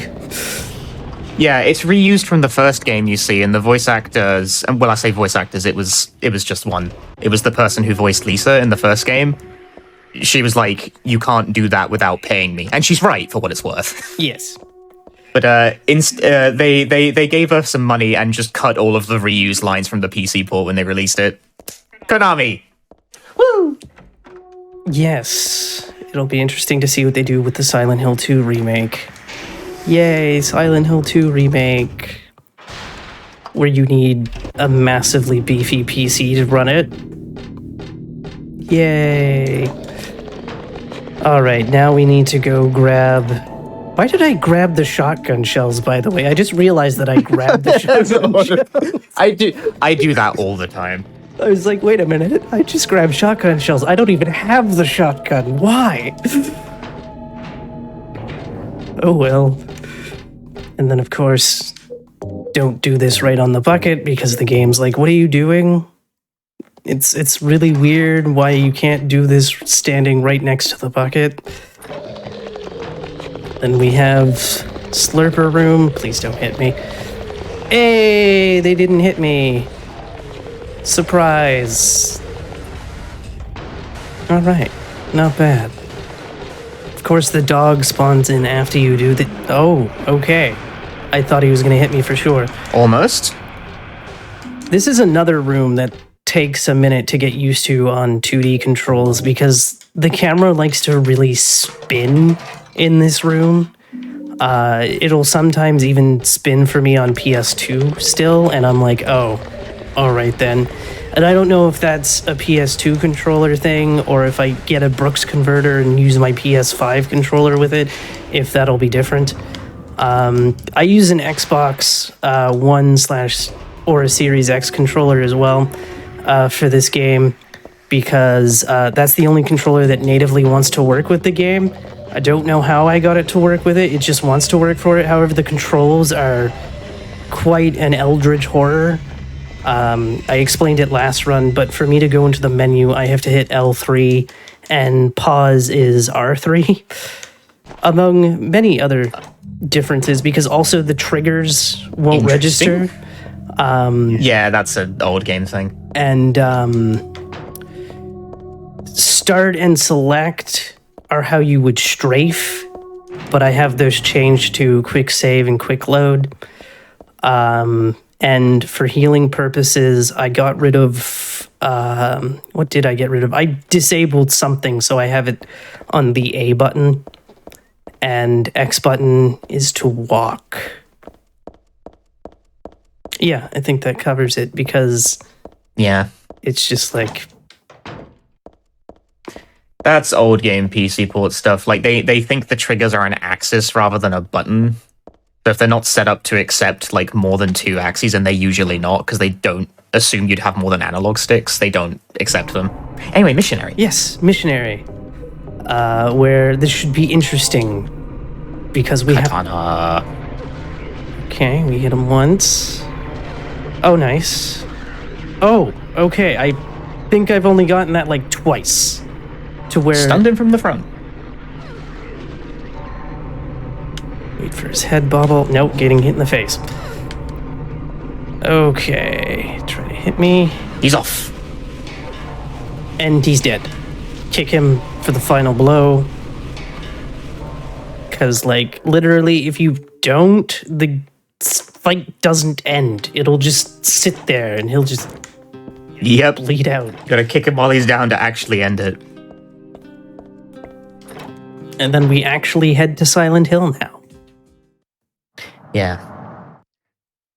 So while point blank shotgun does more damage as like a single hit, one of the things that can happen in the missionary fight is that your katana can actually hit twice. Like both on the way in and on the way out. Oh. And that technically does more damage. There's a burgeoning school of thought in any percent that the katana might actually just be faster in general. So melee only might like fall out of favor as it becomes more similar to any percent. But it's not, the theory is not quite there yet. It remains a theory. People still be using guns. But the katana is actually deceptively quite strong if you can master the whole like double hit thing that it's got going on. Nice. So again, once you pass the ice cream truck here, heal to keep your stamina up, and then go. Also, I want to point this out. Heaven's Night is in the game. However, unfortunately, the amazing theme song for Heaven's Night is not. And when I found that out, I was incredibly disappointed. Just, of course, we don't really go in there in any percent. Actually, I think what runs do go into Heaven's Night? I don't think any of them. It's like out of the way. I don't think you'd ever go in there on purpose. Fair. I honestly forget you even can go in it in this game. But it is, it's like right there. It's just slightly off the street. Alright, we're on the second floor. We're not going to grab the shotgun shells this time. We're just going to grab the 2 things and leave. And then we're going to put in our code, which is 4639. Again, switching to mouse because hitbox is really small. It's kind of annoying.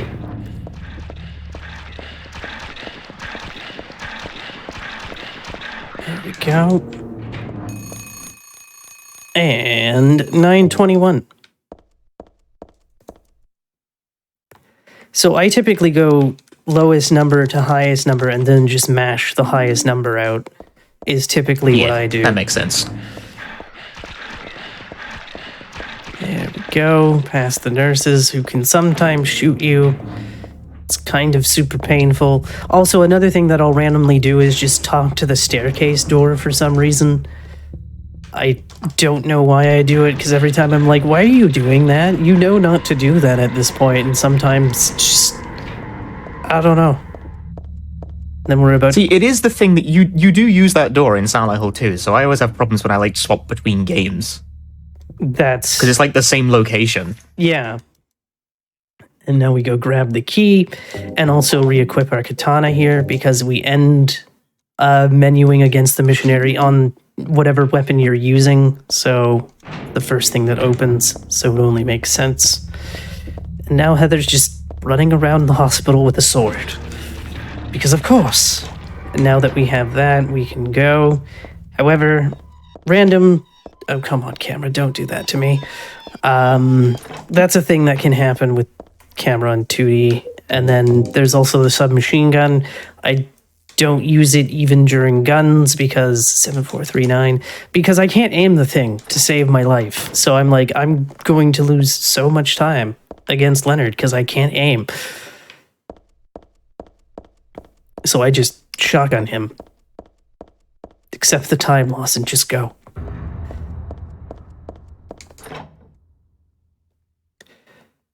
All right. Let's see if I've distracted myself from learning what this is. Huzzah! I remembered what it was. There was that one point where I would have... Where I would have... I'm glad you did, because I didn't really pay attention, I'm not gonna lie. I zoned out a bit there. Because there was a point in time where I would have to just repeatedly say the code over and over and over again. Otherwise, it would completely slip my mind. I just cheat. I get my chat to do it for me. Sometimes... I enlist my chat to be the people who remember the number. Sometimes my chat will be nice. Other times, not so much, but it's fine. So just like pass. We're going to M mystery number because there's no number after the M. And then we're in the rusted hallway with very functioning gates. That makes no sense. Granted, I know nothing about Rust. Why are you going to that one? You know not to go to that one. Go to this one. There we go. Surprisingly, also very lit at parts. There we go. And then the gate coming up here, I forgot to mention this last run. You have to make this one close before this one will open. So that's why we do that, because it just won't open otherwise. And then, oh no, we're about to fall for a trap as all these gates are going to close behind me. Oh no, whatever am I going to do? Oh wait, culty symbol teleports me. And again, we get to... Yeah, that again, those voice lines right there, they're also cut from the PC version. That voice actor in particular is the person who prompted them to get cut from the PC port. Ah. Because that's Lisa's lines. And of course, we have the most powerful character in all of Silent Hill based on their core strength alone, because if you pay attention to his arms and legs, you will see that they are offering no support. So logically, we go to core strength. That's an angel, by the way. I didn't mention that last time either. All right, running through. Third floor shenanigans. Also, slurpers are back. This time they're red. Down to the second floor. When I first learned the game, the reason I do 2, 3, basement 1 is because I didn't realize that you could, 1, skip elevator rides, and 2, they didn't count towards the time that the timer pauses for them. So I was trying to use my logical brain, as in, well, it doesn't take as long to go from 2 to 3. So go 2, 3, then down to the basement, then down to 1, or up to 1. Makes perfect sense. However, you can go down to the basement if you wish. Yeah, the order doesn't really matter at all. People tend to do it in the same order, but it doesn't really have any impact on anything. The only difference that I can tell is the fact that you have to you have to move past the key in the menuing, which is probably like what, half a second or whatever. So it's if that. So it's just like There we go. Grab the key. 'Cause no puzzles here. And now it's time to meet good old Leonard. Isn't that gonna be fun? I wonder if he's going to swim. This is easily the most volatile part on melee only. Because with a gun, you can stun lock him to death. With a sword, no. You kind of just have to play the fight, like, properly, which is unfortunate, because it's a really obnoxious one if it gets out of control. Mm-hmm. At least we can hit him while he's swimming, provided he's in a spot where I can hit him. Oh my god, I've never gotten that before. Good low profile.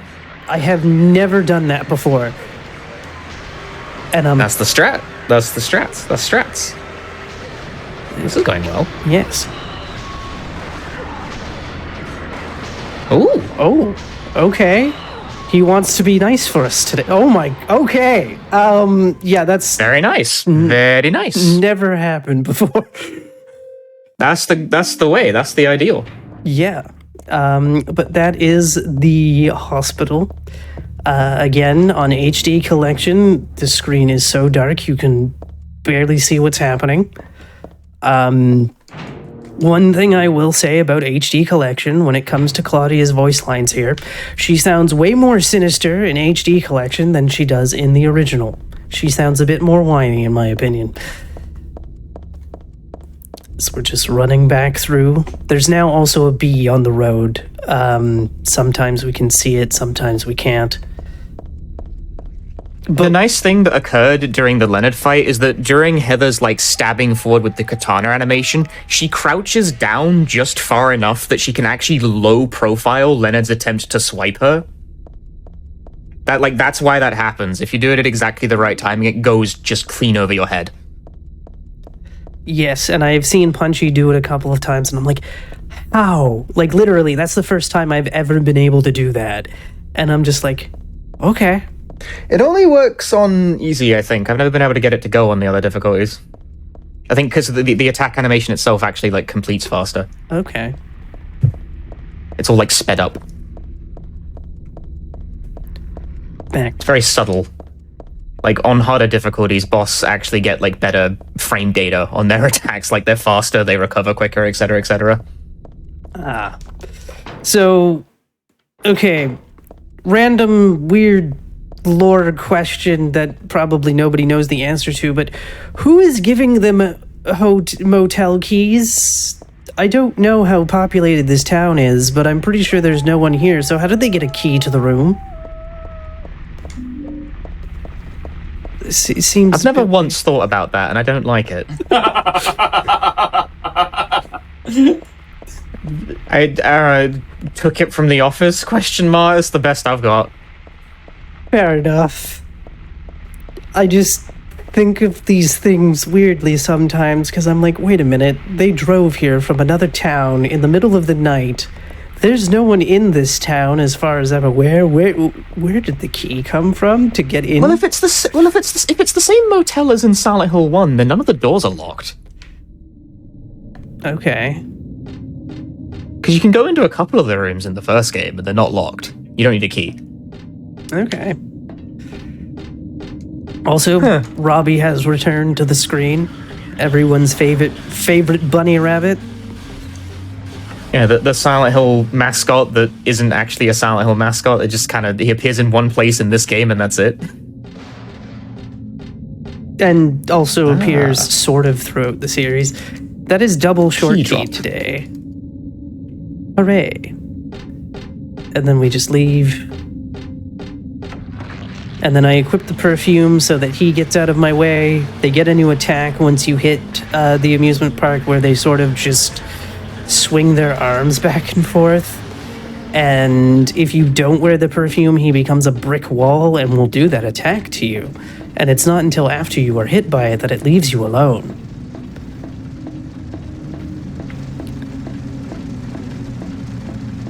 And then there we go. Time to turn off the roller coaster. In a casual playthrough, this is what you would do to get out of the nightmare. Granted, the roller coaster's not on, you just walk onto the track. Or is it on?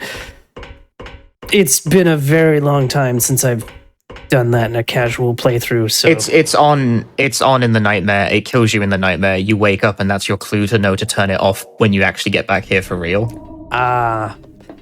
Because when you get here when you're not in the nightmare, it will kill you properly. Yes. And now it's time for our favorite part of the game once again. I shall take a drink of matcha tea. Please come inside and look around. As I mentioned previously, you have to sit through all of this unless you're an extra new game, or if you die. If you die and hit continue, you can skip all of this. But we are just sitting here, waiting. A family of 4 was sliced into Silent bloody department. pieces in this room. Oh, the cries of the children. The murderer was caught. Do you know why he said he killed his family? Because I felt I had to. But that's a lie. Anyway, They just wanted to scare us. it's all just a joke. I wanted to scare you, that's all. The truth is only... There is a way to skip this if you're doing QSQL. by suicide. I don't know how it works, but there is a way. Same principle as sewer skip, you can just kind of teleport around the room. A quiet young man, but Fair. quite friendly as Again, even on extra new game, you have to activate Danny before it'll let you go through. It won't let you go through till you do. New Orleans. But he came here after first losing his way. Oh. Maybe Yeah, sadly there's no relevant gameplay thing you can do here to speed this up because it's actually tied to the length of the voice lines. Yes. I will say... If you replace them with null data, it goes immediately. Oh. I'm so sorry. This place is just falling apart. The mechanism is broken, you see. It wasn't supposed to stop. I think my there, biggest complaint I assure you. about this is not the dialogue and having to wait. It's the fact that coming up, the dialogue cuts out and doesn't finish, and it's like, I still have to run through another hallway. Why not let the last voice line play? It just seems a little weird. That was supposed to be the exit, but it seems that no one wants you to leave. Everyone really likes you. They want you to stay with them forever. I have to agree. Because after he says, I have to agree with him, he says, don't be afraid. Dying is much easier than living. And that's the last thing he And says. you'll never hear it. No. You'll never hear it because the only way to hear it is if you hang around in the hallway long enough to die. Yes. Huh. The reason it doesn't keep playing, though, is because the game actually won't load new rooms if there's audio playing. Oh. This is the reason some load screens take longer than others. It's playing audio. Have you ever wondered why that one door in the church takes 4 times as long as anything else? It's because it's playing that snarl sound effect. It won't load until it stops. Oh. Whoops, don't run into the sign, Heather, please. And now we pick up the random red shoe that's just sitting here. I don't know why there's a random red shoe just here. A friend of mine actually asked if there was a lore reason why there's a red shoe and a doll head sitting where they're sitting. I told him I don't think there is. I think I did that wrong. I was supposed to go to the left and around, not what I did there. But yeah, I'm like, I don't think there's a lore reason. I think it's because they needed 2 objects for a puzzle. Oh, need a puzzle item. Just put them in places. Oh, yay. There we go. It's always... hitboxes are really weird in this game sometimes. There we go. You can't use that here. But I want to use it here, and if I move lightly to the right, you're going to let me use it. There we go. Please, this room is kind of still a pain, even on 2D controls. the sudden camera change is really unkind to 2D controls. Yep. So, Cinderella gets the shoe. That makes perfect sense. Now, granted, the head does look like an apple, so that's how you justify giving that to Snow White. And now we're going to fight our evil clone. Yay! And also fight some horses. Horses are a bit of a pain because sometimes Heather just won't do what I want her to do, and she'll do a stab instead of a slice, and it's like, can you not? So here's the thing that we get to do now. Yay, I get to skip the startup. I don't know why this works. Yep, opening the save menu, for whatever reason, skips the waiting you have to do normally for this set piece to start. It's also considered a form of, like, timer manipulation, so true Glitchless doesn't allow it. Yeah. But it's not a quick save and quick load, because you don't save or load, so it's allowed in this category. There we go.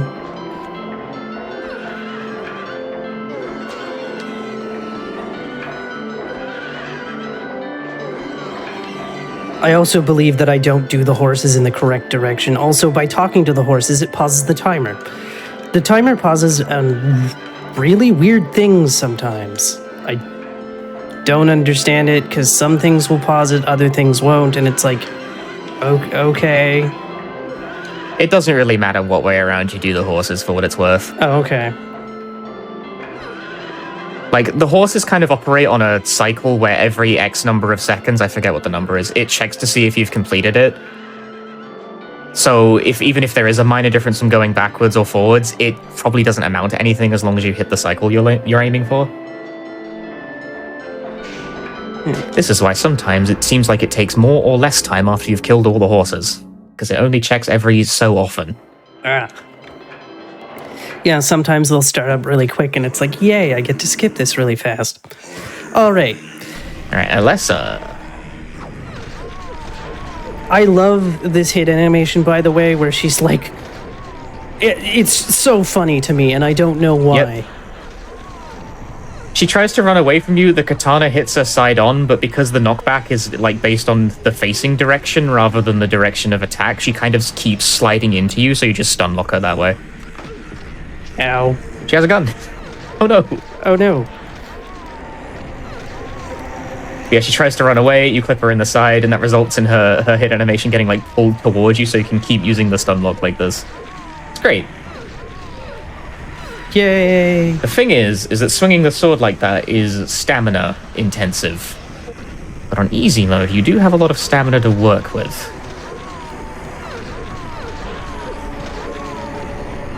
What would win, a pipe or a sword?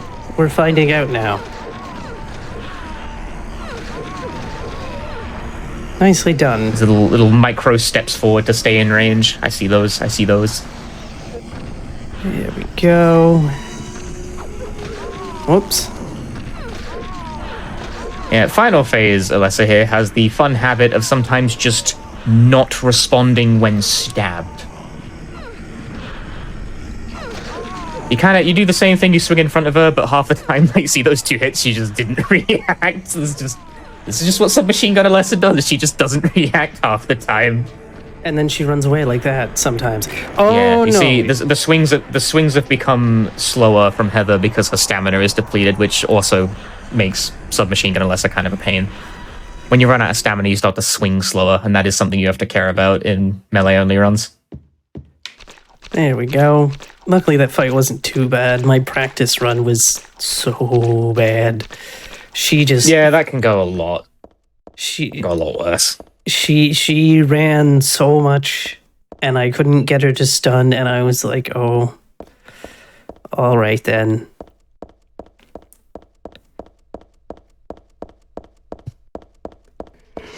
So now we're just running into the church. There we go. Claudia being Claudia. Pick up the first of 5 cards.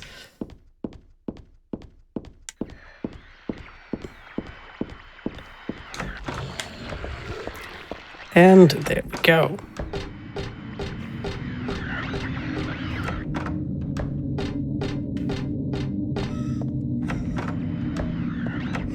This, I've had it happen where she doesn't stop until after 12 times. Yay, she did it after 3. Yep, you got it. You got it. 3 is the optimal. I've been told that after 6 times, it's better to just wait.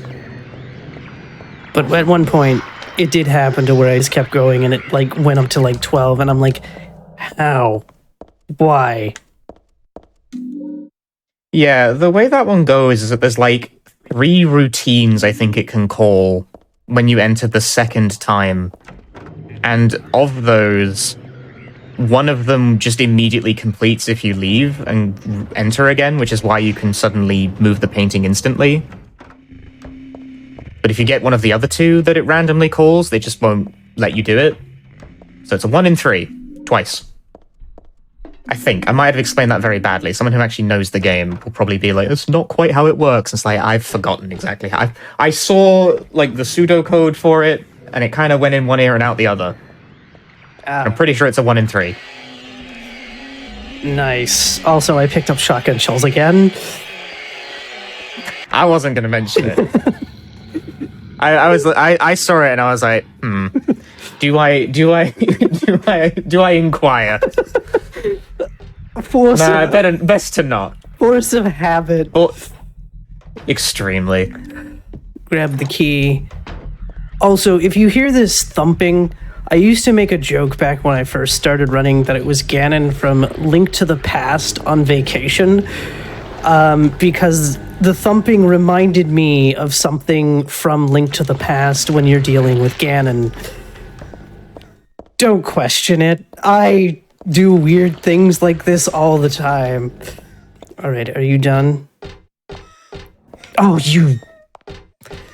This one's the worst because you can't tell till you're almost there, and then you have to run all the way back. 1 in 3, baby. All right, that's 5. Fun times. This is great. With the margins that Silent Hill 3 runs operate on, you can absolutely get a run this far and then have it died out, like, not getting this immediately. Because every time you fail it, you lose, like, however many seconds, I haven't counted. But it's enough, because Silent Hill runs operate on extremely thin margins at, like, the high end of play. Mm-hmm. It stopped me from getting sub 40 for the longest time. And I was so tilted. I was, like, 4 seconds off at one point, and I'm like... Really? Just, it's not a fun time. But again, if you do quick save, quick load, it just deals with it instantly. Yeah, it just completes automatically. It's great. Yes. And legitimately, it'd be the only thing I would do in quick save, quick load, because I've mentioned that it takes me like 2 hours to do a single trick, except for that one because it's instantaneous. There we are. Sometimes you can walk through and just kick him upon walking through. It's the funniest thing. And then time for the final bounce. This one was actually the first one I did because, again, we can't really see the desk there, and so I would constantly run into it. But by using that corner to bounce off of, you skip the desk entirely and you're able to continue. I don't know if it's a time loss or not. Probably is, but you know what? It's not as big of a time loss as hitting the desk, so it is what it is. Yay, he didn't hit me this time, because he hit me last time.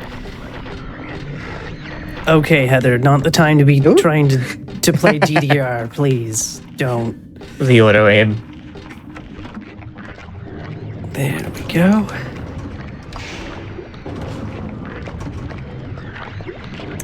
And then it's time to go fight God. This fight is going to be interesting because I don't know how to do the thing where she doesn't damage you. I also don't really have a good way to get her down on her knees to be able to hit her before she falls. So be prepared. Also, we're in yellow health, but granted, I'm probably always in yellow health for this fight. Because it's melee and not guns. So there we go. Put in the Fool. I also used to make a Yu-Gi-Oh! GX reference during the... Can I not go into my... There we go, because I need you. I used to make a Yu-Gi-Oh! GX reference when putting in those cards, because in Season 2, there is someone who uses a deck based off of Arcane, and it's like... Oh, everything has a number and they're all based off of signs. Okay. I don't remember all the numbers. Except for number 18 is the moon. And number 21. And 24 are the ones that I remember. Either way, it's time to fight. So usually what I do is I stand here and wait for her to set me on fire. Anytime now. There it is. And then she goes down... Slice. And just stab.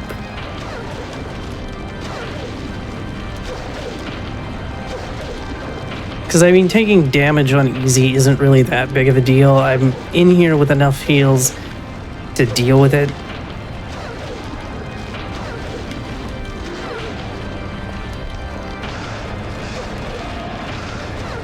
Should be going up momentarily.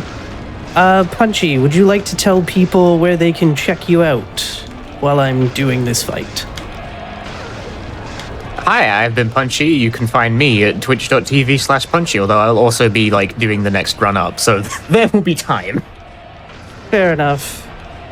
Again, thank you so much for jumping on comms for this again. It has been very fun having you on. Yeah, bother. And then, oh wait, am I out of heals? No, I'm not. I thought I was out of heals. It was like scaring me from this. It's like, what are we cooking here? There we go. That's time, by the way. There we go. Time. Excellent. We survived. Thank you. Yes, you can find me on Twitch at twitch.tv/Abby's Corner. You can find me on Twitter at Abby_Brander. You can find me on co-host at Abby's Corner. I also have a podcast called Speedrunners and Coffee, where you can learn about the history of a speedrunner, because I interview people, how they got started and whatnot. Again, shout-outs to Punchy again for coming on. Shout-outs to Schmumbler for letting me know that this was a thing. Shout-outs to a lot of the Silent Hill 3 runners, as well as the Silent Hill community in general. Super appreciate everybody's help throughout the last year. And also, again, I've been officially speedrunning for 2 years as of today. Yay! But thank you all once again for having me.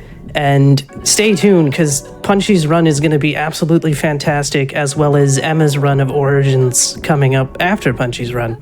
So thank you all again. Yeah, and thank you so much for being on and showing these 2 runs, and congrats on 2 years streaming. Thank you. It's more speedrunning than streaming. I've been streaming a lot longer. Well, congrats either way. Thank you. With all that said, we do have 2 more runs coming up, so we're going to take a quick break, and we'll see you for Silent Hill Shattered Memories.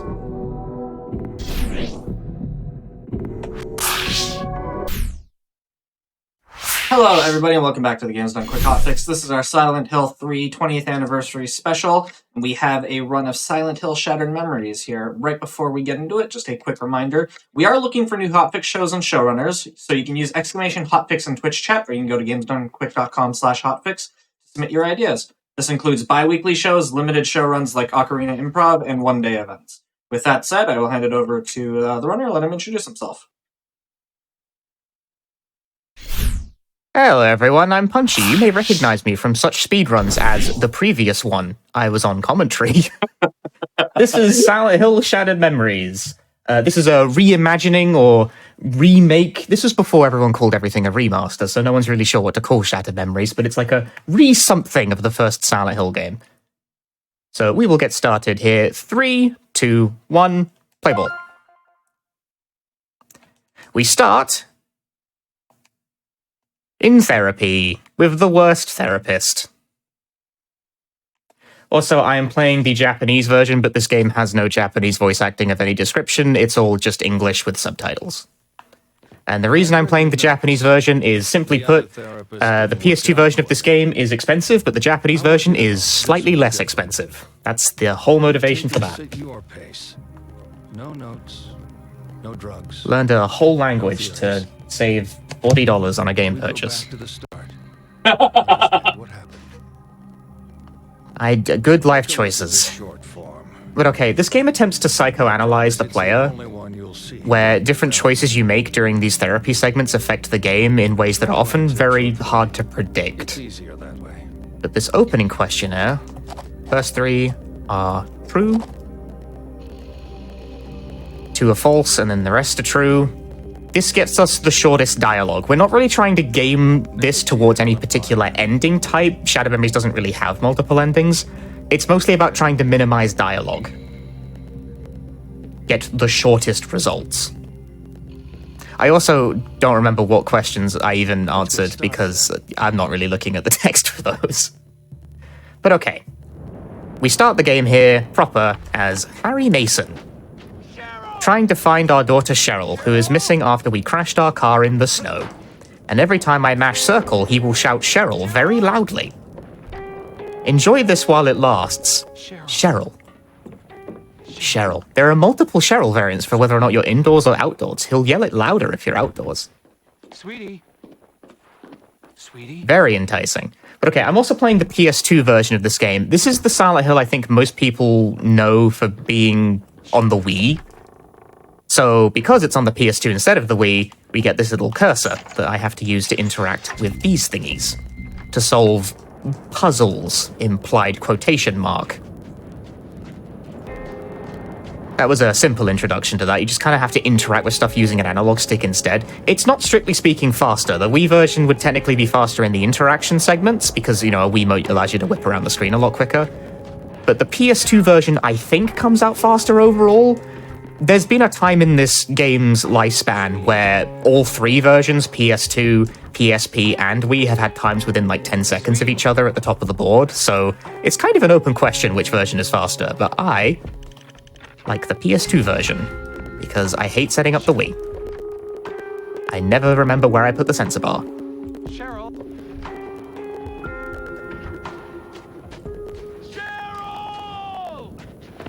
We continue to run around, screaming Cheryl. If you mash circle when going over obstacles like that, you actually scale them slightly faster. That's a mechanic the game doesn't teach you until later, but it applies unilaterally. Results in some sped up animations. We need to get a key from these cans. Which can has the key is random. Indicated only by an audio cue. The can is in the way of the key. There we go. Thank you.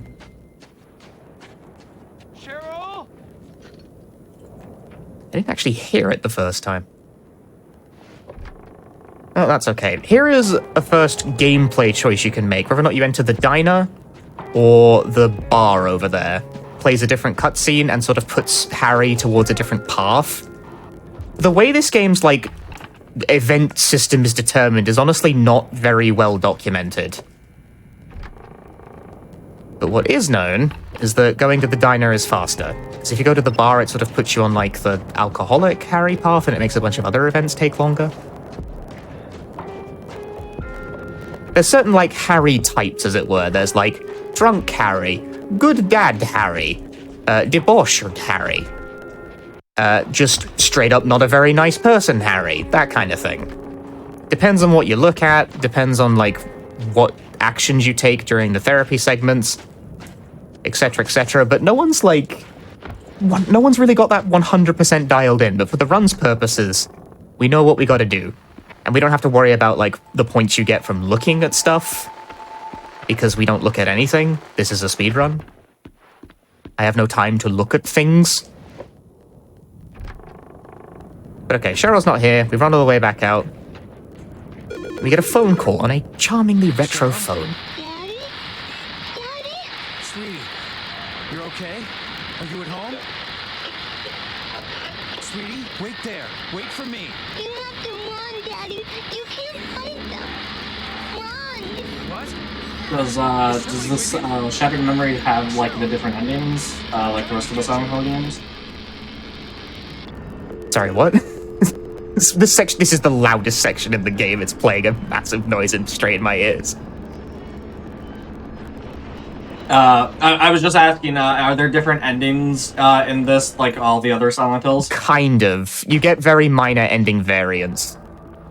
Sorry about that. That's like the loudest sound effect in the game. It could shake the earth if you played it out the wrong speaker. Yeah, no worries. We're back to like a more regularly balanced video game now, but that is seriously the loudest sound effect in the known universe. It is an art.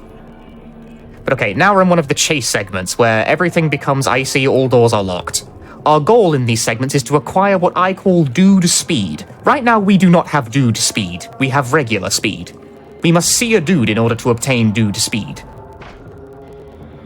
In other words, an enemy, because Harry will only run at maximum speed if a dude spots him and the dude screams at him. Where are the dudes? There tend to be dudes in this room. Aha! A scream! Dude speed has been acquired. So where enemies spawn and how they react to you is kind of totally random, so these chase segments, you take the line and hope things go well for you. But that was quite good. We got the dude speed, and I also broke that dude's ankles on the way out. He did not grab me. But you have no, like, combat options as such, other than, like, shaking enemies off. That's chase 1. No grabs. Love that for me.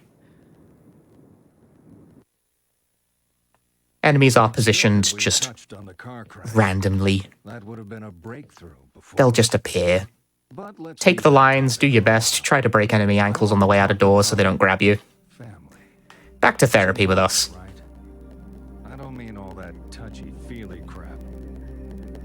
Now we're going to be asked some questions that we will answer with yes or no. I'm giving him that look. He's talking too much, he truly is.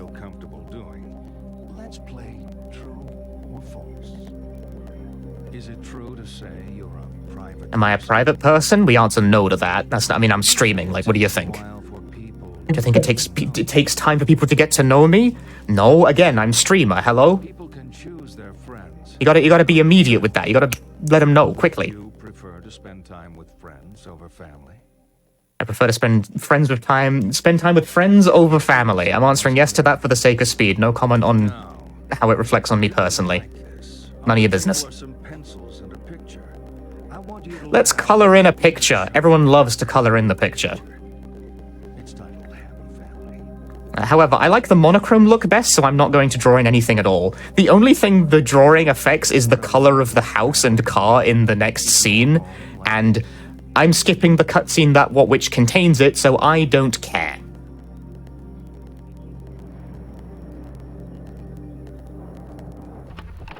Very nice monochrome house. Goodbye. And now we perform the backseat shuffle. There is a reason for this. I'm not doing this for no reason, I promise. But right now, we are in the car with police officer Sybil Bennett. While she complains at us, I will perform the backseat shuffle for very important speed purposes. Look, you can see the outfit and everything. It's the hit new dance craze. It's okay. What is with all this snow? Who knows? We only covered basic meteorology in the academy. Hell, we didn't hear about this till it was happening. Barely had time to close off the major highways. Seriously, I really am doing this for a reason. It takes a moment, but we get there. I cannot wait to figure out why you're doing this. It's not super dramatic, but like it'll get there.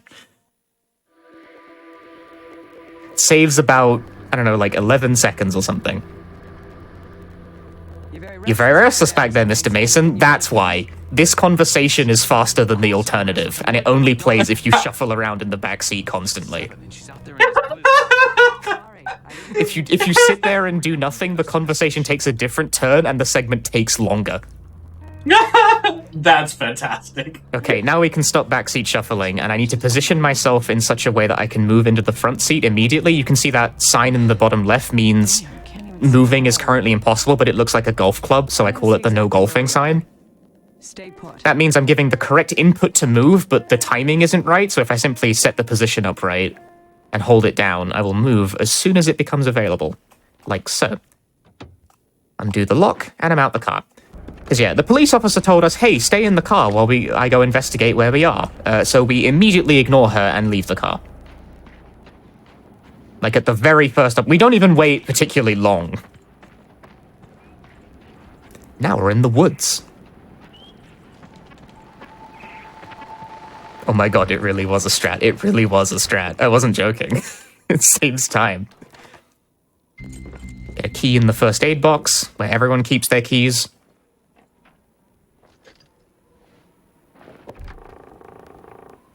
And there's a few different paths to take through the woods. I'm going to keep a mostly straight line and pass under a water tower that's kind of hard to see. I'm keeping my flashlight off because we're not totally sure why this is the case, us in the Shattered Memories speedrun community, but either the game performs slightly better with the flashlight off, so you save time on not, like, dropping frames, or Harry just moves quicker with the flashlight off. It's one of the two. Maybe both. So, keeping your flashlight off at all times is optimal for the speed. Pass through the woods, you arrive here at this sort of, like, maintenance tunnel, question mark. It tells us not to go in, there's like a sign that says do not enter, but that sign will not stop me because I can't read.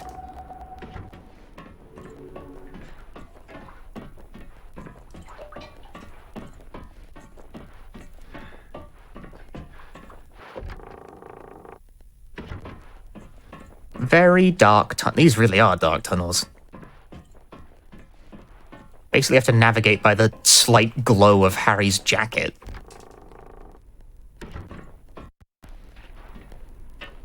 But fortunately that takes us straight through a much faster route than going around the lake.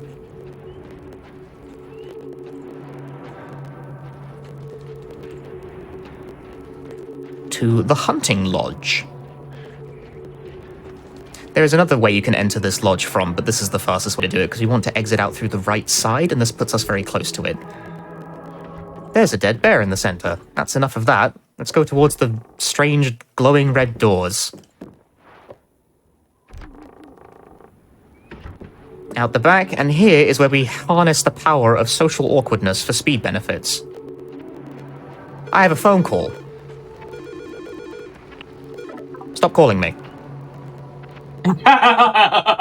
Excellent. Some phone calls are mandatory, most are not. That one isn't, so just drop the call immediately. But you can't jump the river while you're being phone called because they use the same button. So you have to intentionally hang up on purpose to be able to jump the river. Get a key out of this wallet. Later in the run, we will actually block phone calls on purpose before they happen, using very powerful phone manipulation abilities, because the phone in the game cannot receive phone calls while it is currently active. Oh. Quantum phone. Okay, we have triggered the other world. There was a ghost child. You probably didn't see them because the room is too dark. Don't leave this room too quickly. There we go. If you leave this room too it tries to stop you from leaving until it's loaded in the otherworld assets, but if you try to leave too quickly, it will fail. And you'll end up in the wrong part of the game with the wrong stuff loaded, and it starts breaking stuff, which is bad. Sounds funny, though. It's a bit strange. I haven't alluded to it much so far, but there is a chance that this run will just go off the rails because Shattered Memories is extremely unstable. Like, things in the PS2 port especially, things like to not load in properly or play the wrong thing at the wrong speed at the wrong time. This game is very buggy. Very, very buggy. Oh, there's dude speed. Nice and fast. An enemy spawned in behind me and screamed at me, so dude speed has been acquired in this part of the other world. This is Chase 2. We want to get up this ledge real quick here. I'm probably going to... Yep. They can jump on you on the way up. It's best if they don't, but that usually happens. A flare will keep enemies off of you, but you want to sort of hold it as late as possible. That guy's right in front of me, so I gotta... Oh, there's two of them right in front of me. Bob and weave. If enemies are right in front of you like that, you gotta burn it. You gotta burn it to keep them off you. Otherwise they'll grab you, and being grabbed is slow. So you do not want that. Under perfect circumstances, you wouldn't have to use it at all, and you just run straight through unchallenged, but that doesn't happen particularly often, but it can. It can happen. The flare has now expired. We're also going to knock down these objects here, because knocking down objects prevents pursuing enemies from getting close to you, but also you teleport forward massively every time you do it. Because the range of activation is ginormous. So I'm over here, and whoop, teleport.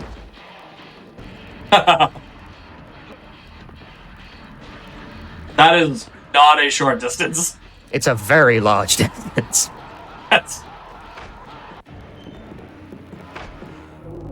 Alright, solve a quick puzzle here. Normally you'd have to listen to like a voicemail to figure this out, but fortunately this is the kind of game that lets you just input the solution if you know it.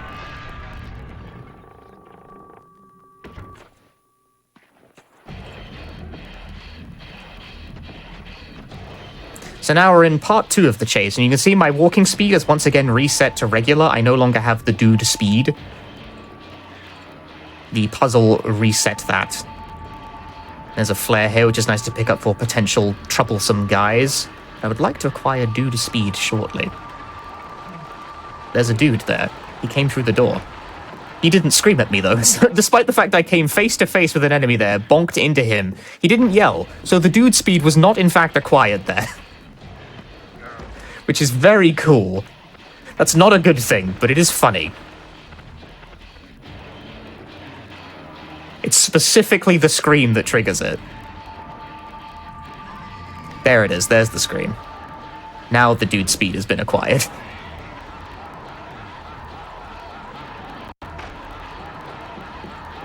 I had to burn the flare because there was a dude directly in front of me. Usually some people spawn on the other side of this door. I'm going to hope I bash them out of the way with it. No, there's just nothing there. Huh, go figure. That's rare. I think I'm actually not being pursued out. That's kind of lucky. Unfortunately, it's kind of offset by not getting the dude speed until like halfway through the segment, but hey. No grab. And we're out of that. The goal is to avoid being grabbed and pick up the dude speed as quickly as possible, but getting the dude speed also inherently entails aggroing an enemy, so that the two goals are kind of in conflict with each other. Having it activate early is not necessarily good, because it's going to result in enemies spawning, like, closer to you. It's a push and pull, but also you have such little control over whether or not it activates or not that you just kind of do it and hope for the best. Take the line. Hope these things appear in the right place.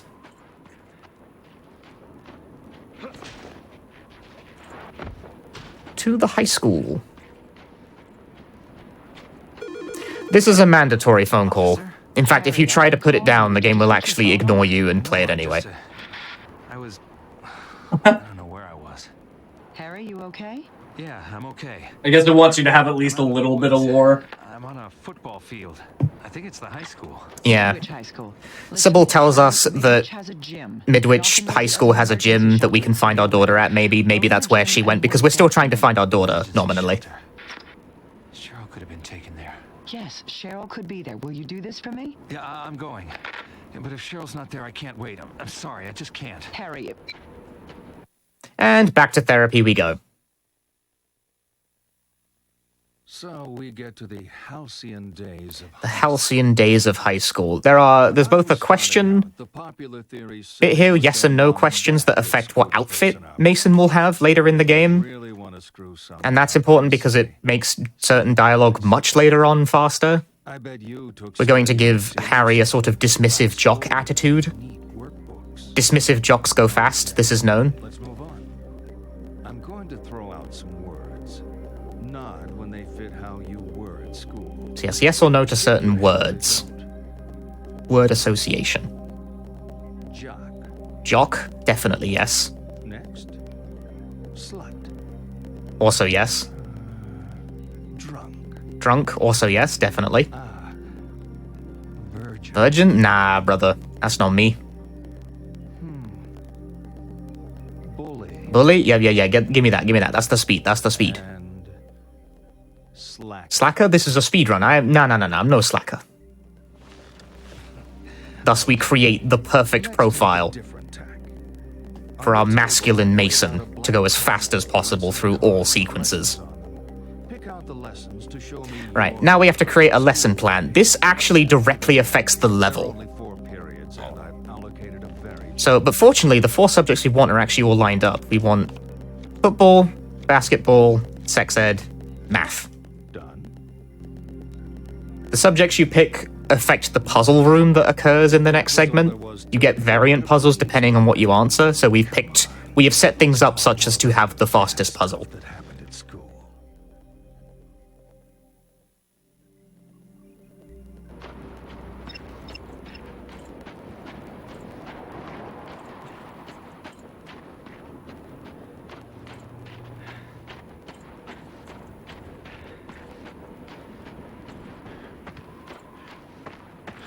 So while these choices might not have an immediate impact on the game, it does come back around in the run eventually. And honestly, the possibility matrix of this game is not super tapped, so there may be a faster option out there that we're not aware of. I'd honestly love like a decomp of this game one day to figure out like exactly what all the tiny details are. Because it seems like there's a lot, but also maybe not. It's hard to tell.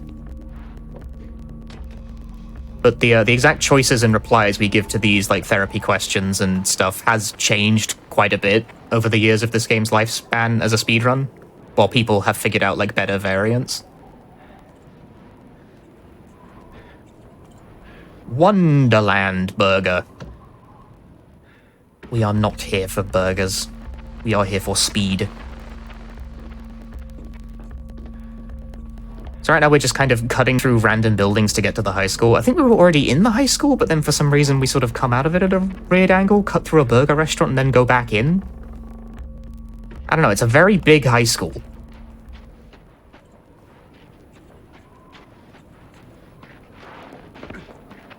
Maybe the burger restaurant's just on campus? Anyway, nails.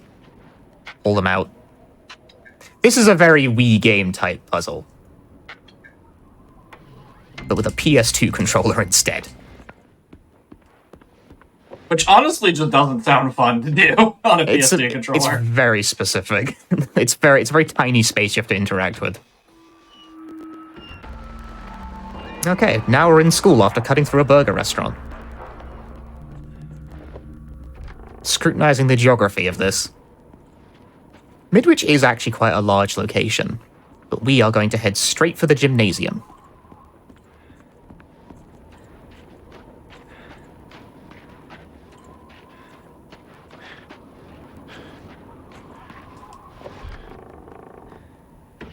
Cut through the biology lab with just this kind of very weird connecting hallway that only goes straight outside.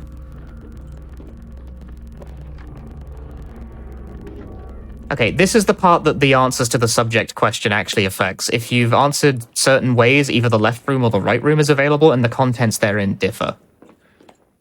So this is normally like a shadow puzzle where you gotta place objects in the scene to reveal a phone number, and I found this puzzle very confusing the first time I played this game.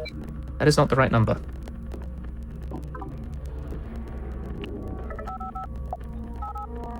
Ah! There is no way to backspace a number if you type it wrong. There we go. I found this puzzle very confusing the first time I played this game because I didn't immediately realize it was a phone number. Because they're formatted differently in the UK. But this is an American game, so it's an American phone number. But nevertheless, calling the right number opens the door.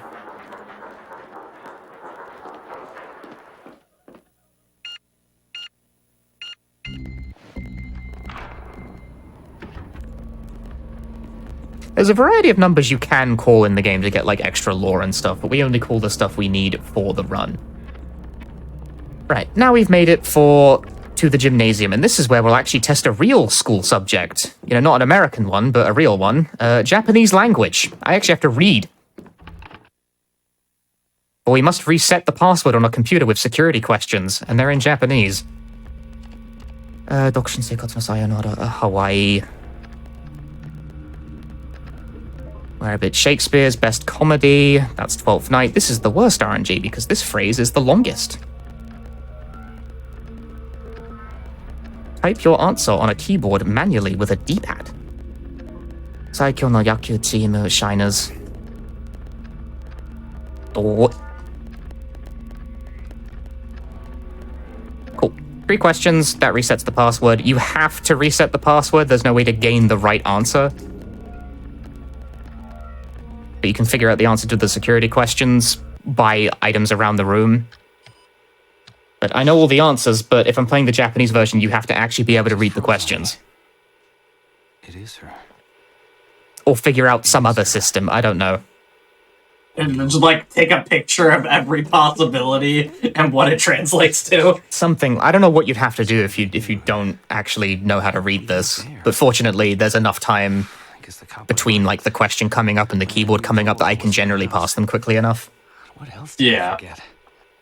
How many different questions are there, do you know? 1, 2, 3, 4, 5, 6, 7, 8, 9. There's 9. I have them like in a list. Good luck. Gotcha. So I just counted real quick. Yes. Cheryl? So you can definitely memorize the answers, but again, you need to know what the questions are. It's her Yeah. father, Harry Mason. Is she okay? Harry? Is she okay? Who the hell do you think you are? Sorry? What's the... Leave me alone!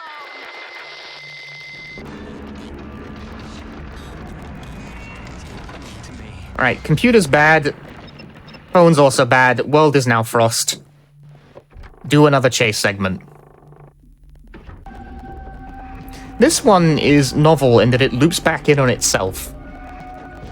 We actually have to accomplish an objective in the other world chase before we're allowed to move on. Did I learn Japanese for the run? No, that was incidental.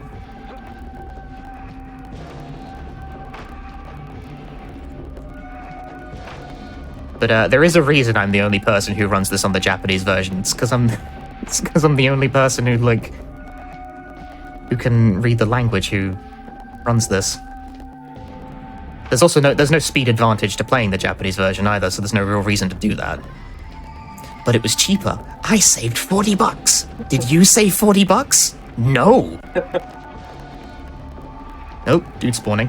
Oh, broke his ankles. Nice.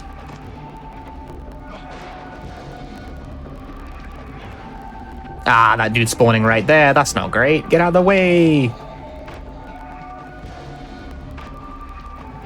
Oh, dude, man, these spawns are aggressive. I'm definitely going to get grabbed before I get to that double door.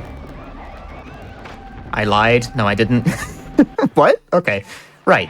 Here's the objective of the sequence. There are 3 frozen statues blocking our way out of here. We need to take 3 pictures. Equivalent pictures to get rid of each statue. That's picture 1.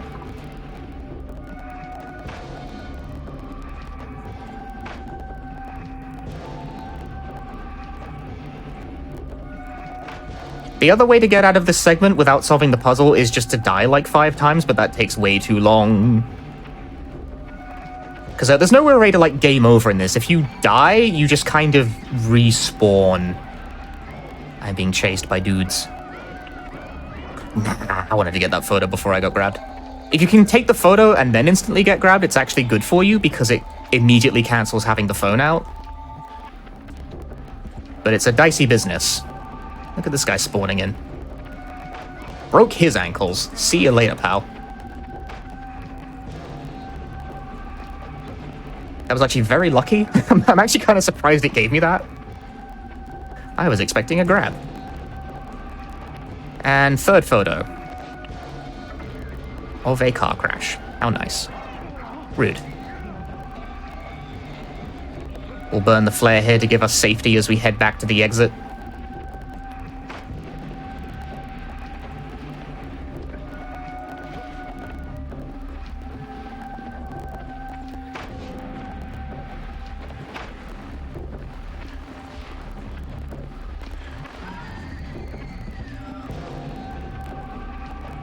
Enemies will not grab us while we have a flare out. That makes us safe for the duration of the exit. Okay. Out of chase 3.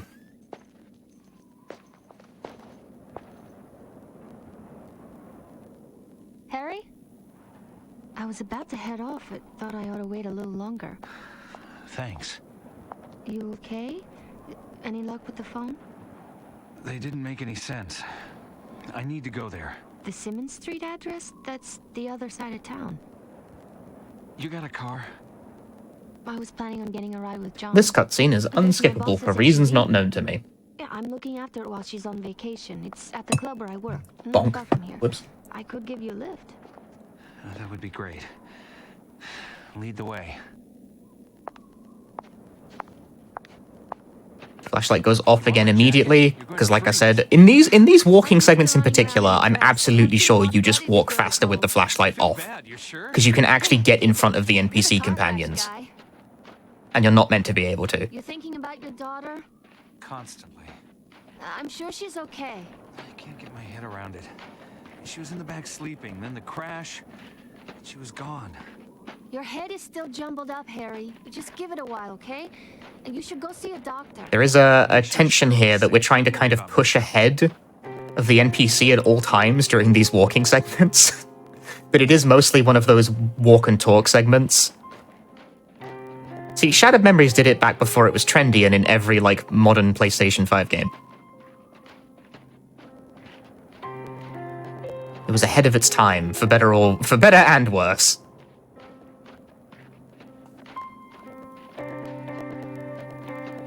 Did I try and get ahead here on this corner? Not quite. That's okay. The hottest nightclub in town. I'm not sure if you can get fully in front, but you can get quite close. Popular. You work there, right? What do you do? I sing. Some mixed drinks. It's a temporary thing while John and I sort things out. He's staying in Massachusetts. He's a lawyer. We need to decide if I'm going to move out there with him. You want to go to Massachusetts? Yeah. Well, not Massachusetts so much, but I want to be with John. And John? Oh, he wants it too. It's just hard. We've been together for 5 years, but we never lived together. Now we're out in the world. Meanwhile, she's having relationship drama that I am going to attempt to drive a wedge between her and this John later for speed purposes. Not so touchy-feely. So she should not be telling me this because I'm going to homewreck for fun. And profit. There we go, now I'm fully in front. You believe that? Absolutely. This conversation actually manages to complete even if you do it optimally. The same cannot be said of the second variant of this, where you're definitely going faster than the game expects because it will actually cut the conversation off. Okay. Now we need to find a truck key, and curiously, it is always in the last place you look. And by that I mean it's in the third place you look. So it doesn't matter what objects you check for the first two, it's always the third one. So what we do is we look at this bag, it's not here. Look at these curtains, it's not here. Turn around. Look at the laundry basket. Oh, it's in the laundry basket. How did I know? Magic. You don't actually have to look properly at any of the first, that you just have to touch them, basically. Touch a bag, touch a curtain, the key manifests in the laundry basket. You can also, via that method, force it to spawn inside a cookie jar.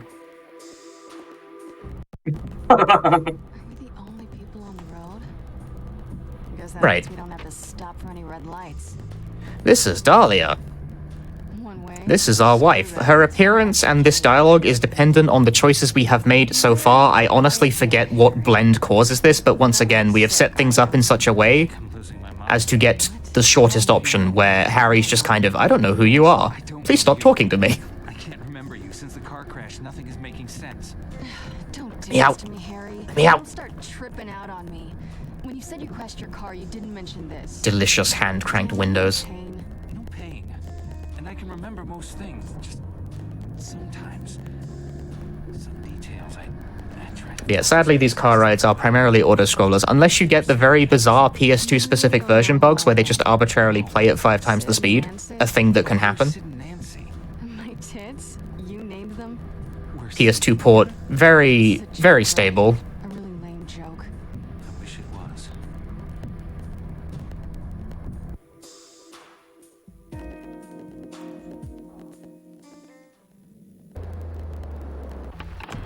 Okay, now we need to lower a bridge. This is a color puzzle where we must pull a certain lever in concordance with a color that appears, and if it's green, you do nothing. Having green happen last is good RNG, but this doesn't usually amount to a huge time save.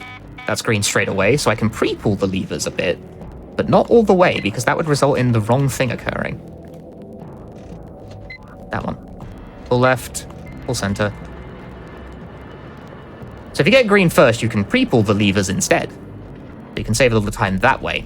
But ideally you get the green last, because then you can sit by the door and wait for it to fire off, because green means do nothing for about 5 seconds. And it will always, all lights will appear at least once. Bridge is ready. You know me. So it's about what you do with the waiting. Why is this not freaking you out? Me not knowing you. Oh, and coming up is one of the few, explicit version differences between the PSP, PS2, and Wii versions. There is a cutscene that in the Wii version is unskippable because it's rendered in-engine when Dahlia starts to freeze and the car goes off the side of the bridge. Spoilers for a thing that's about to happen in 5 seconds. On the PS2 and PSP ports, this cutscene is just skippable outright. This, because it's an FMV on the PS2 version. So that saves you a nice amount of time. Okay, so now we're in a car that's, going under the water. We are drowning. So we're going to expedite the process. Let all the water in. Unlock the doors. We can't actually... You gotta, equalize the pressure in the cabin, right? That's, the real way. So true to life in that way, we cannot actually open the doors this way. So we're gonna let the water in as we sink gradually to the bottom. I'm very specifically sitting in this seat because that actually forces something to spawn in a particular way. There is a prescribed order with which to do these things. Our end goal here is not actually to drown, but it's to sort of expedite the process at least a little bit. You can get by this segment by just drowning. If I put the controller down and left for a minute, we would come back to a continuable speedrun. But then that wouldn't be very fast. Flashlight spawns in that seat, can grab it before it even becomes visible. Look at that window, a dude screams at you. And as is tradition, when everything screams at you in this game, that means fast is occurring. So our next goal, now that we are about to start drowning... Ooh, if you look at this, it gives you Japanese subtitles for the English. Cute. I didn't know that. Right, now we're going to play the hits.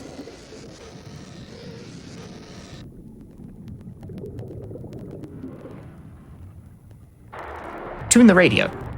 Always on my mind. This starts to melt the ice, and you can open that through the ice even before it's fully melted, thus allowing you to escape the car without fully drowning, but you still kinda drown a bit. Nasty, but inevitable. Everyone is going to die, even if we like to pretend otherwise. You could die tonight, in your sleep. So either way, whether you escape the car or not, you do drown a bit, but leaving is faster, so we do that. No, wait, let me guess. You'd want to die surrounded by friends.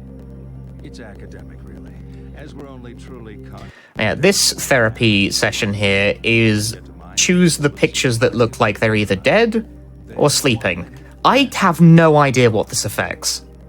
Okay, game time. I've not worked out what this does. So we just kind of slap them in the ones they're closest to. Divide them up. Left, dead. Right, sleeping. These guys, I don't know, they're close. They all look pretty dead to me. Those guys are sleeping. Whatever, man. I'm good. We're good. We're done here. Just an exercise. We do this the fastest way with it already being set up that way because I don't actually think this does anything relevant for the run. Okay, let's get back to it. I'm unsure what effect this has on the game in general, honestly. Okay, it turns out we have managed to avoid drowning, ever so slightly. Now we wake up in the hospital, in our jock clothing. So all those jock questions we answered earlier, that influences this. It also affects Sybil's appearance and her demeanor. So we've made her very, You must have seen the bridge. what's the word I want here? Stern. She says what she means very directly. This is good for our purpose because it's fast. My clothes. But there are other Sybil variants, like sort of a flirty Sybil, I don't know, incompetent Sybil. When I was at the station, And those all take longer. Right, play a Eurobeat track of your choosing in the other tab for this segment, if you could please. I can't do that on stream. The tech will get mad at me. For we must ride in a wheelchair as quickly as possible. Harry hasn't broken his legs, by the way. I'm not sure why he doesn't just stand up at this point. But we gotta go.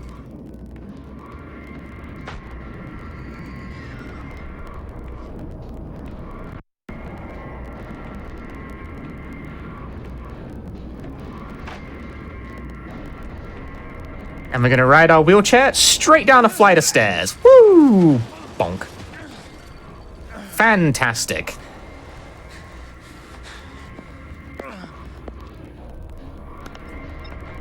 So now we start this next chase segment, kind of low on health. There is no, like, health bar, but this limping animation is how you know you're low on health. Your health regenerates when you're not being attacked. That's kind of it. Now, once again, we would like the dude speed. No dude spawned in the early room. That is normal. And perhaps the best. There's an enemy. Oh, there he is. He screamed at me. Oh man, he screamed and jumped immediately. Less than ideal. Well, dude speed has been acquired at least.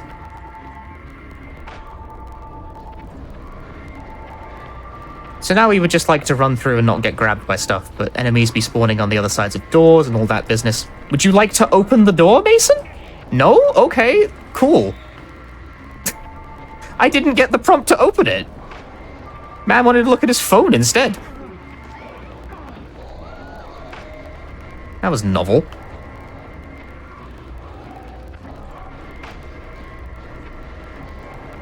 So far, nothing spawned on the other side of a door, at least. The worst thing that can happen is opening a door into an enemy, because Silent Hill Shattered Memories is interesting. If you open a door into an enemy, you lose that interaction. But if an enemy opens a door into you, you also lose that interaction. Oh. Because if you bonk the enemy with the door, they will reply by hitting you in the face. If an enemy bonks you with a door, they will reply by hitting you in the back of the head. You don't win. You don't win with doors. Anyway, got through that. Now we're going to tune the radio. Again. And request a popular tune. 555-8814. How many tone dials this takes to go through seems to vary at random. I've never really figured out why it does this. 2 is fine. But now it's got to actually play the right song. Play my song. Play it. Staring at the radio until it's like, ah, there we go. As requested, a popular tune, Daddy's Girl. Which real radio DJs do. That's definitely what it sounds like.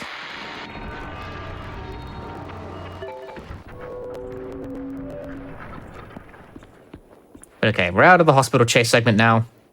We've arrived at the lobby.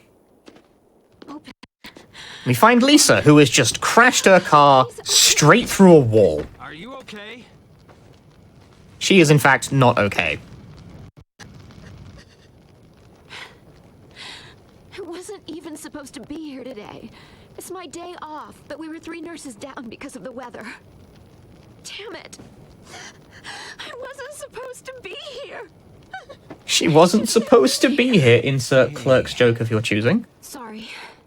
I'm just upset. Don't worry, it's nothing. Shouldn't we take you inside? I'm ready to go home. My apartment is a few... Yeah, so she crashes her car into a hospital because she is a nurse and nodded off behind the wheel.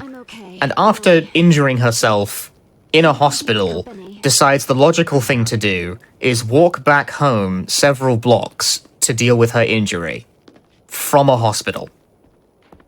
Yeah, checks out. Very cool. Don't understand why you would go to the hospital for that. why would she's a nurse too. It's like, this is her, she came in to work but crashed her car into her place of work and then just like, well, I'm taking the day off. This day's not getting any better. You know, actually, no, I've changed my mind. I agree. That makes perfect sense. I've changed my mind. I see it now. There are times when things don't... Yeah, this is another segment where flashlight speed being off, we can definitely get in front of Lisa here, but not right now. She's too fast on this corner. Hey. Too speedy. I'm as real as they come. Though, some patients mistake me for an angel. That's the medication.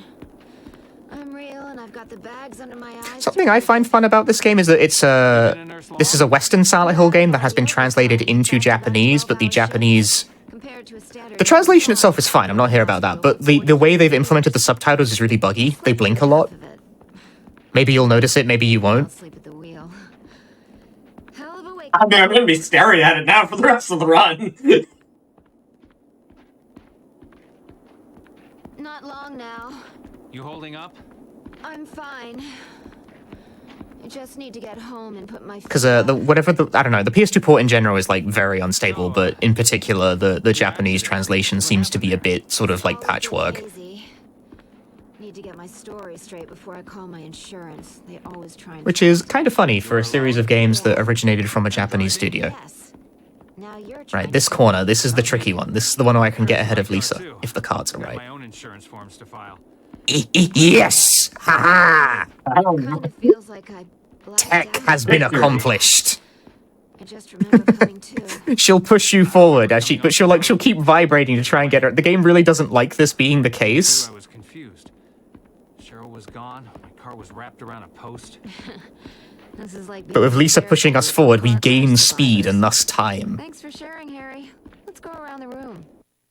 And that cuts off the conversation like several sentences early, as a result of that speed. And now we are going to definitely observe the most important thing in this scene. The dirty wall socket, and only the dirty wall socket. There is a speed reason for this. Please don't kick me off. You know, last time I had a guy in my apartment, it was summer. Don't look at me, I didn't route the game. See, look at that dirty wall socket in the corner. Disgusting. Terrible. Time flies.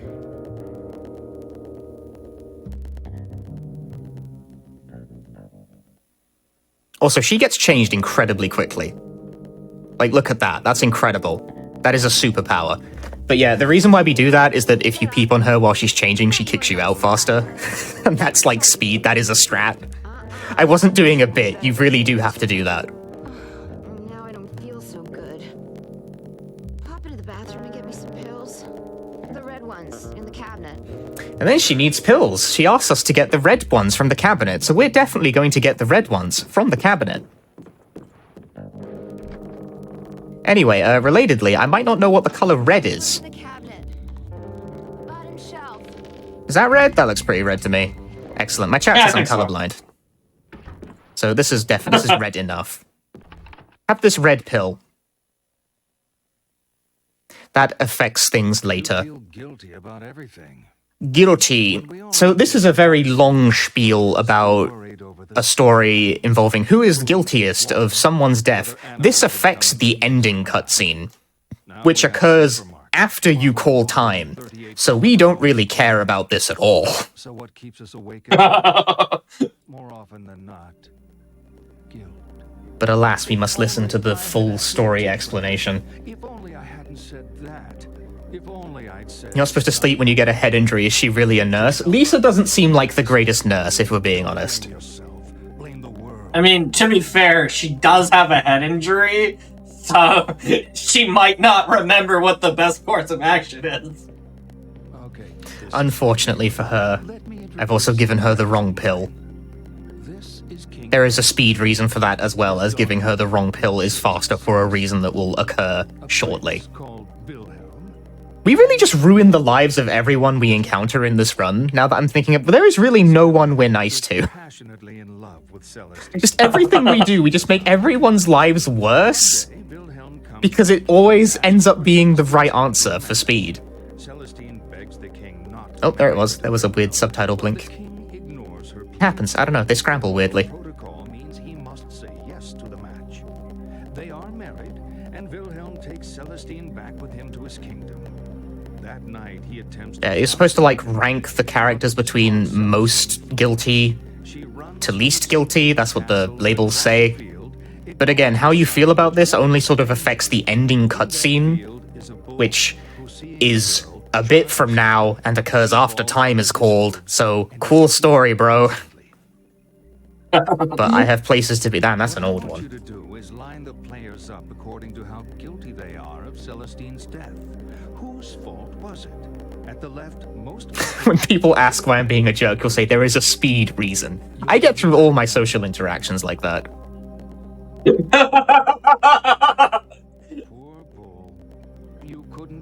I mean, it's valid. If you're being a jerk, people are less likely to want to keep talking to you, I guess. Realistic. The most realistic thing about this run. Alright.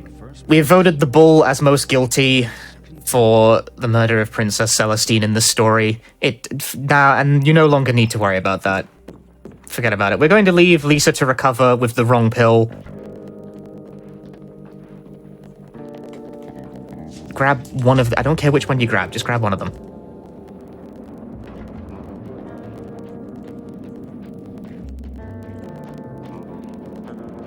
The cow has to feel guilty of the death of a princess because she, like, runs into a field and gets trampled by one of them or something. So you have to rank who in the scenario is the guilty party. But again, it has no impact on the run. And unfortunately, it's the one with the longest explanation by far.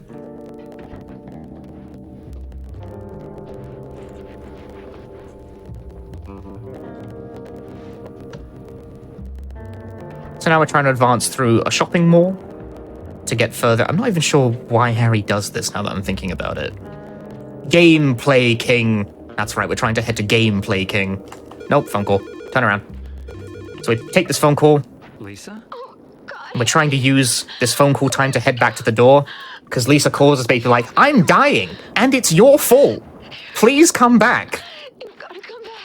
Lisa's not the greatest judge of character, by the way. We peeped on her while she was changing, we tried to poison her, and we cut in front of her on the way back to her own house. But still, she nevertheless is like, oh, please come back. I'm dying. That is why we give her the wrong pill, because that dialogue on the phone call there is shorter if you give her the wrong one versus giving her the correct one. By a pretty significant margin, too. It's a double-digit number of seconds.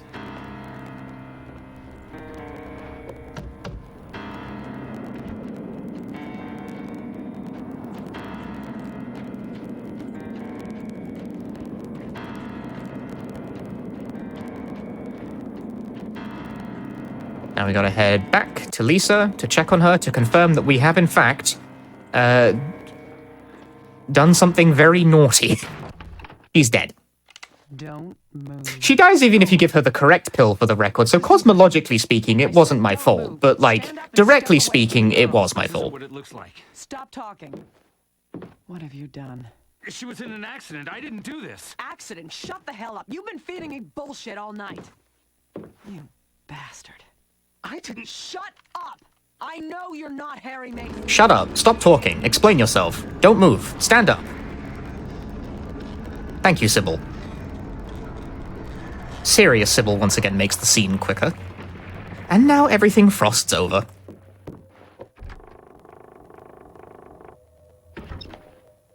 Now that we have ruined another innocent life for speed purposes, move on to another chase. Now, dudes do not spawn in this opening area here. In fact, getting the dude speed is pretty much 99% reliable. But we still would like enemies to get out of our way when we move through the places. Lisa died for the speed. Please respect it.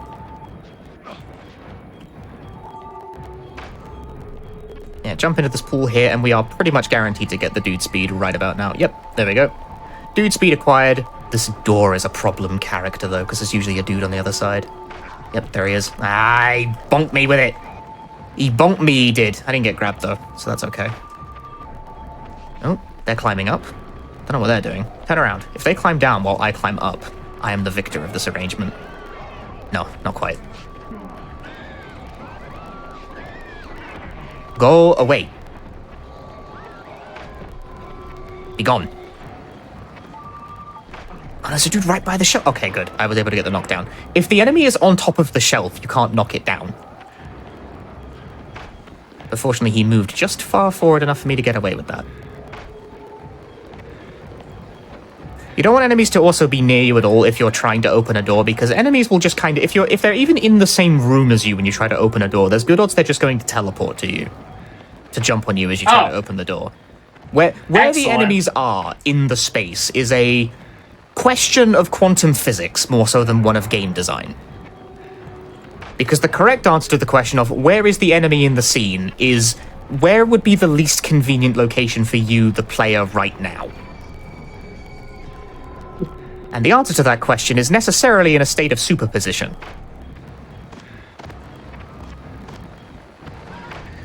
Basically what I'm saying is the enemies cheat and it makes me angry. But fortunately, none of them followed me through the room, so I'm good to advance to Gumball RNG. Brief warning for, like, epilepsy here, there's just a very bright strobe effect that kinda sucks. So I don't know, like, close your eyes real quick, like now. We need colors from the Gumball machine! I need yellow, red, pink, and purple. I hate this effect. It kind of, like, makes me a bit queasy to look at. Yeah, this effect sucks. It's gross. Need a red, need a red, need a red. Give me red Gumball. Gumbola. Gotta roll the Gumball gotcha. Where's the red? Thank you. This is random. That's RNG. You can just get perfect 4-color in a row and not have to shake it at all to get the right one. Sometimes you don't. Runs live and die off Gumball RNG. You can open your eyes now, by the way, if I told you to shut them real fast. That effect is... I kind of forgot about it until I got there. It's like, that effect is gross. It's uncomfortable.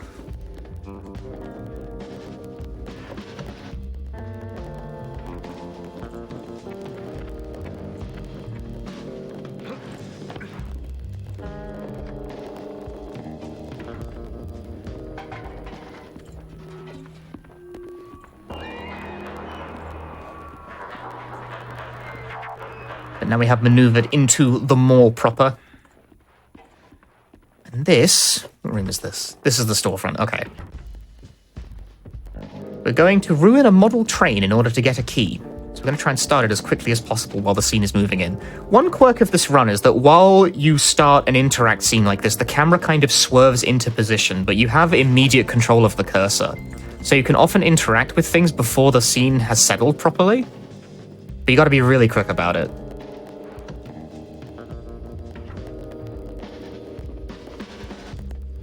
Yes, we ruined a model train track, thus gaining a key, thus ruining another small portion of someone else's fun. Of an unseen model train appreciator. We really are just the worst in this run, and now we're going to channel once again the power of social awkwardness. If you pull up our phone here, an incoming phone call tries to go through, but because this game cannot give you a phone call while you're already looking at the phone, it blocks the phone call from even starting. Because it's not like a real phone. It's a video game, innit? Mm-hmm. So via that technique, phone calls can be blocked before they even start. Which is convenient because otherwise you can't open doors, because answer phone call and open door are mapped to the same button. That is why you must block phone calls before they start. because otherwise you would have to actually manually reject the phone call before you enter the hair salon, and that would be slow. So preemptively block the phone call instead, faster.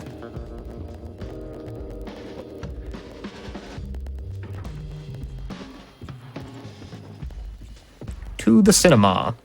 There are multiple choices of paths to take here. There's like a toy store, a cinema, a lingerie shop rather than a hair salon. You can go through those things instead. But hair salon and then cinema are the fastest pairing.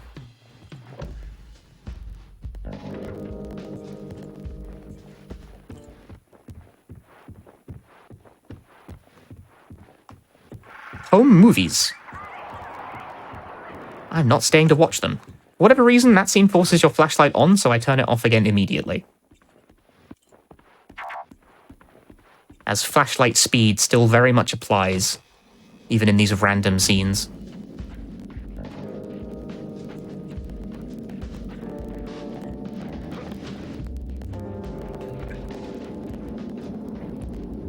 Cool. And now we're heading to the antique shop, which is a location in the original Silent Hill 1. And it's more or less got the same sort of like outdoor decoration, which is cute. I like that. This game is still a reimagining / like remake of Silent Hill 1, so it invokes familiar locations from that game. The antique store with its green door. Oh, it's a pawn shop apparently. I think that changes based on the choices. I want this key. We actually leave the puzzle and re-enter it immediately to reset the cursor position so we can, like, swivel that around to grab the key quicker.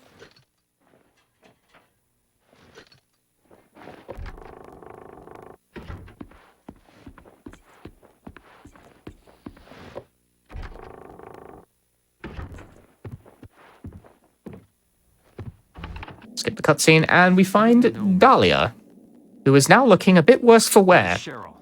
Choices we make at some point have caused her to start looking like this. What are you doing here, Harry? Looking for Cheryl. This is a thing that occurs in Shattered Memories, and that characters will look completely different from scene to scene if one of your choices happens to push you over a relevant threshold. We're soulmates, you and I. Which, once again, speeds up this scene somewhat, compared to its variant forms. You're my wife? And then she freezes over. We find wife, but it turns out wife bad. Goodbye, wife. I am not a wife guy. We are leaving.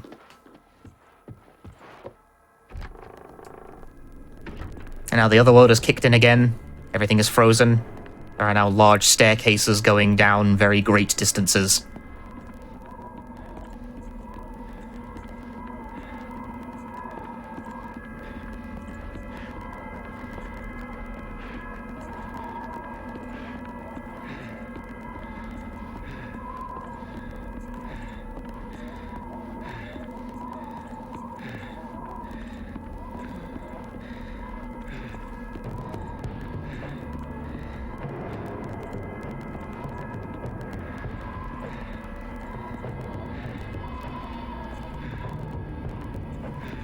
We'll be back for wife later, I promise.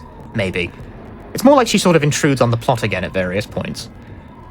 We are going to behave as coldly to her as possible. Cold. Game full of ice.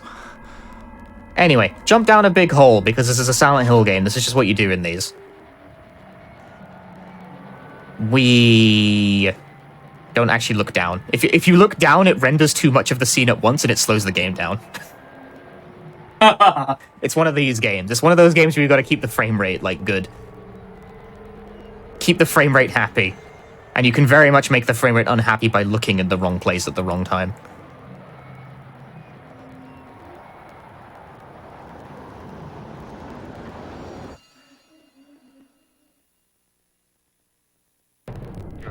Okay, this is a puzzle where you'd have to navigate to the right lamp out in the void using what would normally be a sound that comes out of the Wiimote speaker. I can't really see it. There we go. That was a bit of a struggle. Normally the sound for that emanates from the Wiimote speaker, because this is definitely a Wii game first. On the PS2 version, it's a more vague noise. which is not as directional. Excellent. But fortunately, the location does not change, so if you get the line, then everything is sound. Okay, mid-chase section bit here. We'll get screamed at instantly. I'm going to hang right and hope for the best. That dude is going to cut me off at the corner. Rude. Off. Down with this. Yeah, there's that guy's in the same rooms, but didn't teleport. Didn't count as aggroed. You gotta pick the right sequence of doors to go through here to advance to this second void section. You can get through it very quickly. There's only like 3 doors you need, but that section can go on for quite a bit if you don't realize it's these specific doors that do the thing.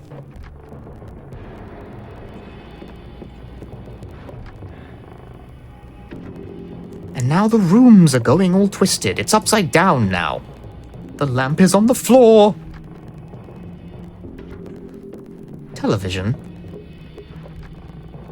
Larger room with television. Largest room with television.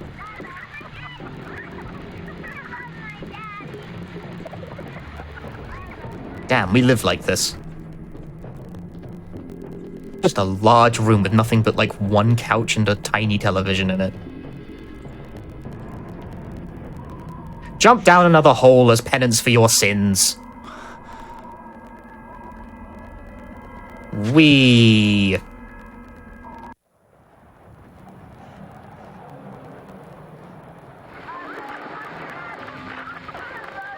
Now, I could be wrong about this, but I think Cheryl loves her daddy. Oh yeah, we're supposed to be looking for Cheryl. That's the plot of the game.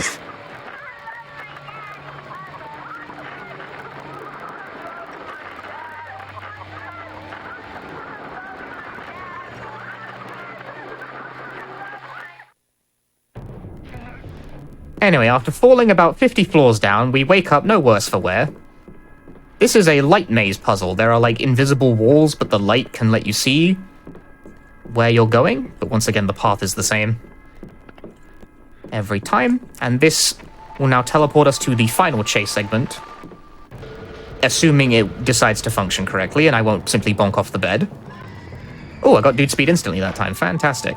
Sometimes the enemy AI does not wake up in time to give you the dude speed straight away here. And that's bad RNG, because there's not really an incentive to stop moving either. Grab this flare, pop it immediately. That gives us relative safety for the rest of the segment. So these rooms once again loop, but you can tell the correct path by which doors have ice surrounding them. But the sequence is fixed, so we knock stuff down to travel forwards, grab that flare in the middle, that grants us safety for the rest of the sequence. That was good RNG. Like that.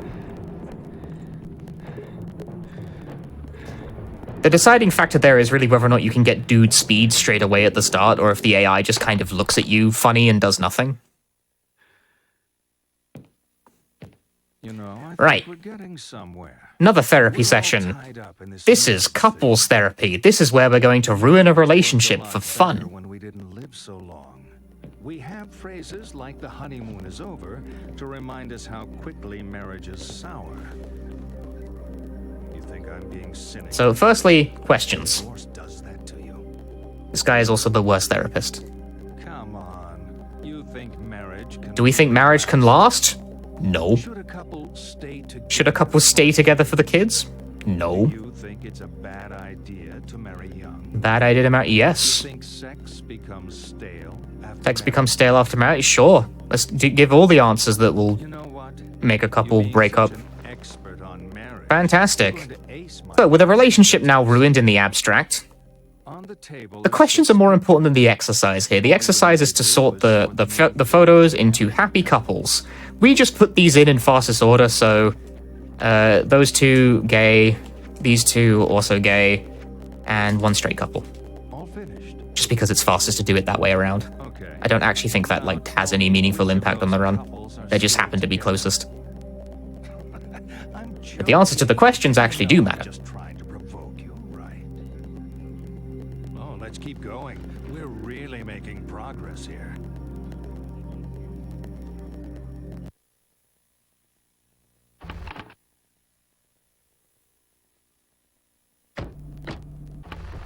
Okay, now we're in a car with these two. The girl we met earlier in the school and her fiance John. I've actually forgotten the girl's name. I think it's Michelle. I think. I can't remember. No one ever actually says it. Oh, it's just never said. It comes up somewhere, but I've forgotten where. But anyway, these two are going to get into a fight and break up. This is our doing due to our answer in the therapy questions. I actually had it in my head. We might try and make this. And that is the fastest outcome of this scene. You are so different now. We are so different. Stop the car. What? Stop the car. Stop the damn car. Because she tries to, like, stop the car immediately, thus ending the sequence early. Sorry, Harry. Damn it. Bitch. Language. She wants me to go after her.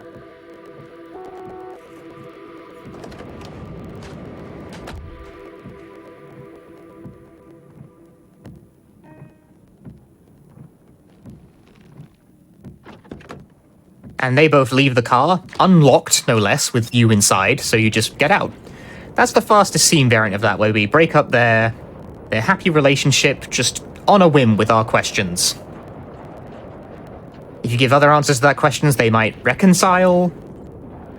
They might just be in a generally good mood, but good moods take longer to resolve, so we are not about that.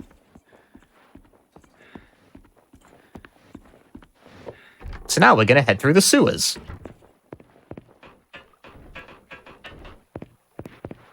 Neither of them went in this direction, but we don't care about them.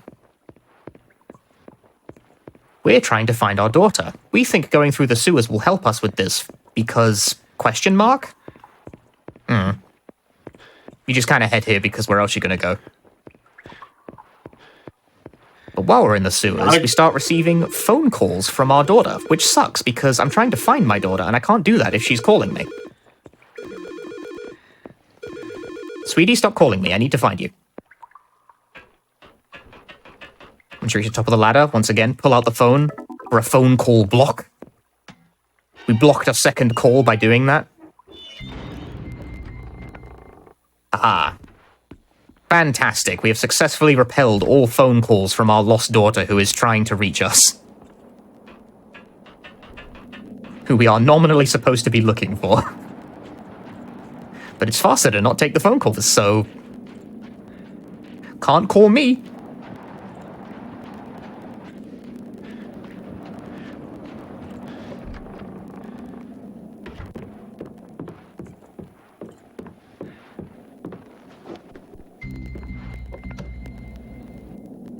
I like how that plays a puzzle solve noise, like pulling a curtain back to reveal that there's a door behind there. Very Wii game.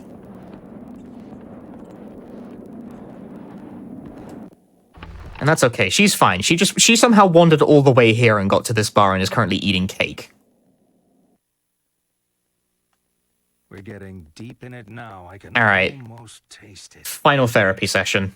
All this talking, and we still. And the final therapy session is about sex. That's what you're thinking. Aren't all psychiatrists supposed to be obsessed with sex? It's not us. It's you. You're obsessed with sex. Even when we're not talking about it, you're thinking about it. I'm thinking about going fast. Don't know about you. Let's have some fun. See the pictures on the table. I want you to divide the pictures up between sexual symbol and not sexual. the ones that aren't the right. And this has a shocking impact on the rest of the run. Which is to say, none. So none of them are sexual. Beat that, therapist. None of them? Now you're screwing with me. You're in denial. Genuinely, I don't know what this does. Sex and death. This is another one of the sequences I haven't worked out. It's a leap into the void, the great loss of self, the tiger in space.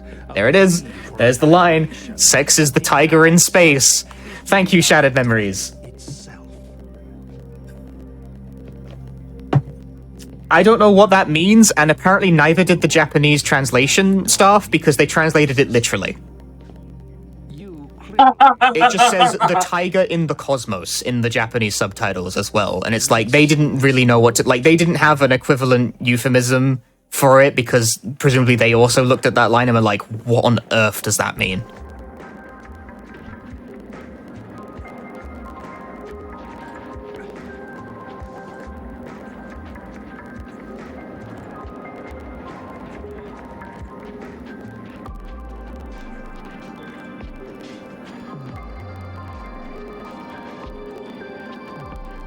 In case you thought it was a figure of speech, no, even when translating the game, they also had no idea what to do with it. It's just a very weird thing to say. Anyway, we're going to break into a theme park now, as we are wont to do.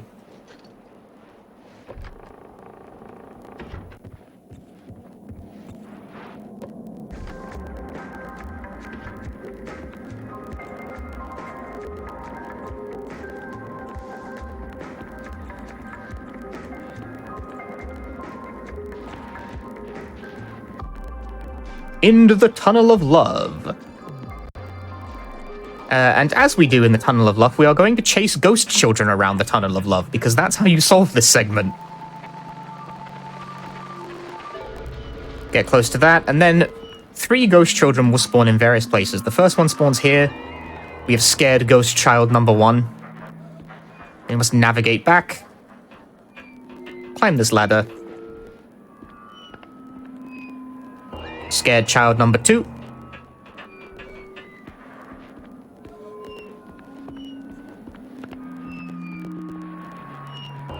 And with the child thrice scared, the passage shall now open to us.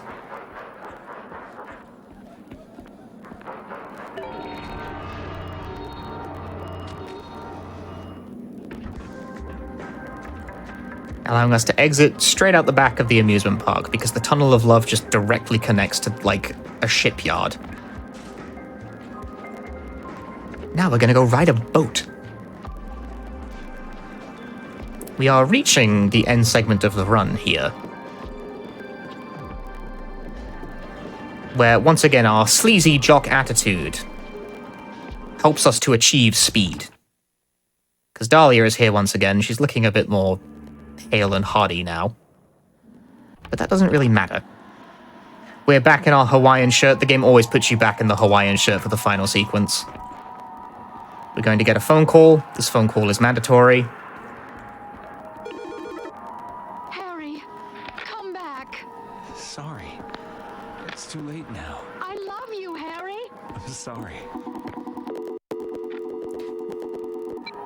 That's the shortest variant of that by far. That is achieved by having a sort of dismissive, sleazy jock attitude throughout the game.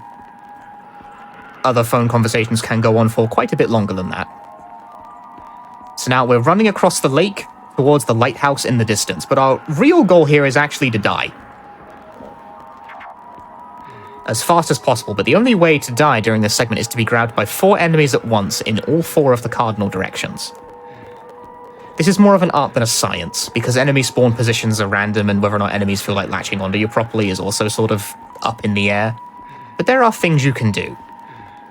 So firstly, we run forward until things spawn in. They spawned in because the game stuttered. There it is. Dude speed thus acquired. We will continue to run forward, because we don't want to get grabbed straight away, because that will slow us down. We want to sort of run forward to spawn in as many enemies at once and have them all sort of crowd around us. There's a dude on my left. I saw it out the corner of my eye, so we'll run against their direction. Hopefully into another guy. There's another guy. I see another guy. I'm running. I'm running. Dude 1. Hop aboard. Dude 2. Dude 3. Dude 3. Nice. Dude 4. Dude 4. Very good. Very good death.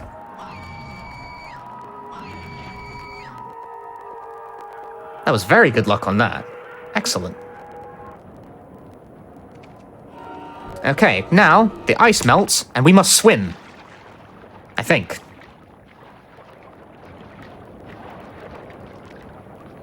No. We're not going to swim. It is actually faster to sit here and drown.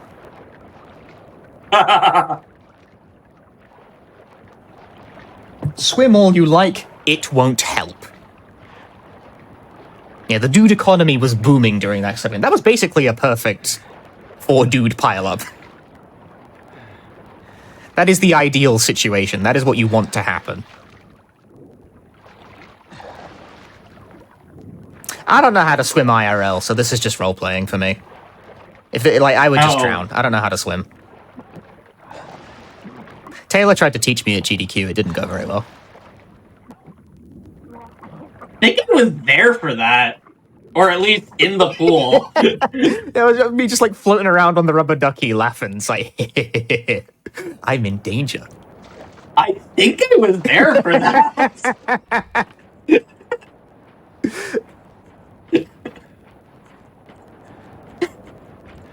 Anyway, we've drowned, but it's okay. We didn't drown. Maybe we drowned a little bit. Only a little bit. We've made it to the therapy session on the lighthouse because there is a therapy clinic inside the lighthouse. Who does that? And time will be in about 3 seconds. 3, 2, 1, time. Time. Time to time to time. This is going nowhere. I'm spelling it out. So if you drown a little bit twice, is that like half a drowning? Like, how does that work? I don't know. I don't know. What was the time? 1 second. 1:19:51. Not bad. Sub 120 is pretty good. My PB is also a 119, so that was actually reasonably close to what, like, a fairly good run of this. For the most part, as hopefully I've impressed over the period of this run, there's a lot of luck involved with this. Yeah, for sure. That is very apparent. It's a very luck-heavy run. Oh, the bug has happened. Excellent. Like, let me zero in on this real quick. The door is not actually attached to the frame properly. Excellent. That happens sometimes. I don't know why. You can see it's like floating off the ground a bit. Yep. Smashing. But yeah, that's Shattered Memories. The ending is, it turns out we were actually Cheryl in therapy the entire time. Harry Mason died years ago. It was all in the mind. Your memories were shattered. Woo! Yes, hope you guys have enjoyed this run. I'm Punchy. If you have enjoyed this, drop me a follow at my Twitch at twitch.tv/punchy. But I will not be going anywhere because I will be up next run doing commentary for Silent Hill Origins. Yes, there's the Mason. Well, thank you so much, Punchy, for agreeing to be on and doing this run. I've had a blast, so you did a great job. Thank you very much. And with that said, we do have the one last game of the night, Silent Hill Origins. So we will take a quick break while we get ready for that, and we'll be right back with that.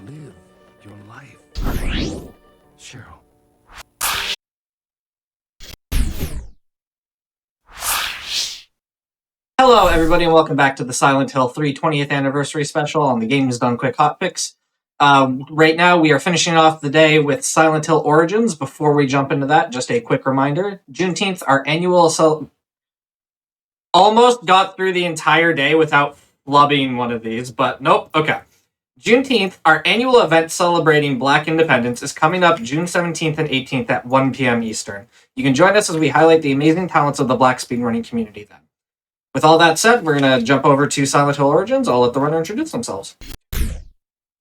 Hello, I'm Exterior Emma. I do speedruns, like everybody did in this stream. And joining me on commentary is Punchy.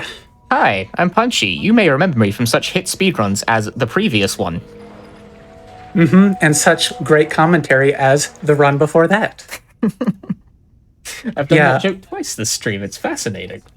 Yay! I gotta mention real quick. This game is cursed, and I'm hoping we can buck the trend that this game's like unsuccessful, like history with a hotfix. Because Punchy has died previously on a hotfix. I've died on the last hotfix this was shown on. Techie has died on this hotfix, and before this event, I almost ended up not showing up here because my Vita had problems relating to Origins. So I hope now, once we get into it, that everything resolves itself. We have a nice clean run, and we don't have to resort to safety saves. But that's still a possibility. At least we've got them. Yes, at least we've got them. Thank goodness. All right.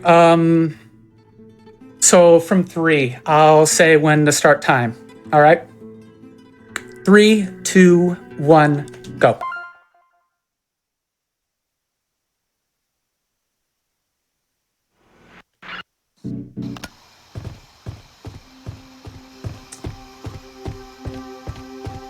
I immediately take this line like this just because I think it's a little bit faster. I believe so because you can hear Alessa whispering Travis, and you can time it up with the music.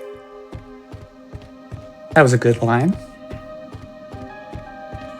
Yeah, right away we have to deal with the fact that Origins is the first, I think this is first Silent Hill. No, it's 4, whatever. This game doesn't have tank controls. It's camera relative always, and there's no option to have it not be camera relative. Yeah, and it can be terrible sometimes because you could be moving in one direction, everything will be fine, and then suddenly, even after a change and you hold the stick in the right direction to like keep moving in that direction like most other games with 2D controls do, it can sometimes just switch up directions and you get like messed over and you waste time. And stamina too. It's challenging. That opening the menu there to cancel the stumble animation is not something I was actually aware existed. It sticks the game in letterbox and it keeps it there. Yeah, it saves like I think maybe 2 seconds. I saw Nick Lose do it and then I decided I'm gonna start doing it. I didn't know about that. Novel. I learned something.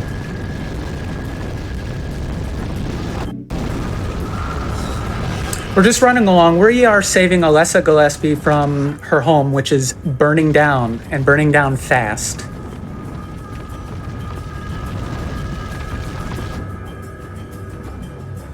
Yeah, so we've moved from Shattered Memories, which is a reimagining of the first game, to Origins, which is a prequel to the first game. Kind of. Yeah. The story isn't relevant. We just ignore it. It doesn't matter. So instead of Mason, we have All-American Trucker Man, Travis O'Grady. Ah, yes. Travis O'Grady. I love him and his ability to keep 6 katanas in a shirt pocket. And his ability to grab portable TVs, toasters, meat hooks, scalpels, knives, guns. Anyways, we are now in the hospital, and the thing you're noticing right away is how slow he's running with this. Travis Grady, this twig of a man, gets tired very easily. Yep, you run for a short while, he becomes out of breath, so it's important to kind of route around that. It takes less time to recover when you're indoors versus outdoors, but only if it starts when you're indoors being out of breath. It's a weird system. It's a weird system. There's surprising nuance to it, and a lot of it's very minute. Yep, and that's the big challenge of this run, is just to pick up recovery items that replenish stamina in key points. We'll get to that soon. Oh, damn. Whoop, my bad. I almost quit the game. I did that last time. It's bad. You don't want to do that. Anytime you pause the game to skip a cutscene, pressing the wrong button or pressing to pause too early before a cutscene starts, the buttons will instead map to quit to main menu. They're on the same menu. It's very easy to fat finger and accidentally instantly quit your run to the title. Or if your fingers are shaky, you just, oh, my bad.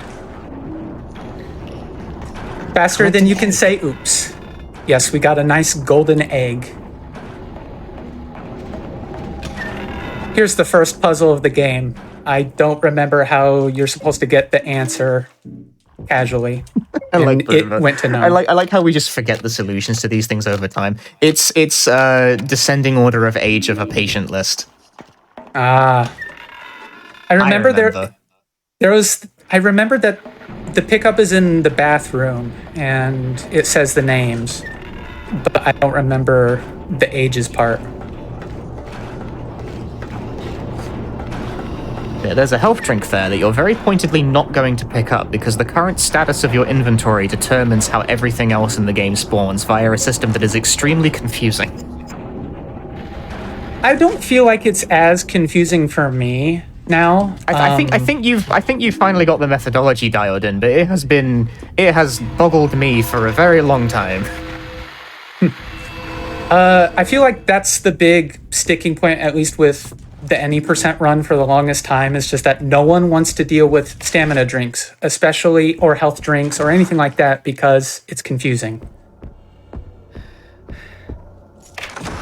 We're going into here. We're going to pick up the key. We did, but we also picked up... An Origins run is never complete without him picking up the toaster. You want to avoid the toaster, but it's actually very, very difficult. You can not pick up the toaster. Yeah. It's very, very difficult. It's inconsistent, at least for me. Sometimes I can do it, and other times I just can't. Travis just really wants the toaster. He wants to take that home and just be like, I can make toast. Because we keep it in our inventory for the rest of the game. Yep, it's not getting thrown. Throwing weapons in this game are actually like pretty bad. So we ain't throwing no toaster. No. Last time, there was a time actually from a run I did not too long ago where I was on the dad fight later in the game, and I ran out of bullets. I think we'll get to it there, but I dealt with something I never encountered before, and I was forced to try to fight him with the toaster. It didn't work out. And he didn't even throw the toaster. He kept it in his hands. He tried going like both hands, just smashing it into his dad's head. You don't want to use melee weapons for that fight. Anyway, here's the first fight. Will it happen? All right, it didn't happen. Come on, Travis, don't drop inputs. That's another thing that can happen here. You can have various forms of attacks by just pressing the button or holding the button, or the most preferred option for a strong attack, so we don't lose weapon durability, is we point the stick in the direction we want it to attack in, and we then press X at the same time. Yeah. It works sometimes. It's really cool when you pull it off consistently, but every once in a while, Travis will just decide, I'm comfortable with being weak against this enemy. Thank you very much. You basically never want the weak attack, because weapon durability is based off number of hits, not like total damage dealt. So a strong hit is just more efficient for your weapon durability. Mm-hmm. On top of just doing more damage and all that. All right, we are now outside of the hospital. He is once again getting pretty tired. You can see that he's been consistently getting tired. But not to fear, we just picked up an energy drink and a health drink. To maintain our speed in these outdoor sections where stamina takes way longer to recover, we use these energy drinks. For the longest time, though, the spawns of these drinks have kind of eluded people. Punchy, the last time he set world record, he believed that it was we pick up police batons. Yeah, that seemed weapons. To change it, but it wasn't consistent for me back then either.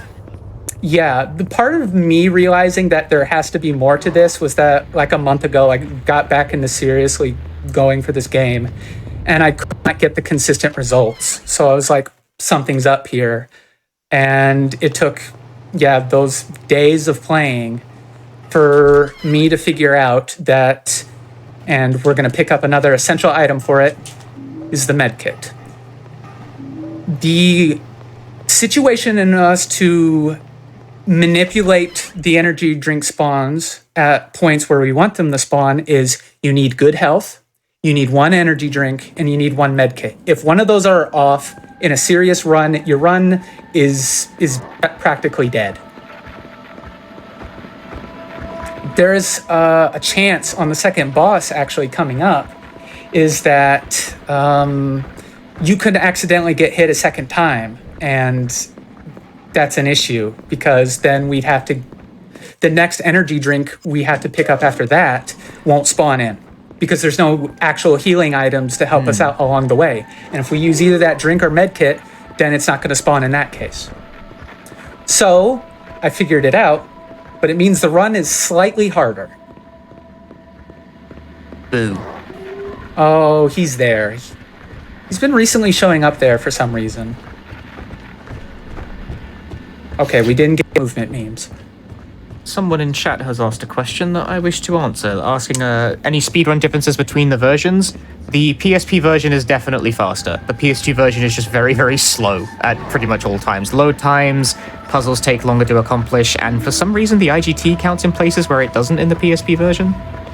Yep, PS2 that's version, true. much slower. That's why we play the PSP version. Don't play the PS2 version, even casually. It's It's also super dark. Like, you can't see what you're doing in the PS2 version at all. Yeah, like it's almost impossible to play in many places because you cannot see where you're going, even with the flashlight on. And you turn the brightness all the way up. It doesn't matter. I always struggle with that camera change when it happens. It's focuses stupid. on the map on the desk. It's a stupid camera angle change, and I don't like it. You might hear me say this a little often in this run, but this game is stupid. It is stupid. It's definitely a little stupid. Oh yeah, this run is timed in-game time rather than RTA, but even if it were timed RTA, the PSP version would reign supreme by an even larger margin. Oh yeah. Because the PS2 load times are horrific. When it's on like the PSP version, like the average runtime is about like 55 minutes or so. Oh, I got the hit. That's nice. You kind of have to hit that right on the frame it changes. And yeah, they were able to access the puzzle without having to read the note first, because normally there's a note that you have to read that explains the puzzle, but you can just about worm your way around the hitbox. There's another really annoying one we have to do later in the theater, and we'll get to that one. We'll see if I struggle with it. What were we saying? I feel like we were talking about something. I'm like, ooh, good hit. I've lost it too. The train of thought has left the station and I was not on board. Oh yeah, I was going to bring up that for whatever reason, like when I say this game is stupid, like even like it'll do random things. Like one time I exited the sanitarium here, the area we're in right now, and all my stamina routing was off. Like he started running slow immediately after picking up the key in the car, which that's not where he's supposed to do that. I don't know how I caused him to do that, but he did, and I just had to tank it. It's like stuff like that, or RNG in certain boss battles deciding to be really bad. I had a run basically die because during the dad fight, I got grabbed into a QTE event 4 times. Yeah, that can happen. This game bizarrely has like God of War style like combat prompts, because that was just, you can cut this game down the middle and like count the rings for some of its design trends, but they've got like God of War style mid-combat QTE segments. It's really funny. It even looks like a God of War combat prompt. It's like brown and orange and stuff. I love it. It's so of its day. Yeah.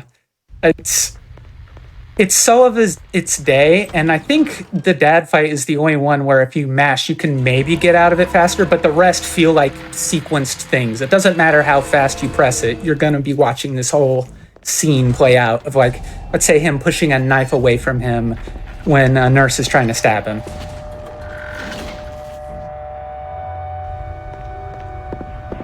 You do not want QTEs, by the way. They are a waste of time. They are slow.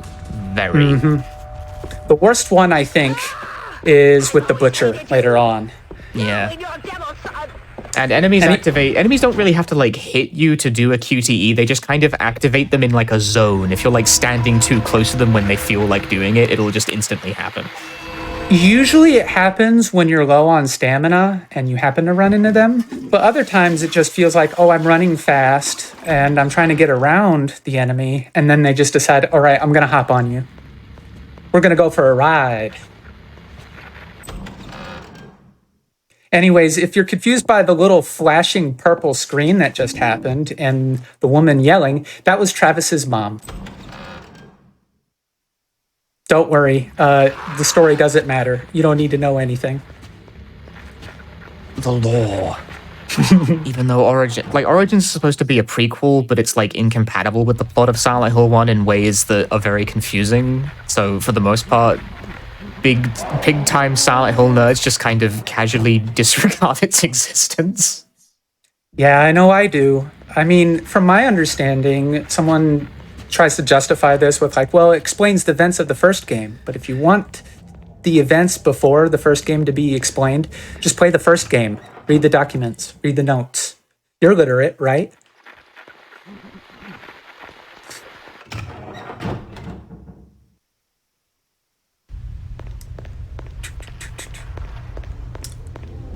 So, oh, okay, there we go. My favorite quirk of the way they've implemented the Japanese text of this, because this is another Western Silent Hill game with a Japanese translation, is that they've put the place names for like keys translated into Japanese and then brackets English text next to them because they didn't translate any of the signage. Wonderful. So they put that there just so that the Japanese players would know which doors to use them on. This is a very well-made game. I think that's very funny. Like, I mean, like, what else are you gonna do? I suppose. Like, that's the best option as well. But it's funny that this was kind of. You can tell it was like sort of a bit bodged together. Mm-hmm. It's funny. It's a funny way of doing it. So right now we're going into the basement because I messed that up.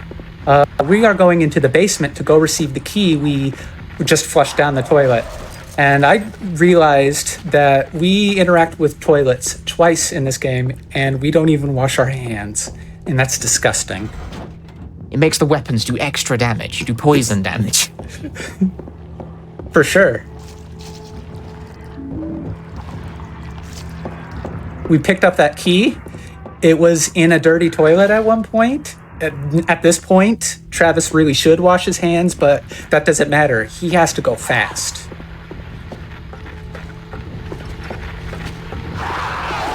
Okay, we are coming up on a pickup needed for this route. For this upcoming boss battle for this area. You picked up the hammer. That's not what I wanted. What we wanted was the ampule.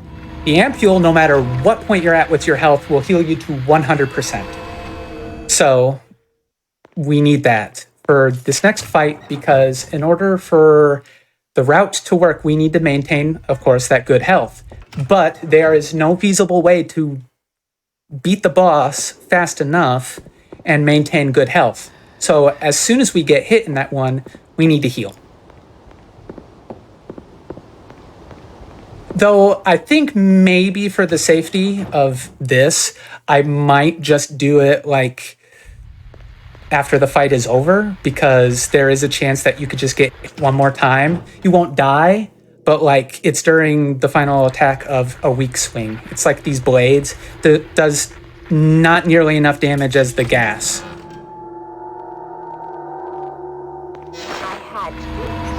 You had to?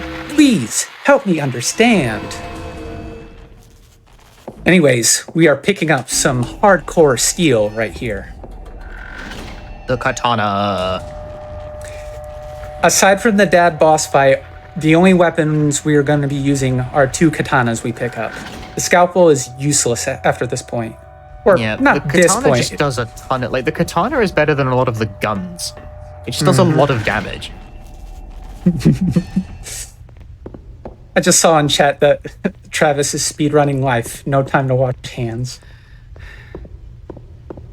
Okay, we got that camera angle change. I do not like that part on the stairs because sometimes the camera will change and other times it'll stay panning and swiveling, which throws off your movement going down the stairs like the final set.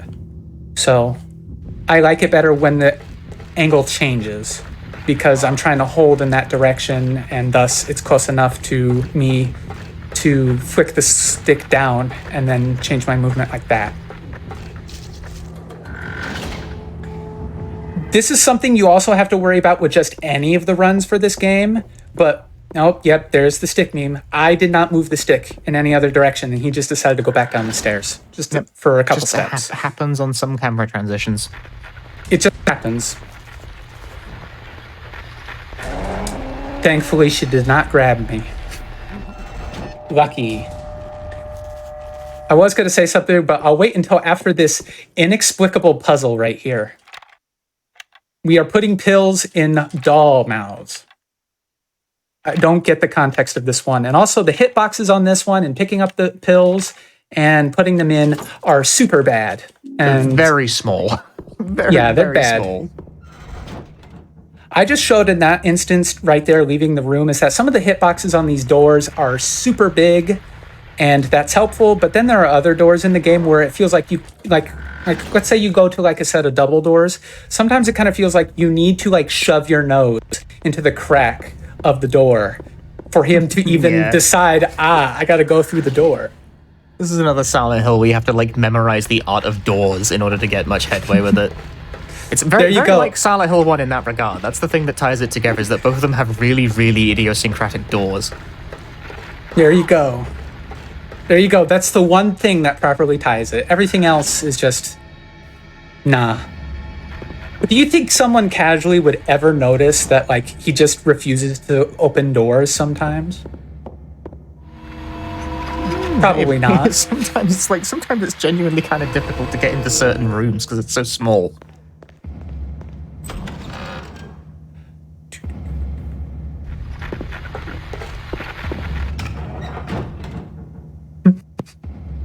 A PhD in doors. Yeah, so the thing that matters a lot about this run is just how you move. Because if you get enough practice with this, you can move smooth and fast, but on places like those stairs and all that, you have the potential during those camera angle changes to scrape against the stair, like the railing. I almost forgot the word for railing. And I was just going to say the stair thingy. You will scrape up against the railing and you'll start to lose time because you are running at full force, but the object is kind of preventing you from really moving in a straight enough line. So it will waste your time and it will waste your stamina.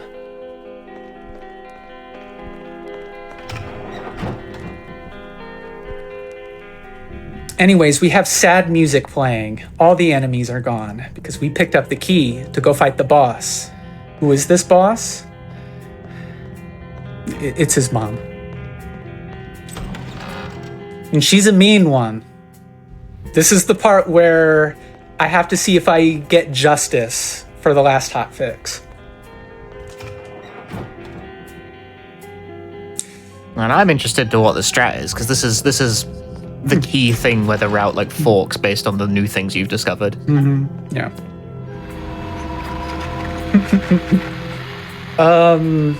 Yeah. I'm going to quickly explain it because I'm going to go quiet for it. But basically, you have to attack her with 3 strong swings. She'll hit you with the attack. You pause. You unpause.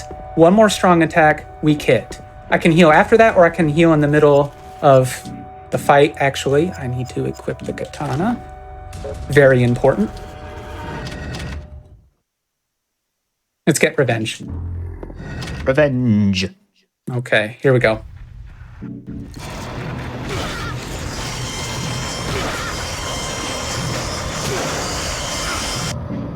I'm gonna heal anyways. I'm so used to that.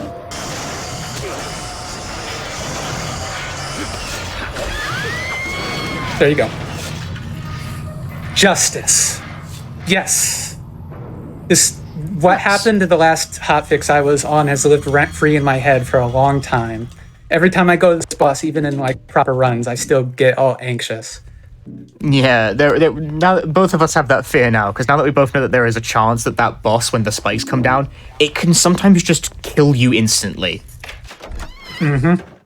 You just take all the damage straight away and you instantly die. And it's quite bad, because this game does not have any kind of continue or checkpoint system. You go back to a save. Mm-hmm. Yeah, it's awful. But this time, if that happened, I had a safety save. Last time I did not, because I was naive. But I'm smarter and I'm wiser now. I didn't know it could happen. In fairness, is like I did the same thing on a different hotfix where I didn't have a save for it either, because it's like the first real boss. You know, it's not going to one-shot me, and then it one-shots you, and you're like, well, nevertheless. Mm-hmm. So it's not now supposed to be able to one-shot you. It's like a bug. Yeah, I believe it's because if the attack lands on you while you're in the middle of a weak swing, it just piles on top, and it's an oversight, which means this game was made very well. That makes sense. Though I have to give them credit, I think they made this in like 8 months. This was going to be like a more action-oriented game.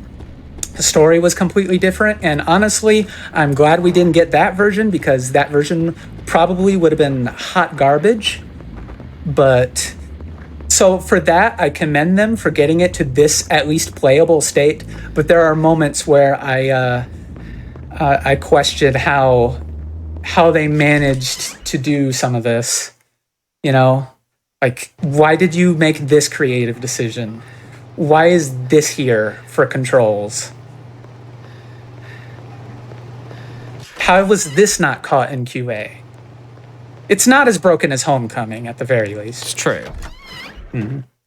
My favorite quirk of this game in terms of like the stability is how it gets gradually more unstable the longer the game is on. So if you're actually doing runs, you have to reset the game between every like full attempt you do, or the crash risk increases very much.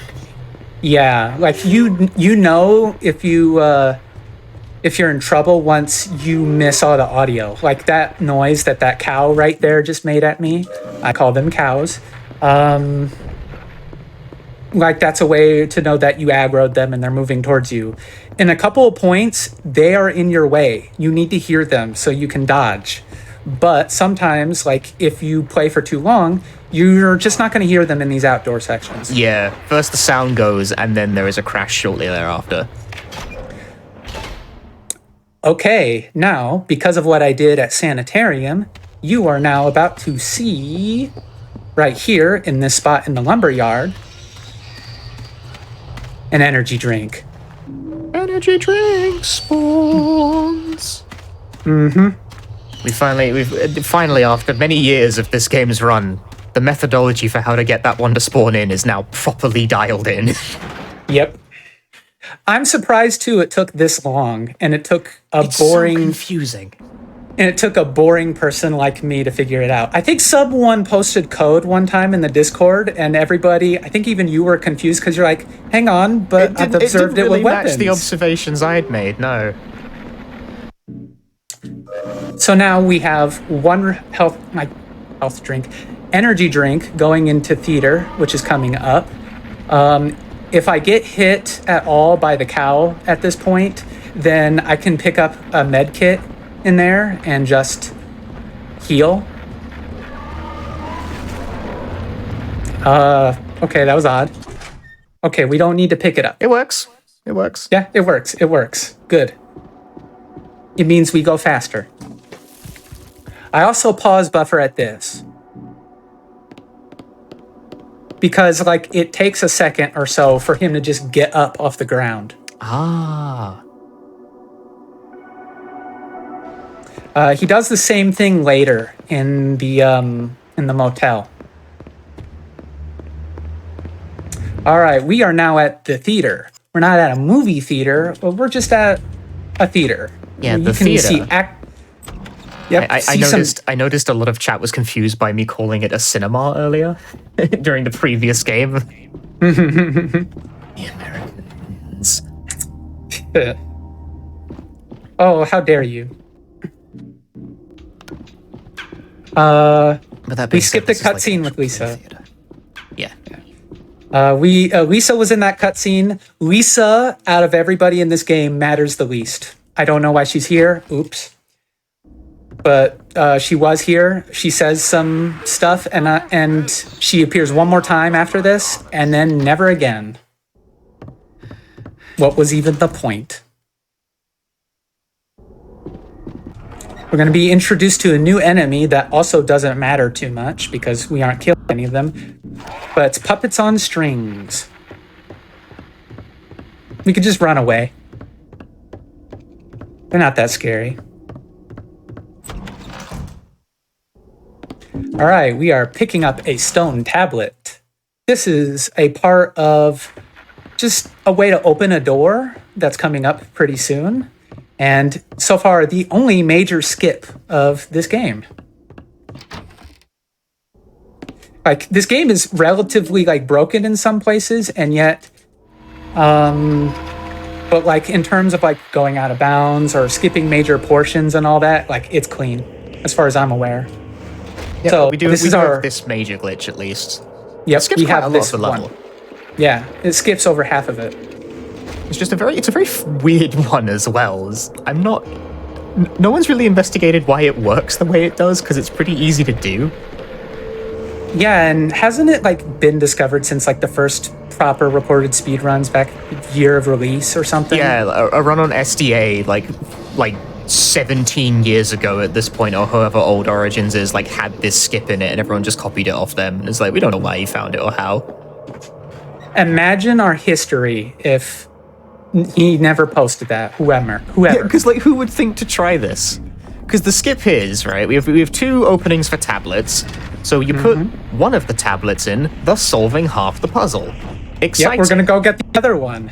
Actually, wait, no, we're not. We're going right back. Doors open. If you just leave the room after putting one in, and then re-enter, the puzzle solves itself. Magic. There's nothing Don't specific ask. you have to do to that. You just walk in the room and then walk back out, and that's it. Well done. Congrats. Congratulations.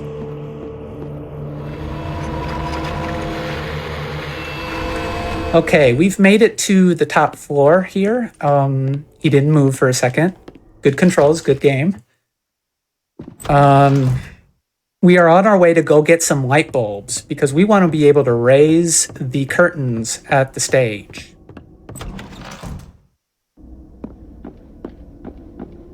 Oh, I actually got a good line on that. Oops, never mind. This game is stupid.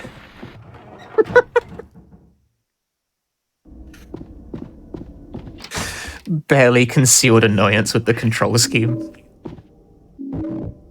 I feel that, though. Yeah. All right, so we picked up all of the light bulbs.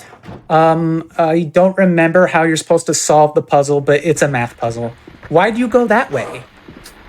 Why did he go that way? Not pointing the stick that way. Origins is trying really hard. It's trying really hard to derail everything. It knows, it's aware, it's cursed. But anyways, if you pick up the light bulbs in that specific order, just like proper, sometimes you may accidentally pick up the second one, but in that case, all you need to do is then select the second one of those three after the first one. But it's a math puzzle. Like, A and B have to equal this thing, but it has to be 2 times more than this other one. I am in front of that. I should put that in.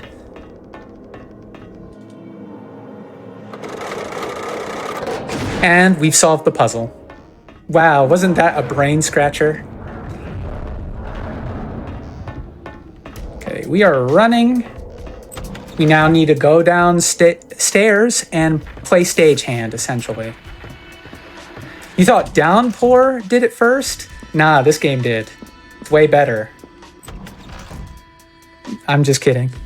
It's kind of a cool effect in Downpour. It's probably the highlight of Downpour. Yeah, probably. Yes, it is a boring game that has a speed run that is nearly 3 hours long and 80, like, what's the time on, like, unskippable cutscenes? 80 minutes? It's like about half. Yeah. Like, in that, out of all of that, that's the best part. There's a cool lightning effect, and then the stage warps into a part of the playable. It's neat. It's a nice effect. I don't know what to say. Why did it default to no? I've never figured that out. If you can figure that out, that'd be the next mystery. For whatever reason, sometimes yes or no prompts randomly change which one they default to, and I've never figured out why. I don't know. It feels like it's a roll of the dice. But anyways, this is a neat effect that I liked more than Downpours at the very least. You make it, you get a mirror right here, and then you can go into the Mirror World's version of the stage. Yeah. And it looks neat. Match the prop to the background set, creates a new room. It's a little puzzle sequence. It's nice. I like this. It's just for the purpose of getting a key, but I think it's not. There's also like wrong answers to this that don't have anything in them other than like I think there's might be a couple bonus items in a couple of them. But it's nice that it's there. There's only 3. This one where you get the key item. The other one is like a library where you might learn lore, but again, it's pointless, so it doesn't matter. And then the third one is the boss, and that's what we're on our way to do because one of the switches are missing, and we need to construct the stage in which we need to fight the boss. So we're on our way. In this room where we use the key that we just got, also we are picking up the other energy drink spawn of this section. We got the lever right here. There's the switch. Now let's be a good prop master.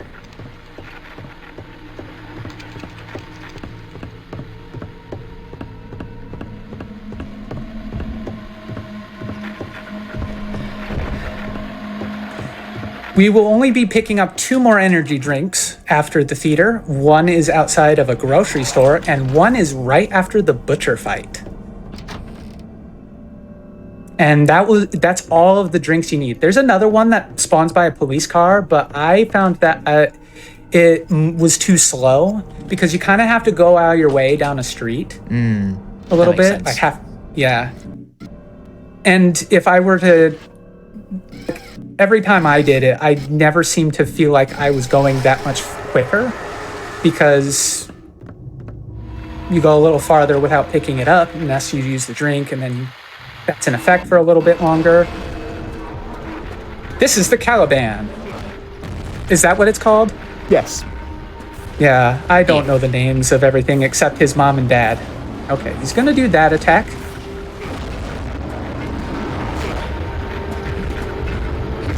And he's dead. 5 strong hits and a weak. Nice. We reload our gun, and we're on our way. Also equipped the fresh katana there, the second one you picked up to sort of use the one that has more weapon durability, so we don't have any mid-fight weapon breaks. Because those are bad, as they immediately default you to the fists rather than having you pull out another weapon. Though I only really pull it out just because I want him to be holding something. It's just a force of habit. Because we're going to be equipping a different weapon later anyways. So it doesn't really matter if you hold this or the gun. I just do it. Okay, he's going to go slow right about here. And we can keep going. Have a nice little jog.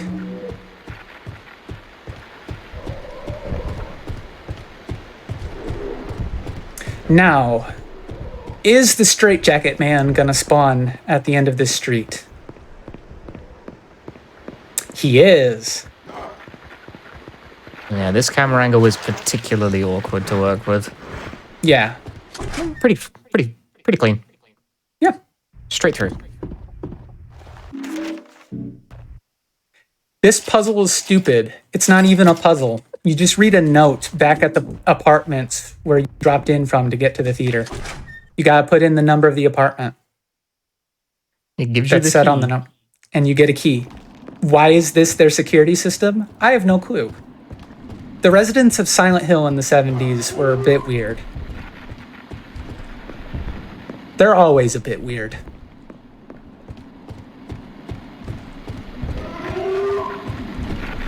It's about to get tired right about here.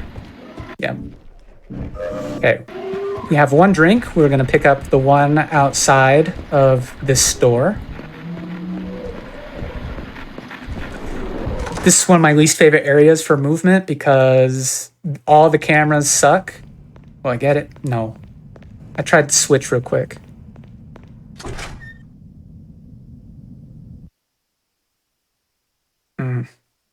What? This man's caffeine levels must be out of this world. It's weird because, like, he has asthma, canonically. That's why he's running slow. It's still not really that great of a reason for him to just be running as slow as he does. But, like, because it's a video game, it's not really necessary. They just went and included a pretty bad stamina system. But yeah, I don't think it really helps with his asthma to be drinking like, how many do we pick up? We pick up 1, 2, 3, 5, 6. Man's down in several liters of Monster Energy over here. Yeah, lots of energy drinks. He's drinking a lot of Ball's energy drinks, getting all that guarana in his system.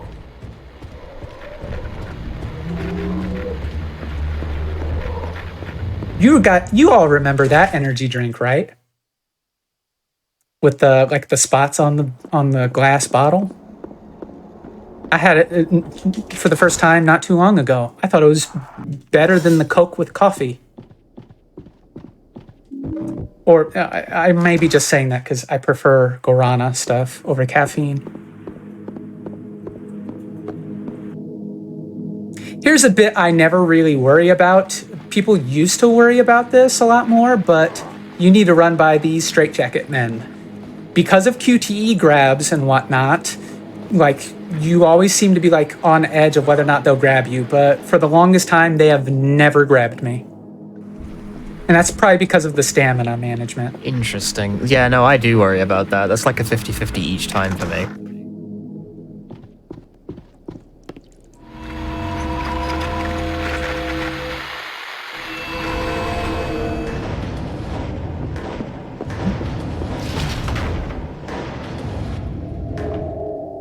By the way, when I said what I said about Coke with coffee, I'm not saying Coke with coffee is bad. The zero sugar ones are pretty bad, but the normal ones are pretty nice. Get the caramel one. Or is it caramel? I hate saying caramel. I prefer to say caramel for no reason. In the same way that fun fact, this is a random thing to bring up, and I always get made fun of it, but Neapolitan ice cream, I hate calling it that. I called it, since I learned to speak when I was a small toddler, Napoleon ice cream. No, that's wrong. I'm gonna join in on making fun of no. You must stop at once. I do not care. I've been doing it for 20 years, and I will keep doing it. Some people cannot be changed. You cannot change just me. one thing, one arbitrary, really dumb thing that they will like die over. In this case, it's Napoleon ice cream. You're not going to be upset over caramel, over caramel? I don't know either, and the more I think about it, the more I don't want to.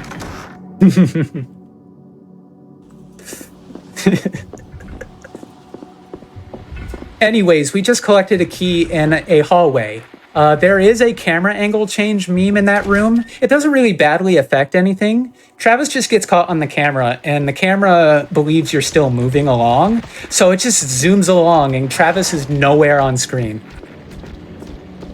You just have to hold up for a little longer, like by like a second or two, and he pops back in. If you try to press X or something too early, then he like interacts with one of the peepholes to one of the motel rooms, and you do not want that. Anyways, that key we are going to use to go into the office of, like, we are at the front desk of the motel, but we need to get behind into a different section of the motel. So we're going to go into this office. This office doesn't matter much, except for, oh, he did not grab me. Been pretty lucky. I don't think I've gotten any QTE sequences. No, I haven't seen one either. That might change with who we're about to meet in like 15 seconds. Ooh, a blood trail. Who could it be? Ah, yes. Oh, I picked it up too early. What? Okay, so if you you can end up. What? I'll explain it real quick so I don't get too distracted. You know what? Never mind. We'll slip past it. We get hit. Take the med kit. We are in green. He's dead. Perfect. I see. That was nice. Okay, so that's how you maintain green health coming out of this fight, so that you get the energy drink right here. Yep. Yep. And that is the last one you get to pick up. Hallelujah. I'm learning. Okay, but what was with that with the picking the thing up? That was weird. What? Okay, so sometimes if you pick it up and you press like inventory like too fast, the prompt of you picking it up will stay up. So like you'll still go through the animation, which no, Travis, you get no money. But the butcher will still be walking towards you during that prompt. So that was bad. I was like, oh no, oh no, oh no. It's so weird. This game is full of just weird things. Like little weird things like that. Anyways, welcome to the weirdest washing machine you'll ever see. Here's its wash cycle. Clothes are clean. We get a room key. Then we peace out. That's it.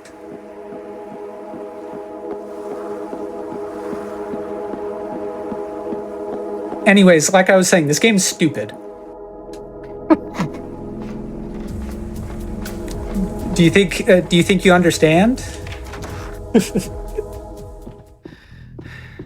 Typically doesn't really run slow through the room, but that's fine. I do not pause buff here because this is a cutscene to skip. There's another energy drink right there. It's pointless. On that counter next to, I believe, is White Claudia. It's another energy drink. We don't need another one because stamina recovers good indoors. The motel area in general is considered indoors. So we're off. We only need a minimum of 2 to get through the final outdoor section of this game.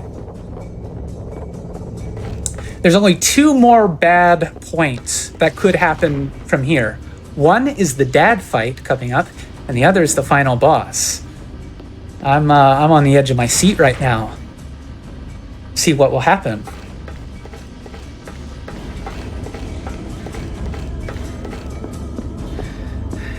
I also hate the camera angle changes with this staircase. It's a dumb staircase. This game is stupid.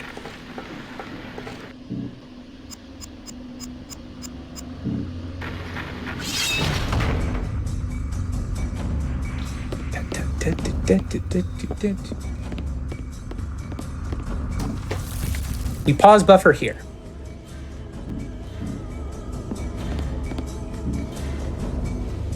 Neato.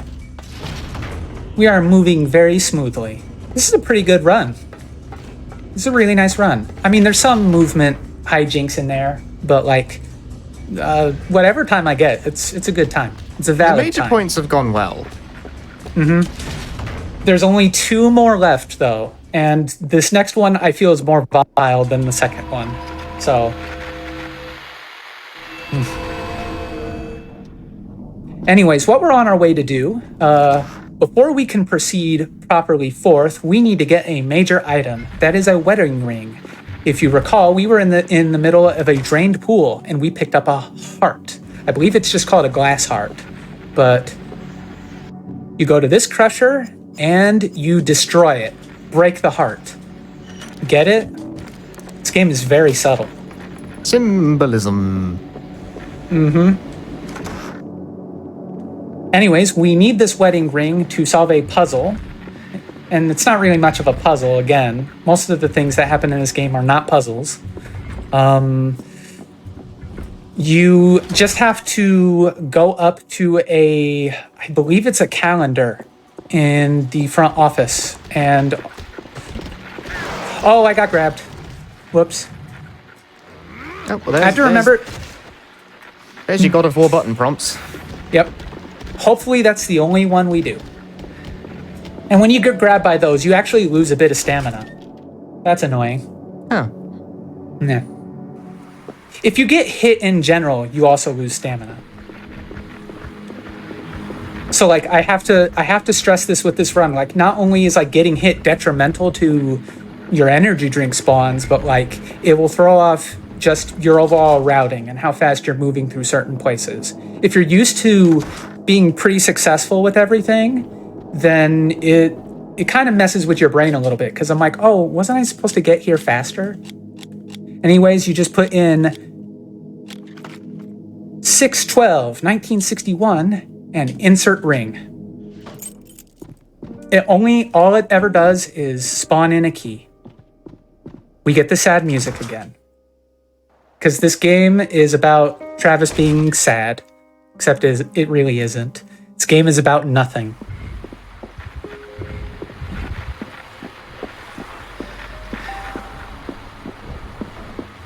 We're gonna have to interrupt that sad music with a trip back into the mirror realm.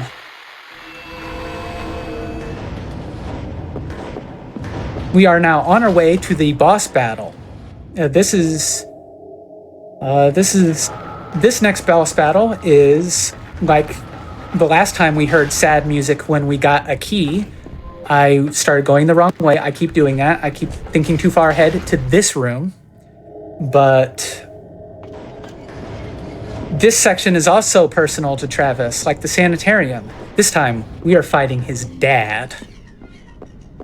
And his dad, I think, is more... He's starting to walk away. Starting to walk away from the door. He's like, nah, man, not for me.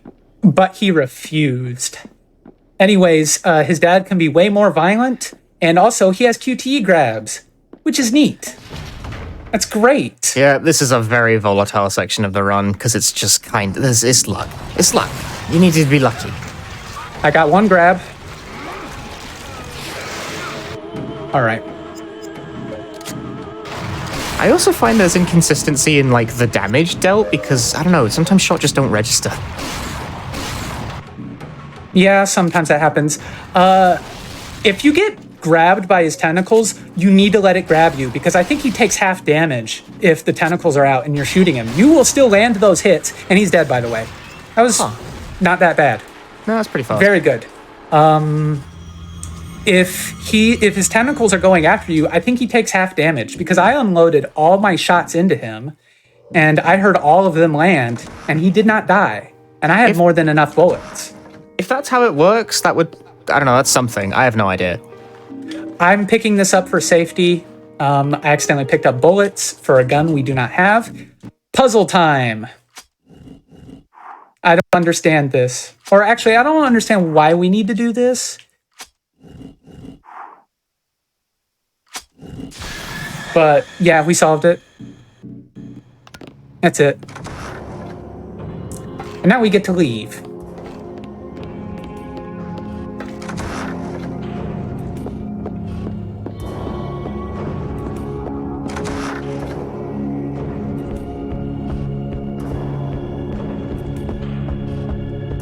This has been quite fun. So much better than I expected. So far, the run has not been like particularly cursed, as is the norm for Origins on hotfixes. Yes.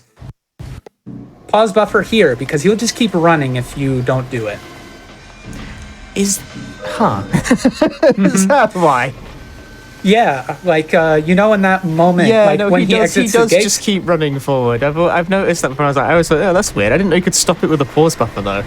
Mm-hmm. I feel like you know way more about this game than I do. I'm out on commentary. I didn't know any of these. I didn't know these pause buffers. You're the world record holder. I know, that's whack. What? Although maybe, I don't know. Like this run seems like it's been going pretty well. Yeah. How well do you think it's been going? I think it's been doing good. I don't think I'm gonna PB because I got grabbed twice, but it'll be fine. I did set a new PB like yesterday, like for my last prep for this, and it was a 38-28. And that's without any grabs at all, I think. So I did have a long loading screen though, so when you look at the splits of it when posted in the Discord, it's +8 in the red, and I PB'd by 11 seconds. Yeah, loads get taken out of the in-game time at the end, but there is a random chance that sometimes it just takes ages to load a screen in. It just happens. It's just one of those things. I was thinking of asking Techie for this, but I wanted to balance it out a little bit, get. Anyways, None of this them do every section. commentary. Yeah. Anyways, this section takes exactly 47 seconds. I know because of the split. I've done this so many times. This is the Twitter scroll moment. Anyways, Punchies, how's life? Is it good? It's 2 a.m. for me. I'm tired. It's late. Man. It's only 9:07. I stayed up to 2 a.m. to commentate Origins. And I know more. I know more. You know, I'm actually really surprised. I haven't known like half the things you've been saying this round. I didn't know that. I'm taking notes. I feel like I'm being taught. Well, you can't say I didn't do nothing. All right, 47 seconds I passed. actually learned a lot during this. 47 seconds passed. Let's hope for good RNG here. Final boss, baby. That's the good RNG. All right, let's hope for further good RNG. He's getting hit a lot. 3, 4. Getting hit is fine, but you want to get 5, hit in like small amounts because it will knock you out of your attacking 6, animation. 7. We have the anvil. 8. 9. Yeah, that's time. Oh, I skipped that cutscene. Whoops. But yeah, that's time. I don't think this moves the in-game timer. I think the credits do, though. I have no idea. I've never investigated which of the ending cutscenes move the in-game timer. But yeah, that GG. is the run. GG. That is a complete run of Silent Hill Origins on a GDQ hotfix without something incredibly bizarre happening. So that is a win for everyone involved. The curse has been lifted, I hope. Thereabouts. Yes. Anyways, look at this high-quality cutscene. Oh, it's so good, ain't it? I kind of want to skip this one, though, just so we can see him get his truck back. You know, I'll do that. Whatever. This doesn't matter. Let's watch him get his truck back. He deserves it. He needs to go home. He needs to use that toaster that's in his kit. Yeah, he's still got the toaster on him from the start of the game. And the hammer. He doesn't need to go to the store for that. What else did he pick up? What else did I pick up on accident? I think that's it. He has some ammunition that he isn't going to use. Got a free shotgun. He got items without needing to pay for them. He speedran life efficiently. Didn't need to spend the money. He used some good strats. Didn't spend his money, didn't wash his hands. What Yes. an icon. Still cannot run. Still cannot run for his life to depend on him. But in a second, I think as soon as it fades, I just need to press like a face button and then we'll see the results screen. All right, he drives off, never to be seen again. That's a lie. He shows up one more time, but like in Homecoming. Oh yeah, he does. Oh, I gotta skip that part because that's 38:55. That's really nice, actually. That is actually, yeah, no, sub 39 in a live setting is nice.